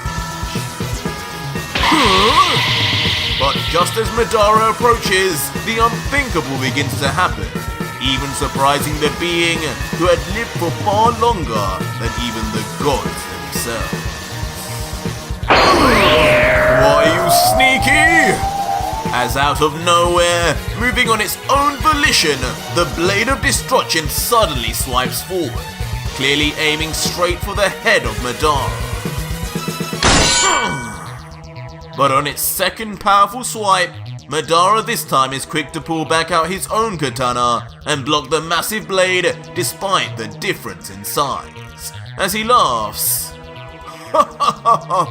What a bizarre turn of events. Seems traveling here wasn't a complete waste of time. Eventually pushing the blade back as Madara too jumps back to gain some distance. For a minute, he watches on in silence, observing what the sword is even doing, before commenting, I know what this could be. The demon locked within. Perhaps the seed is weakening. This might just be its attempt at escaping. If that happens, this will turn into a completely different chapter. But as Madara thinks, the blade soon travels on its own accord away from the second, and suddenly is grabbed by a mysterious yet familiar hand without a sound coming from its supposed assailant. And shockingly, standing there inexplicably on its own, is the headless body of Vegito, upright and still spurting blood from the various jugular veins, gripping onto the blade tightly, while above, the very head of the God Killer moves slowly towards the decapitated neck, as if held together by puppet strings. Until eventually, Vegito's deceased head begins leaking pink fluid into the cavity of his body, before attaching and then slowly turning around 180 degrees as if now a zombie, leaving the head finally with its eyes closed and completely silent until... Guess who's back? With a vicious smile and veins protruding all over his face as his blood circulation returns, Vegito would then return to the living world, unkillable now with the power of Majin Buu within him. and though Madara would stand confused, Vegito right in front of him would remain sword in hand and stare him down, letting out, "Well, well, well, fancy meeting you here again. You got me good with that last attack, but I hope you know I only let you kill me to test out the abilities of Buu." Piquing the interest and curiosity of Madara, as he thinks to himself, the abilities of Buu? What in the name of Zeno could he possibly mean? This is a curious state of affairs though. I was told the God Killer was just a mere mortal, one from a warrior race of evolved primates known as the Saiyans. But if my eyes do not deceive me, this scum just cheated death. Am I fighting an immortal? Huh, wouldn't be the first time. But the still thoroughly pleased with himself Vegito, now wiping away the blood from his chin, would then say, "I don't know what you're muttering to yourself over there, Mr. Second of the Five, but I'm oh so glad you showed yourself finally. You know, I was starting to wonder just how I was going to run into one of you clowns again. I mean, I don't even have a single idea about what you guys look like, let alone what universe. So I don't think my staff would have been any help. But now you're here, I gotta say, you're a whole lot smaller and weaker looking than Guts. Are you sure your energy's gonna be even somewhat comparable?" How funny. But in response, almost as if uncontrollable, Madara just bursts out into an eccentric laugh as he looks to the God Killer from the side of his eye and says, "Smaller, I'll give you that. I just don't need such cumbersome muscles to wield my blade. But weaker?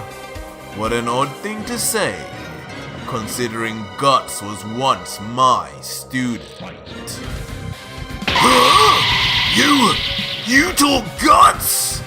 Instantly leaving Vegito in a state of shock, as his earlier underestimations are all proven wrong. That is until... Perfect!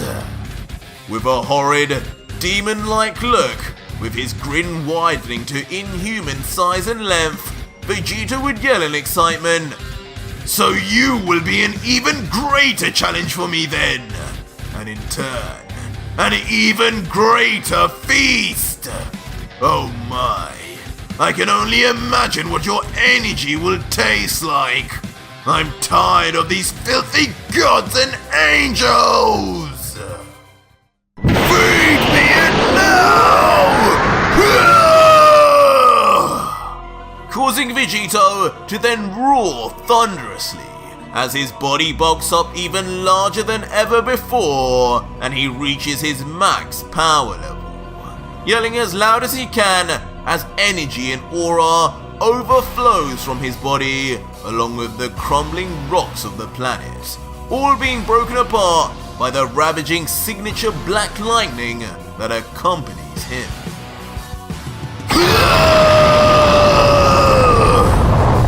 As Madara stands before it, he, just as Vegito said, begins to look smaller and smaller, even to us.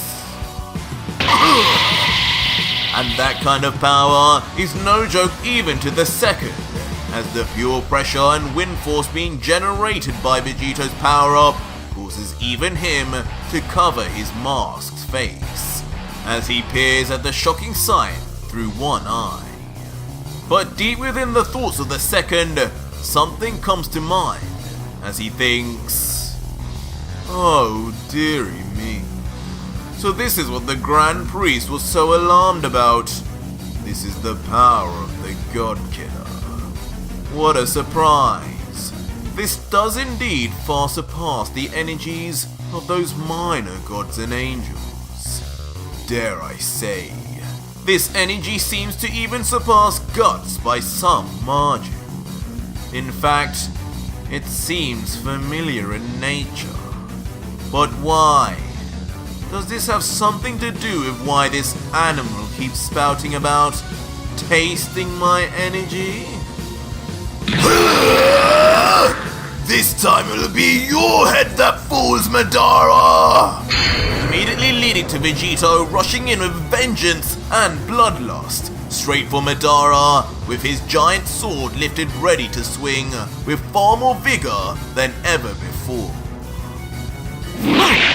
And not one to shy away, Madara just remains in place, moving into a defensive position with his katana immediately drawn, and through his still smirking mask would say, straightforward telegraphed attacks once again? You mortal types never seem to learn your lessons, do you? And instantly, their two swords clash with overwhelming power. Madara's speed being matched finally, now by Vegito in his max power form, with even Madara noting, oh, so this is going to go a little different, is it? While the vigorously trying Vegito would just flex his muscles, giving it literally everything he has to push back against Madara's swing, thinking to himself, this little twerp, why does it feel like his blade swings packs far more of a punch than even Guts?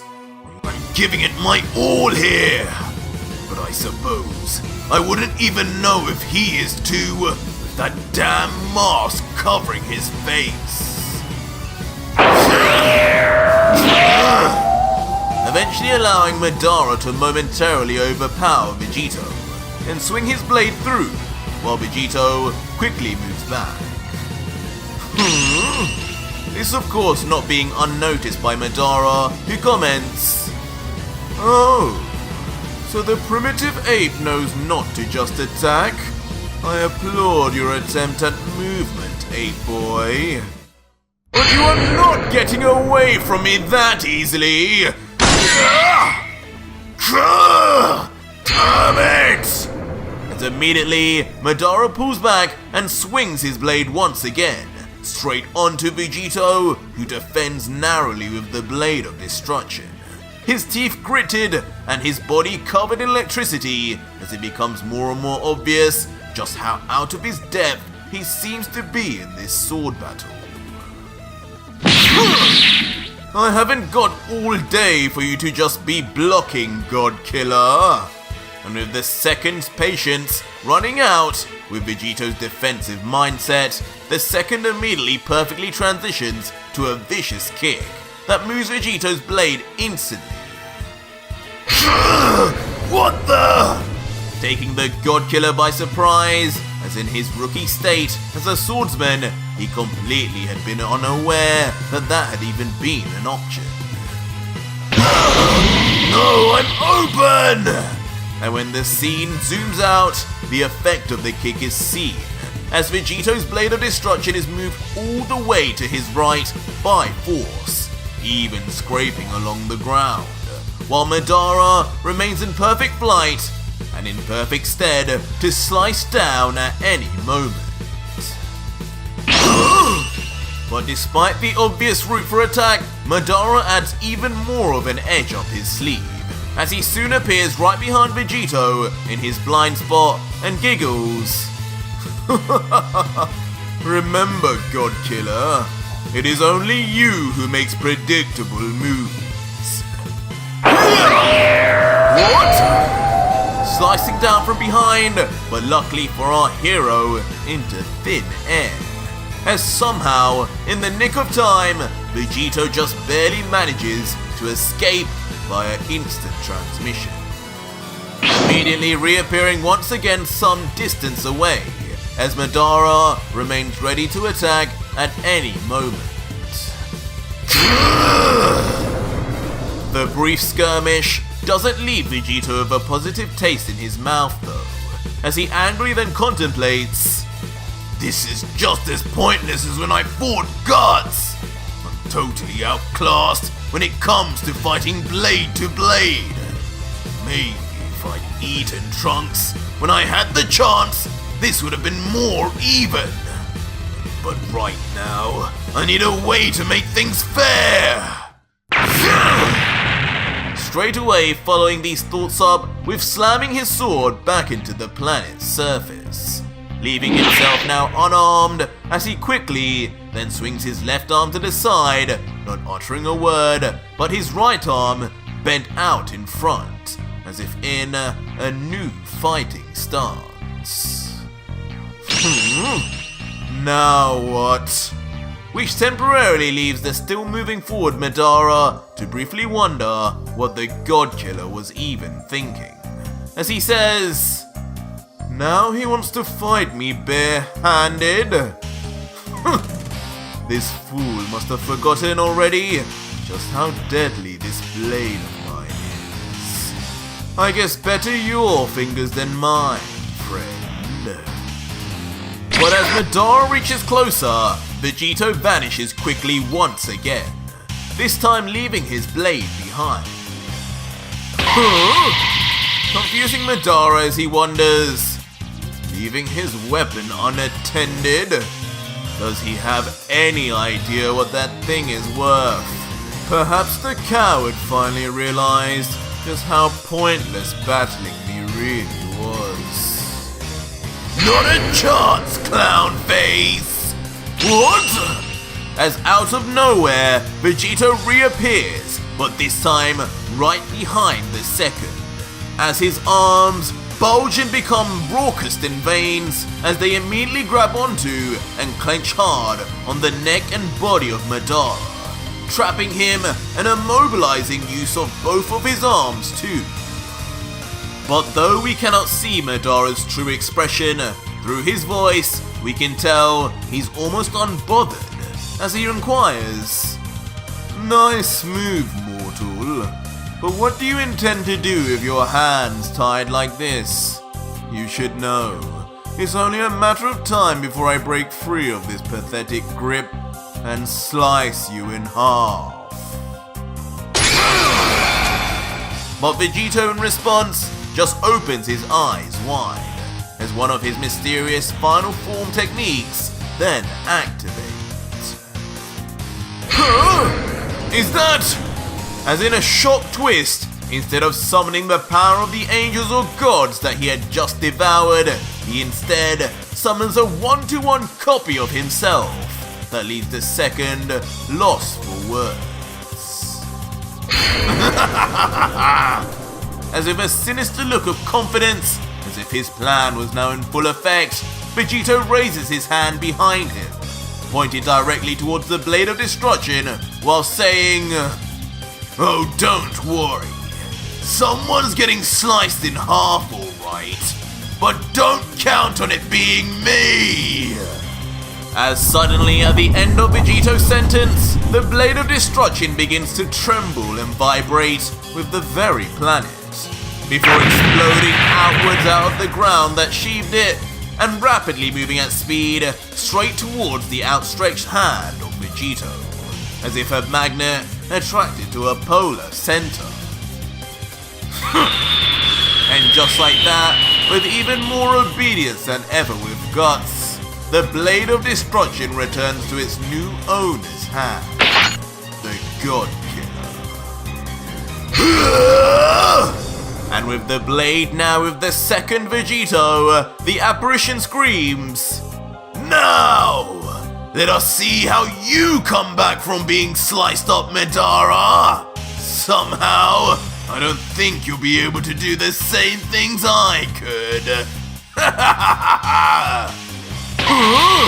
Wait! Leaving the previously calm and collected member of the Five Strongest, now for the first time showing a bona fide hint of fear, even through his unmoving mask. As without a shred of mercy, Ultra Vegito's clone follows through without any hesitation, and with a dastardly smirk on his mug, he lets out, "Looks like you weren't much more of a challenge than Guts, after all. Consider the master now surpassed." As the son Madara seemingly then remains motionless as his own katana falls from his very hand.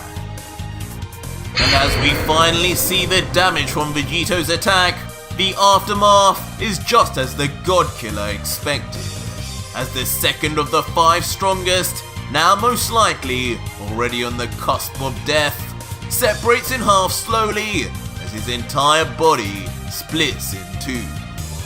All the while the smirking Vegito would just laugh looking at him.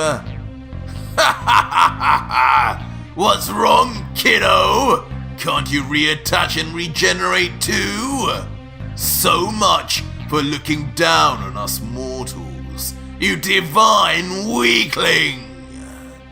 Before then beginning to loosen his grip as his arms extend forward, and he continues, "I better hurry up and take this fool's energy now, before he completely dies. Oh, I can't wait. Power and energy that will be even better than Guts? Count me in." Wait, what? But suddenly, in classic Dragon Ball fashion, things do not go just as the God Killer planned, as suddenly a look of pure shock and bewilderment comes over Vegito. But why? What is this? As suddenly in a shocking sight, as if some form of clone, the once split clean in half body of Madara immediately breaks into a fury of black, screaming ravens that burst out and fly all over the surrounding area in panic, leaving the completely astounded God Killer just muttering, "What the hell?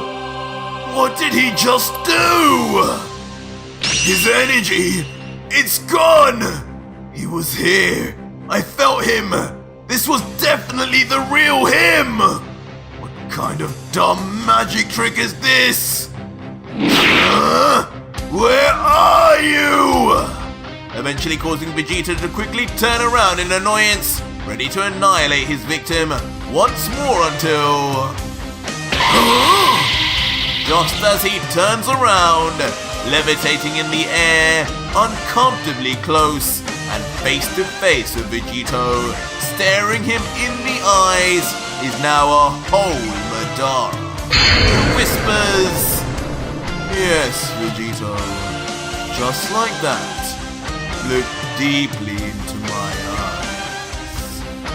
Eyes of Izuna!"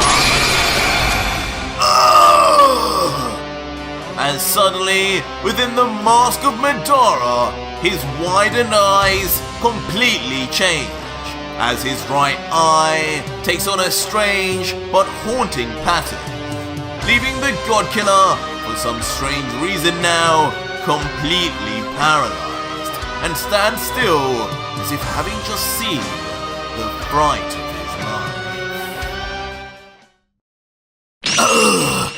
But eventually, once Vegito comes back to his senses, he no longer seems to be in the same place. Now surrounded in what seems like complete darkness, Vegito's eyes immediately begin to dart around to figure out where he is or what has happened to him, as he thinks, "What the hell is going on here? One minute that clown was right in front of me, and the next I'm here. Did he kill me or something? Or worse, erase me? It feels like he pulled a Babidi and moved me to an entirely different dimension." And with nothing else to do, he begins walking slowly and cautiously through the void of pitch black darkness until... "Hey look guys, it's him! He's back!" A voice suddenly calls from the distance, one that seems friendly, leading to Vegito to slowly turn around and... What the... This can't be real! But what the God Killer sees puts him in even more of a shock and awe state than previously, as his body freezes in the instant, unable to contemplate what is stood before him. Hey, come over! As unbelievably in the most unexpected sight, the Z Fighters of Earth are seen once again, fully healthy, smiling with open arms to Vegito, Krillin, Piccolo, Yamcha, Tien, Gohan, and even Chi-Chi and Bulma. Oh, you guys! But instantly as Vegito's eyes dart around noticing everyone, tears of sadness, happiness, and confusion can't help but uncontrollably stream down the cheeks of the God Killer as he whispers, "How is this all possible? You're all back. You're all alive. Are these all members of the Time Patrol too or something?" Remembering, of course, how he just recently saw Goten and Trunks. Hey! But as Vegito cries, a familiar hand eventually grabs onto him from the side. Strange, because Gohan was just in front of him. But Gohan with a smile would then say, as if able to hear even Vegito's whispers, "Haha, no Dad, Time Patrol? What even is that? It's us, Dad, just the way you left us. We're all together again. Come here." And just like that, Vegito for the first time in over 10 years would hug his firstborn son, Gohan, once again. The two emotionally embracing each other, while Vegito remains in a state of disbelief, just muttering, "Gohan, it is you! It really is." Hey, don't forget about us, Dad. But as the two hug it out, in a distance, two very familiar young kids call out to the God Killer too. "Dad, you're back!" As of course, they are then revealed to be Goten and Trunks, just as they were before they were erased, smiling and full of excitement at seeing their would-be dad again after all this time. Oh! But as Vegito looks on, he once again cannot believe what he is seeing, as he thinks, "Goten! Trunks!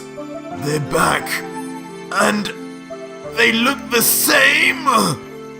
"Haha, of course we do, Dad. We were brought back from the moment we died."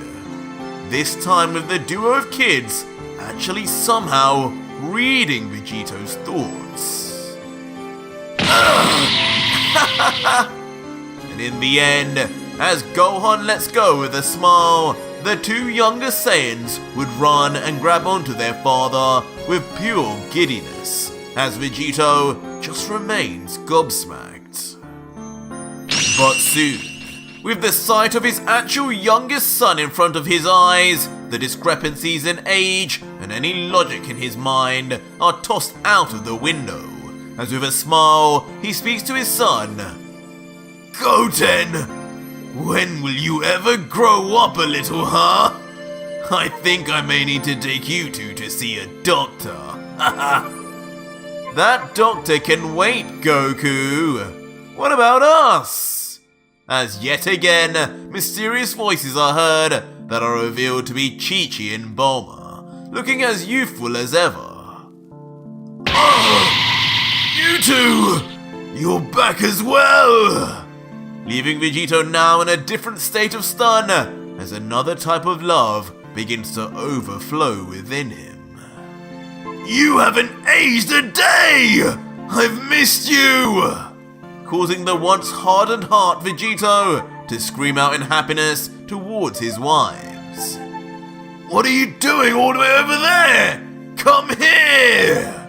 Instantly then shifting to run towards his partners without any more caution whatsoever. But that happiness could only last so long for the tragic life of Ultra Vegito. What are you doing here? As suddenly and shockingly, behind the two women, three gods of destruction that should also be dead appear menacingly. No! Belmont! Please!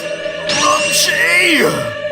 And when zoomed in, along with the tearfully shocked Vegito, so too do the gods of destruction he named also appear. Each silent, but with a devious-looking smirk in place. Hakai! Until the unthinkable does happen, and the three gods shout out in tandem behind Vegito's two wives, the words meant to erase them forever. No! Stop! But as Vegito screams out at his worst nightmare traumatizing him once more, it's too late yet again, as both Chi-Chi and Bulma erase, with the latter just saying, Vegito, why didn't you save me? Stand back, Dad, I got this! But before Vegito can react in any more terror or sorrow, Gohan suddenly appears in front, confident, just as he did 10 years ago, placing his arm out in front of Vegito as if protecting him, while the two younger Saiyans in the back yell, No way, Gohan! We're joining in the fun too! Just like that, without Vegito being able to say a word more, all three of his sons fly straight towards the three gods to somehow avenge their mother in place of Vegito. But their flight is interrupted when two more gods appear, Iwan and Mew, and with their hands outreached they too... Hakai! And just like their mothers before them, all three are then erased on the spot too. Hakai! Hakai! Hakai! Hakai! And one by one, the same story repeats itself as each of the Z-Fighters, Piccolo by Jin, Krillin by Liquor, Yamcha by Kitella, and Tien by Sidra, are all erased before the eyes of the stood still in shell shock, Vegito. You! I won't let you get away with this! As finally, in a true unleashing of all of Vegito's pent-up rage, anger and inner thoughts exploding out, his face almost becomes beastly in the process, and his entire body shoots forth unimaginable power, cloaked in thicker than normal black lightning, while every blood vessel within his body expands.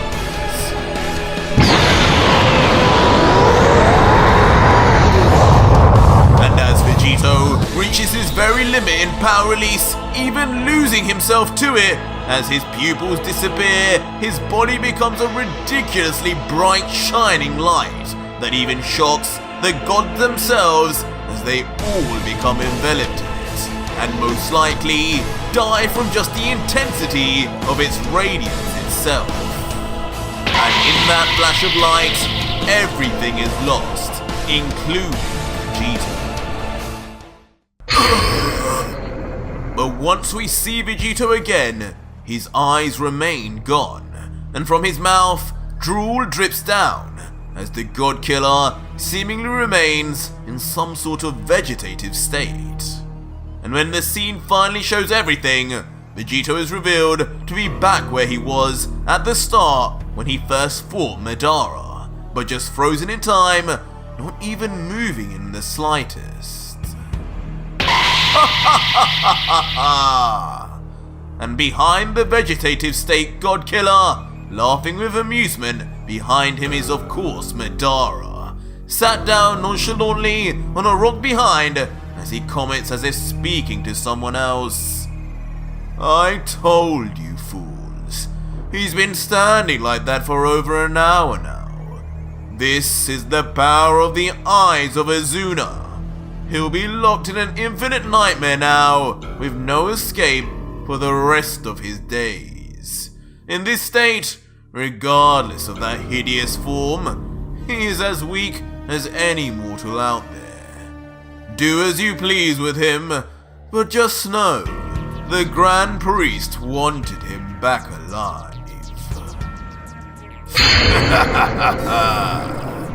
And to all our surprise, standing there before Vegito, right in front of him, are the two remaining gods of destruction, Iwan and Mule, with Mule from within his giant armored machine, saying with a giggle, "Alive," he said. What do you say, Iwan? Does that really sound like a good idea after all this dirt has done? All the fellow gods he's killed? No. I think it's high time to Hakai!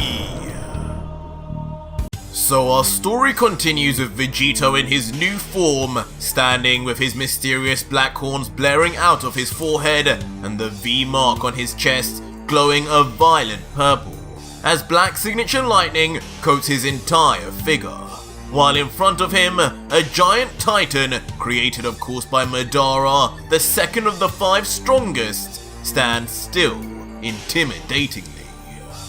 Within the giant apparition though, Madara remains as cocky looking as ever, not bothered in the slightest, it seems, by Vegito's new appearance, as he grabs onto his mask eccentrically and lets out...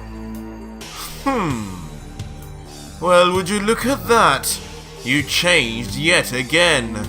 And this time, not just your hair color changed. How curious. Though, I have to say you look far less intimidating than earlier, even with those embarrassingly small horns on your head. I don't believe that is supposed to be part of a Saiyan's anatomy, if I know my primates well. More like, in fact, what you see on a demon. Just all the more reason why you should no longer exist anymore, Vegito. And finally, in typical fashion, Vegito begins laughing in response, before saying back, "So, just because I grew some horns, I'm a demon that doesn't deserve to exist, huh? But you gods just are freely able to go around annihilating entire planets as and when you choose, looking down on anything that is weaker than you. Yet, you are the ones that should remain? Is that what you're saying?" You have to just love the truly stupid logic you elderly gods stick to. Silence, you damn child! But suddenly, from what was once a calm and concerted demeanor, pure fury and anger can be heard in the voice as he yells, pointing down at Vegito, "I've had enough of your insolence, you puny scum, and enough of your damn sob story. Boo-hoo! A few weak gods from this realm killed your friends and family, and now you have a vendetta against us all? Give me a break. We gods are what hold these universes together, and even the realms above too. You wouldn't even exist without beings like us. This whole place would be overrun with the demon realm. You're lucky you absorbed that weak one, because if it was one of the true emperors that were released, the Grand Priest or Zeno themselves would no longer be able to watch you like some circus act." For soon Madara's mannerism turns back to sinister as he continues, "In fact, this all only began because you killed a god. Because you killed Beerus. Because of that one action, all of those innocent little earthlings had to die. Your sons, your wives, your friends, all gone forever. It seems in actuality, it was all because of you. Not anybody else. It was because of you, Vegito."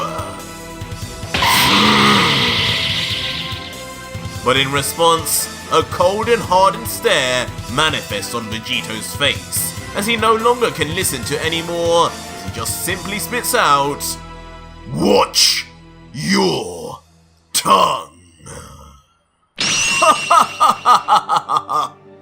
But this blunt response only serves to make Madara laugh once more, as he grabs his mask again and continues, "Watch my tongue?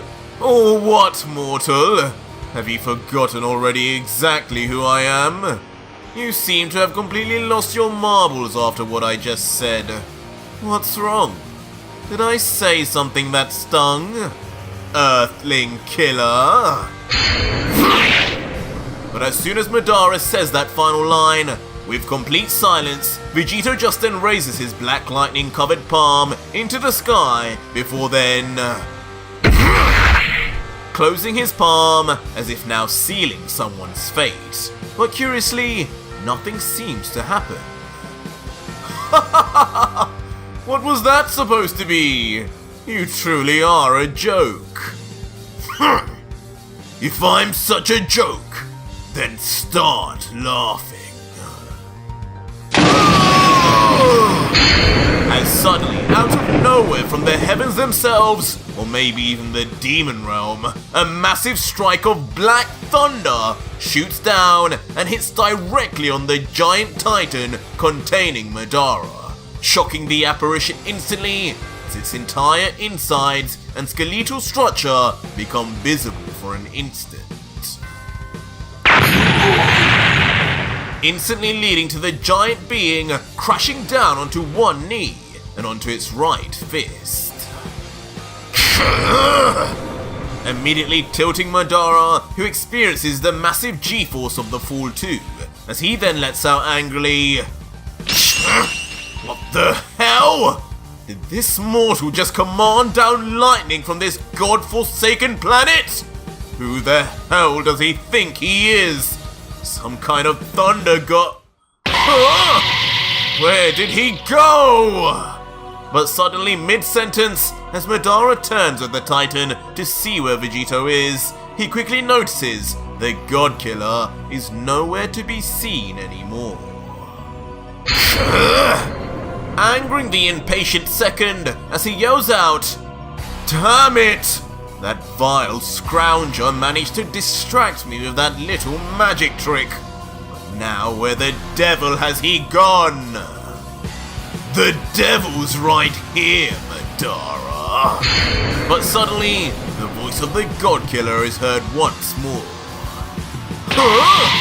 leading to Madara quickly turning around.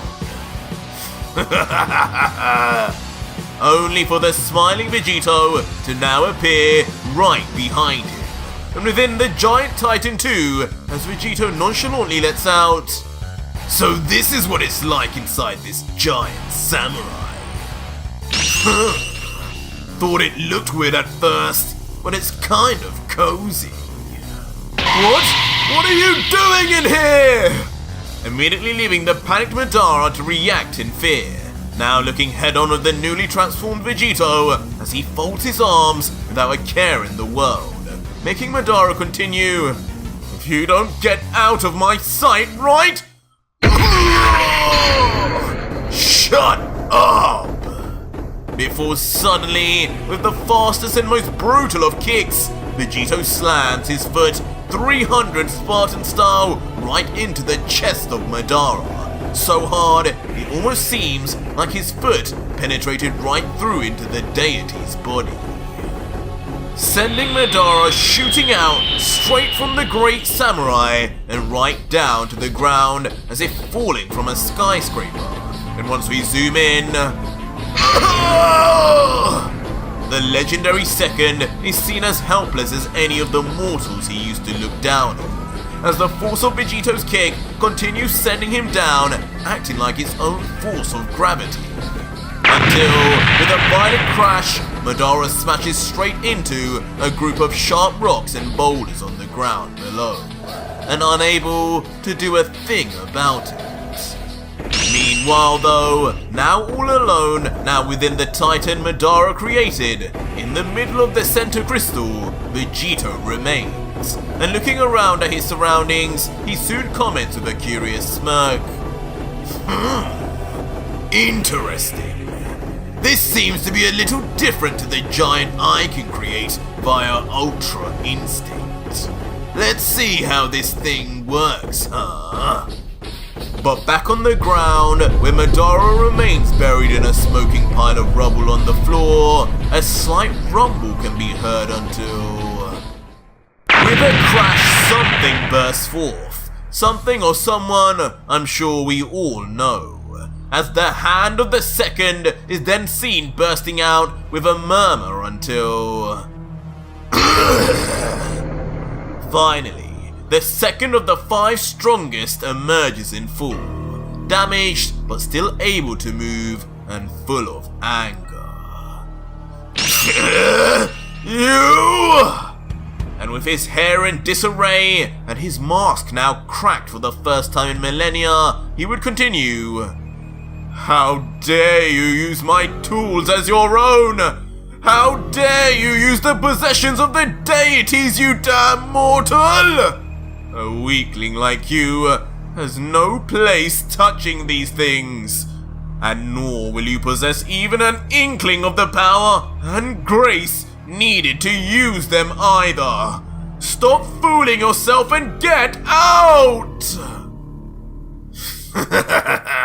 Oh, really? But in response, Ultra Vegito, of course, just breaks out in laughter. His grin wide as he suddenly raises his arm out again, as if to strike Madara with thunder again, before saying, So I can't handle this level of power, you say, huh? Not enough grace. I guess that's because of these horns too, right? Well, let's just put that to the test then, shall we? As instantly, on command of Vegito, with even more speed and precision than before, the giant apparition pulls back its giant sword and angles its trajectory straight for Madara. What? No! Leaving the second momentarily stunned in place as he just observes his own most powerful weapon turn on him inexplicably due to the actions of a mortal. With a thunderous roar and explosion of force, the giant then slams instantly the energy-powered blade straight down onto the second without mercy. All the while, Ultra Vegito watches from within. And amazingly, the force and power of such a divine tool, when we zoom out into space, slices the entire planet in half in the aftermath also. Causing a portion to instantly then separate and be lost to the void of space as it slowly moves away. Oops! And with such monstrous destruction done, a cheeky smile comes across Vegito's face as he covers his mouth to stop himself from laughing and then says, Looks like I went a little too far. Who knew I had such grace? Hey, Madara? No worries though. I don't seem to detect any other life forms on this desolate planet anyway.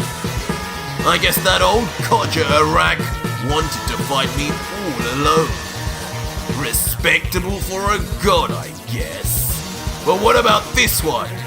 Is he dead already or what? Not a chance, God Killer!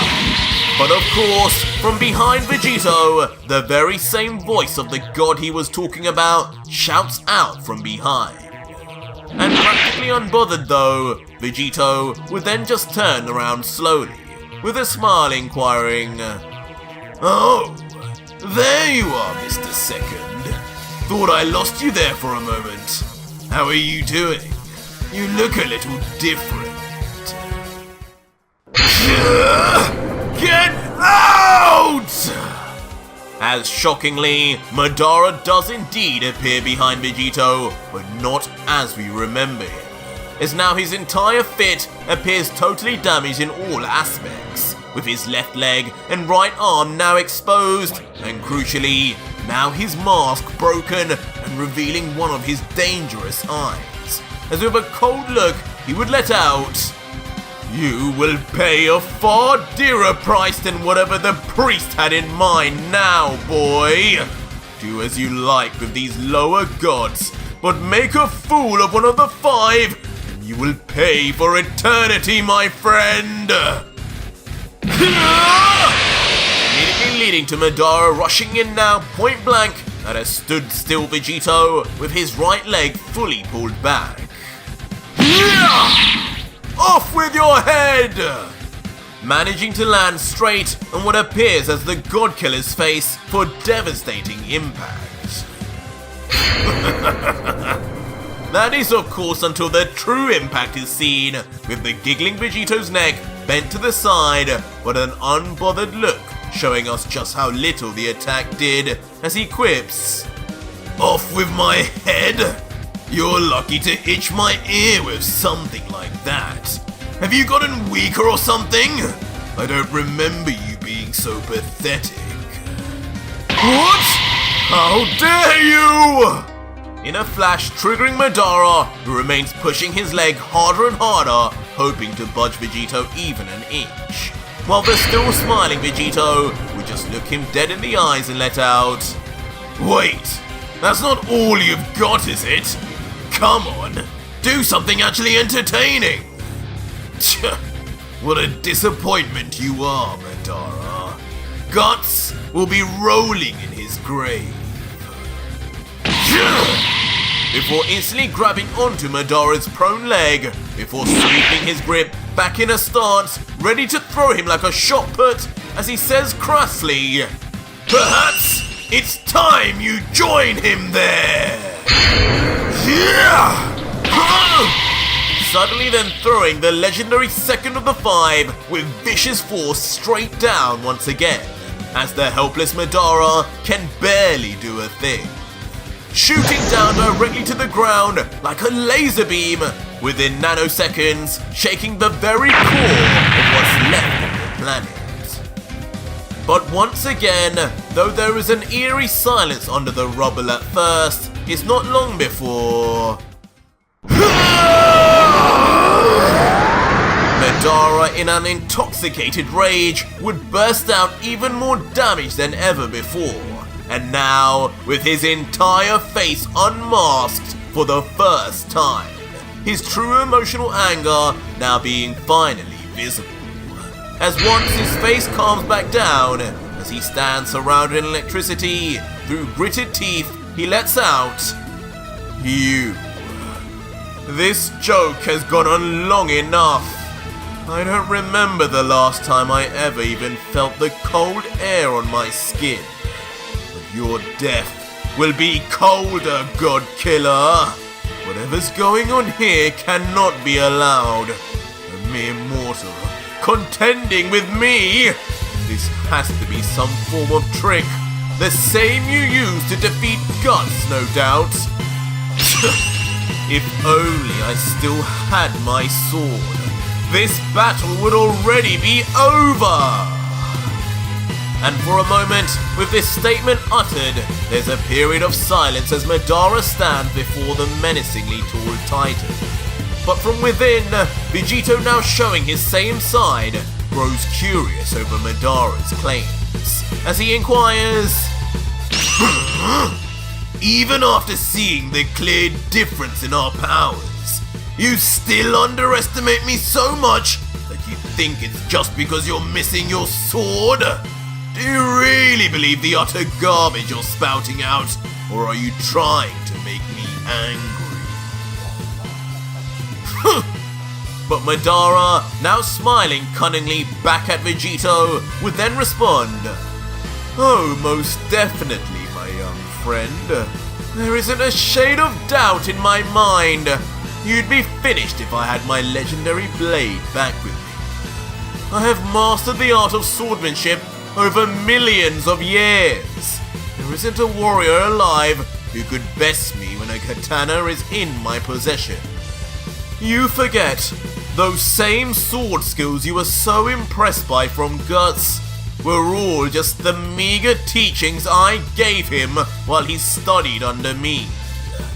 This isn't even a question. After all, You do remember what happened the last time you attacked me with my blade in hand, don't you, God Killer? As behind Madara, a flashback is then seen to the moment the second instantly beheaded Vegito. The first time they ever clashed.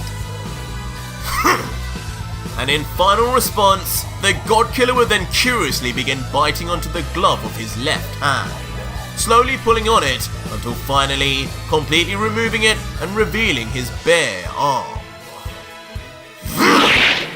Until suddenly, with his glove still in mouth, muffling his tones, Vegito would hold out his palm straight towards Madara with his energy absorption device on full show.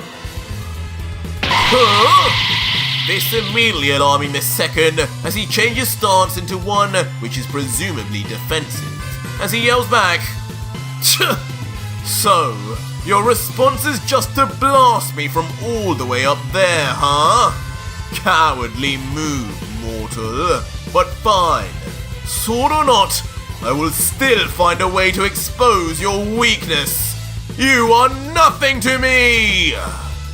But as Madara rants on his assumptions, meanwhile, the shape of the giant energy apparition in the distance begins to distort, until beginning to suddenly fade away from the legs and arms first, and then finally, near completely, as it disappears into a swirl that seems to be centered all around Vegito.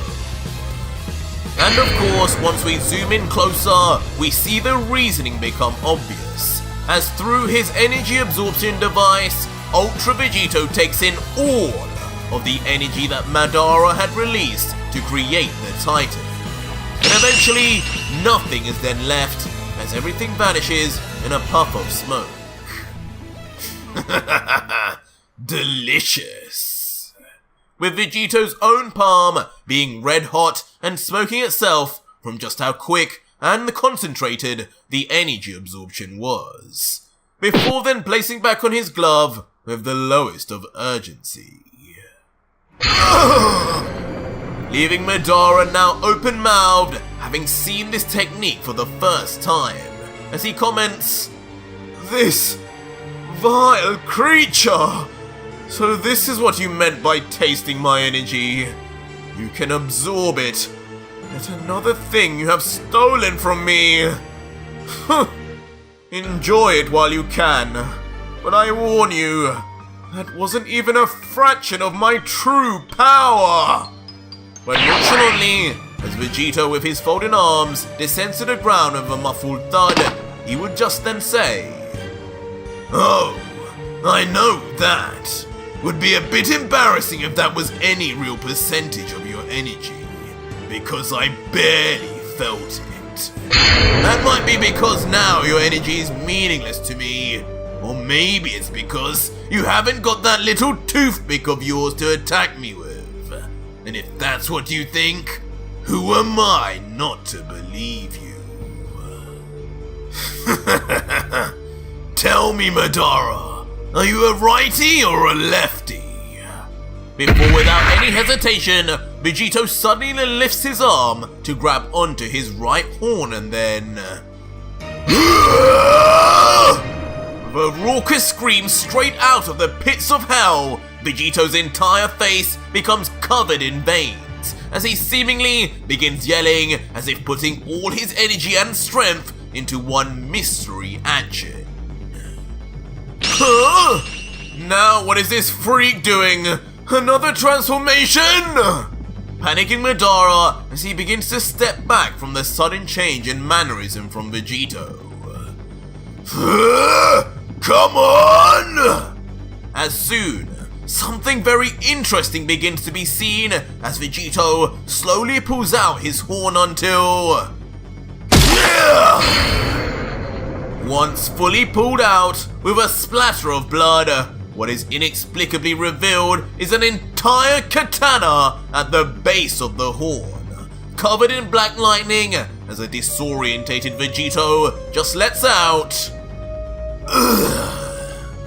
Well, that's going to hurt in the morning. What is he?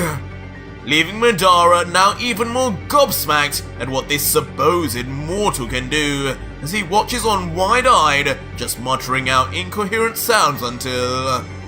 Yeah! I believe this will be a suitable replacement for what you had. It's imbued with half of my energy after all, so consider it evening the playing field. And just like that, Madara quickly grabs onto the handle as if second nature, peering at it from the side of his eye with curiosity taking in its obvious power. And now as silent as a baby given its dummy, Madara would then hold up the blade and stare down, assessing its quality before saying, "Fine craftsmanship. The materials seem high quality too. This is the work of a mortal?" Before seemingly all his confidence returns, as he pulls back the sword and stares at the now one-horned Vegito, and then saying, "So, you say this blade contains half your power? Well, let us see if you're bluffing or not. Somehow, I don't think I should be trusting one as demonic as you. Let's see what this thing can do!" As instantly, in a strange sword stance, the second then swipes his new blade with full power, striking nothing. But once we see things from Vegito's perspective, even with just a swipe in the air, a huge current of sharp wind rushes straight for an unmoving Vegito. And with Vegito's hair blowing in all directions, and rubble crackling on his body as the airstream gets closer and closer to him, Vegito would say, "I told you so," before vanishing just in time, and then reappearing as just a stream of air from that one swipe leads to a massive mountain behind being sliced clean in half, as Vegito then asks with a smirk, "So, does it meet your requirements then? Will I finally be able to see this true power of yours, Mr. Second?" And Madara, now enthralled with his new weapon, would not even pay any mind to Vegito, as he would stare into the blade and with a smile say, "Oh yes, this will meet the job and then some. I do believe you've made a grave mistake here, Vegito. It seems once again, you let your overconfidence create your downfall. And now I'm ready to put you down for eternity. Forget what that priest wants. I can deal with him later. I'm erasing you from existence here and now." As immediately, with his body contorted into his signature sword stance, the maskless Madara displays a quietly confident smirk, knowing full well in his mind how this battle will now go. Now that's the spirit! But as Madara's confidence grows, Vegito's enthusiasm does too, as with his arms folded once again, almost looking down at the second, he would simply just say, "Come then, I haven't got all day." With not a moment in vain, Madara would then blast off at Vegito with fury in his eyes, and his now demonic sword in hand. While Vegito himself would just begin angling his body forward with a cocky smirk, readying himself for battle, even with his arms still folded. But just as Madara slashes his blade, Vegito, even with half energy, dodges perfectly, still not letting go of his hands as he smirks and comments, "Oops, just missed me there, friend. Why don't you try again? Maybe you've grown a little rusty in the few minutes you've been without a blade. Right, Sword Master?" Shut up! Shut up! Triggering Madara mid-attack, he soon begins to doubt himself, thinking, what happened there? The strike was pin perfect! Timing, movement, speed, it couldn't get any better! Was that just a fluke? It has to be! Just die! As now enraged and losing himself from within, Madara would swing aimlessly and with acute ferocity in every direction, while Vegito, still with his arms folded, would dodge everything like playing with a mere child. To think, you may have actually put an end to me if you hadn't shown me that nightmare. What a horrific thing to do. And you think you gods are righteous, forcing me to see my loved ones die over and over, while I could do nothing but stand and watch. That wasn't nice, Madara. That wasn't nice at all! Before, with a slight hint of anger in his tone, Vegito would launch his legs straight through Madara's torso once again, leaving the second to spit out blood and almost pop his eyeballs straight out of his head. But this time, Madara isn't sent for a crash landing, but instead skids back on the soles of his feet, grabbing onto his chest in pain, before in an exhausted state letting out, This can't be happening to me. This is like fighting a real S-tier demon. Something isn't adding up here. But as Vegito watches on with an air of patronization, he would cockily comment, "Oh, my dear Madara, when will you let go of this ego that you have from being a so-called god, and just accept this absolute gulf between our power levels? Our difference in strength was never anything to do with your weapon, but everything to do with your pathetic existence.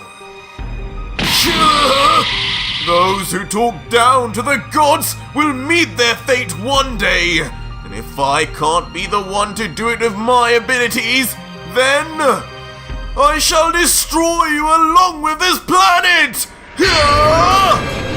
Immediately then launching his blade downwards, straight into the planet's surface, knowing with the blade's power, the whole planet would blow instantly.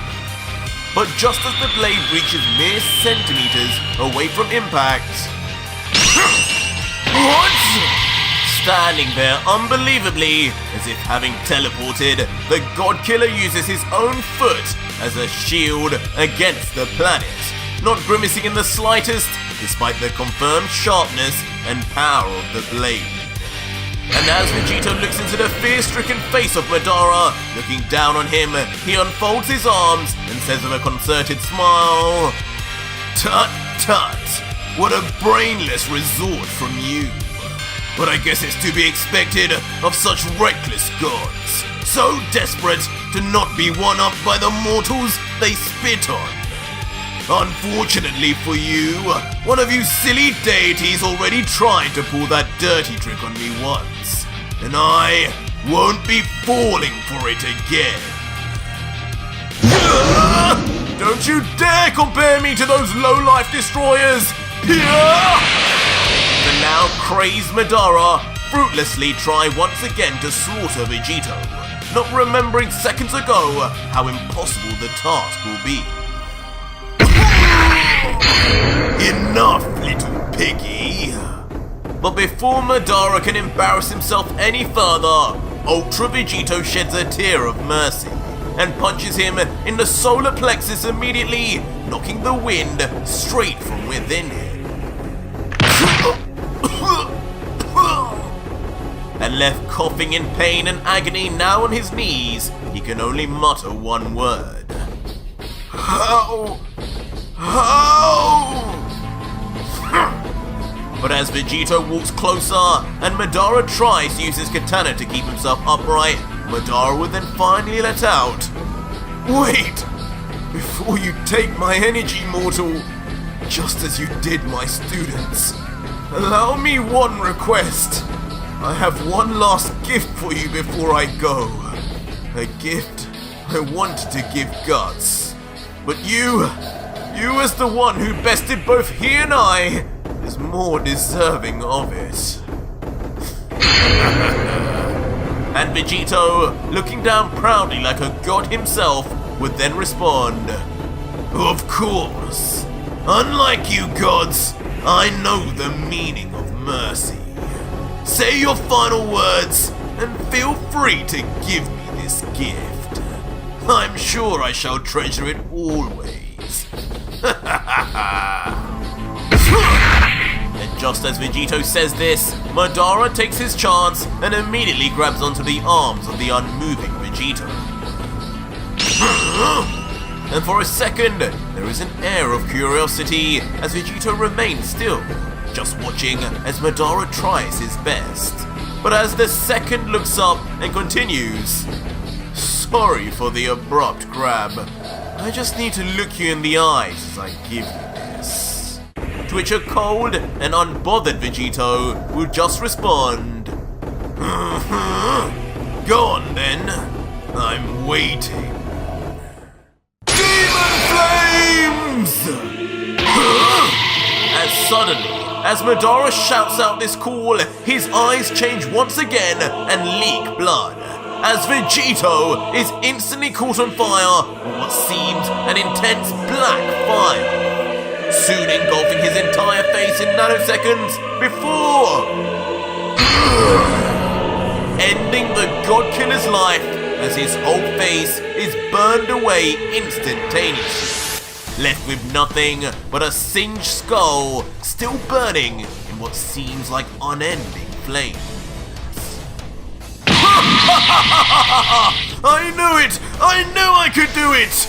Call yourself a demon, then you will burn like one. These flames will burn for as long as I live.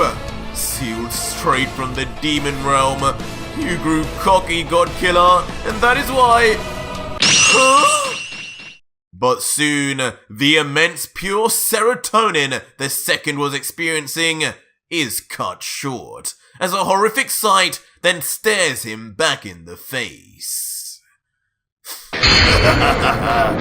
What? I thought you were going to give me a gift, friend. Hurry up. I feel like it's getting a little hot here.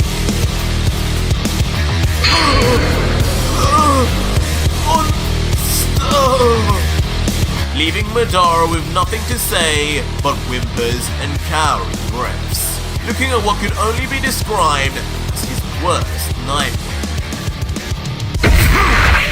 And soon, Vegeta would then just grab onto the skull of Madara, bleeding and crying from his eyes, with both hands and say lovingly, "Oh, you poor little thing!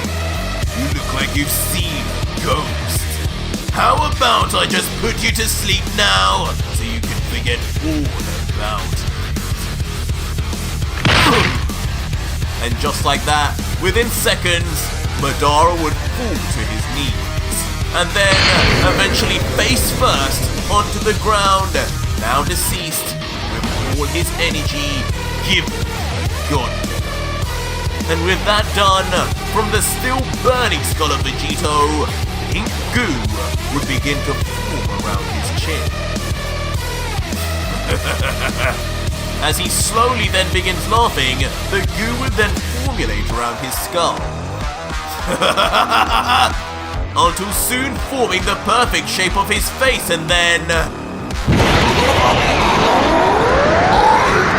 Unstoppable! As with the flames now all gone and covered in black lightning, Ultra Vegito would stand good as new once again without a scratch on him. Now truly immortal with the power of Buu. But as this scene takes place, curiously, it begins being watched on a familiar screen. And then when we see the petite Zeno smiling as he watches, he would then innocently comment, "Wow! Son Goku has got even stronger. Amazing. And now he looks even more cool. But as Zeno says this, a visibly annoyed Grand Priest would carefully slam his palms onto the table, looking with his side eye, careful to not show his anger to the Omni King, and says, "Yes, so very cool. Seems Madara made one too many mistakes, but I guess that is to be expected by one of the two weakest in the five. The rest will not fail. I promise that." But Zeno, with a strange look on his face, would have other plans, and reply, I'm not sure I want to see that die. I think Goku will just win again. I want to see something different. I think I should send one of the guards to fight him. What? As instantly, on reaction to one of the most unexpected lines in the whole story, both of the Omni King's guards and the Grand Priest stepped back in pure disbelief over what they had just heard, and now leave us wondering what on earth will happen to Ultra Vegito now. And if you made it to the end and want more, leave me a hashtag Manga letter and watch it for free right now on mangaletter.com. Just use the links in the pinned comment and description, enter your name and email, and you will receive a special link to never before seen manga seconds later. Make sure to check your spam or junk folder if you can't see it, and use an active email, as emails which are not your main will automatically be removed.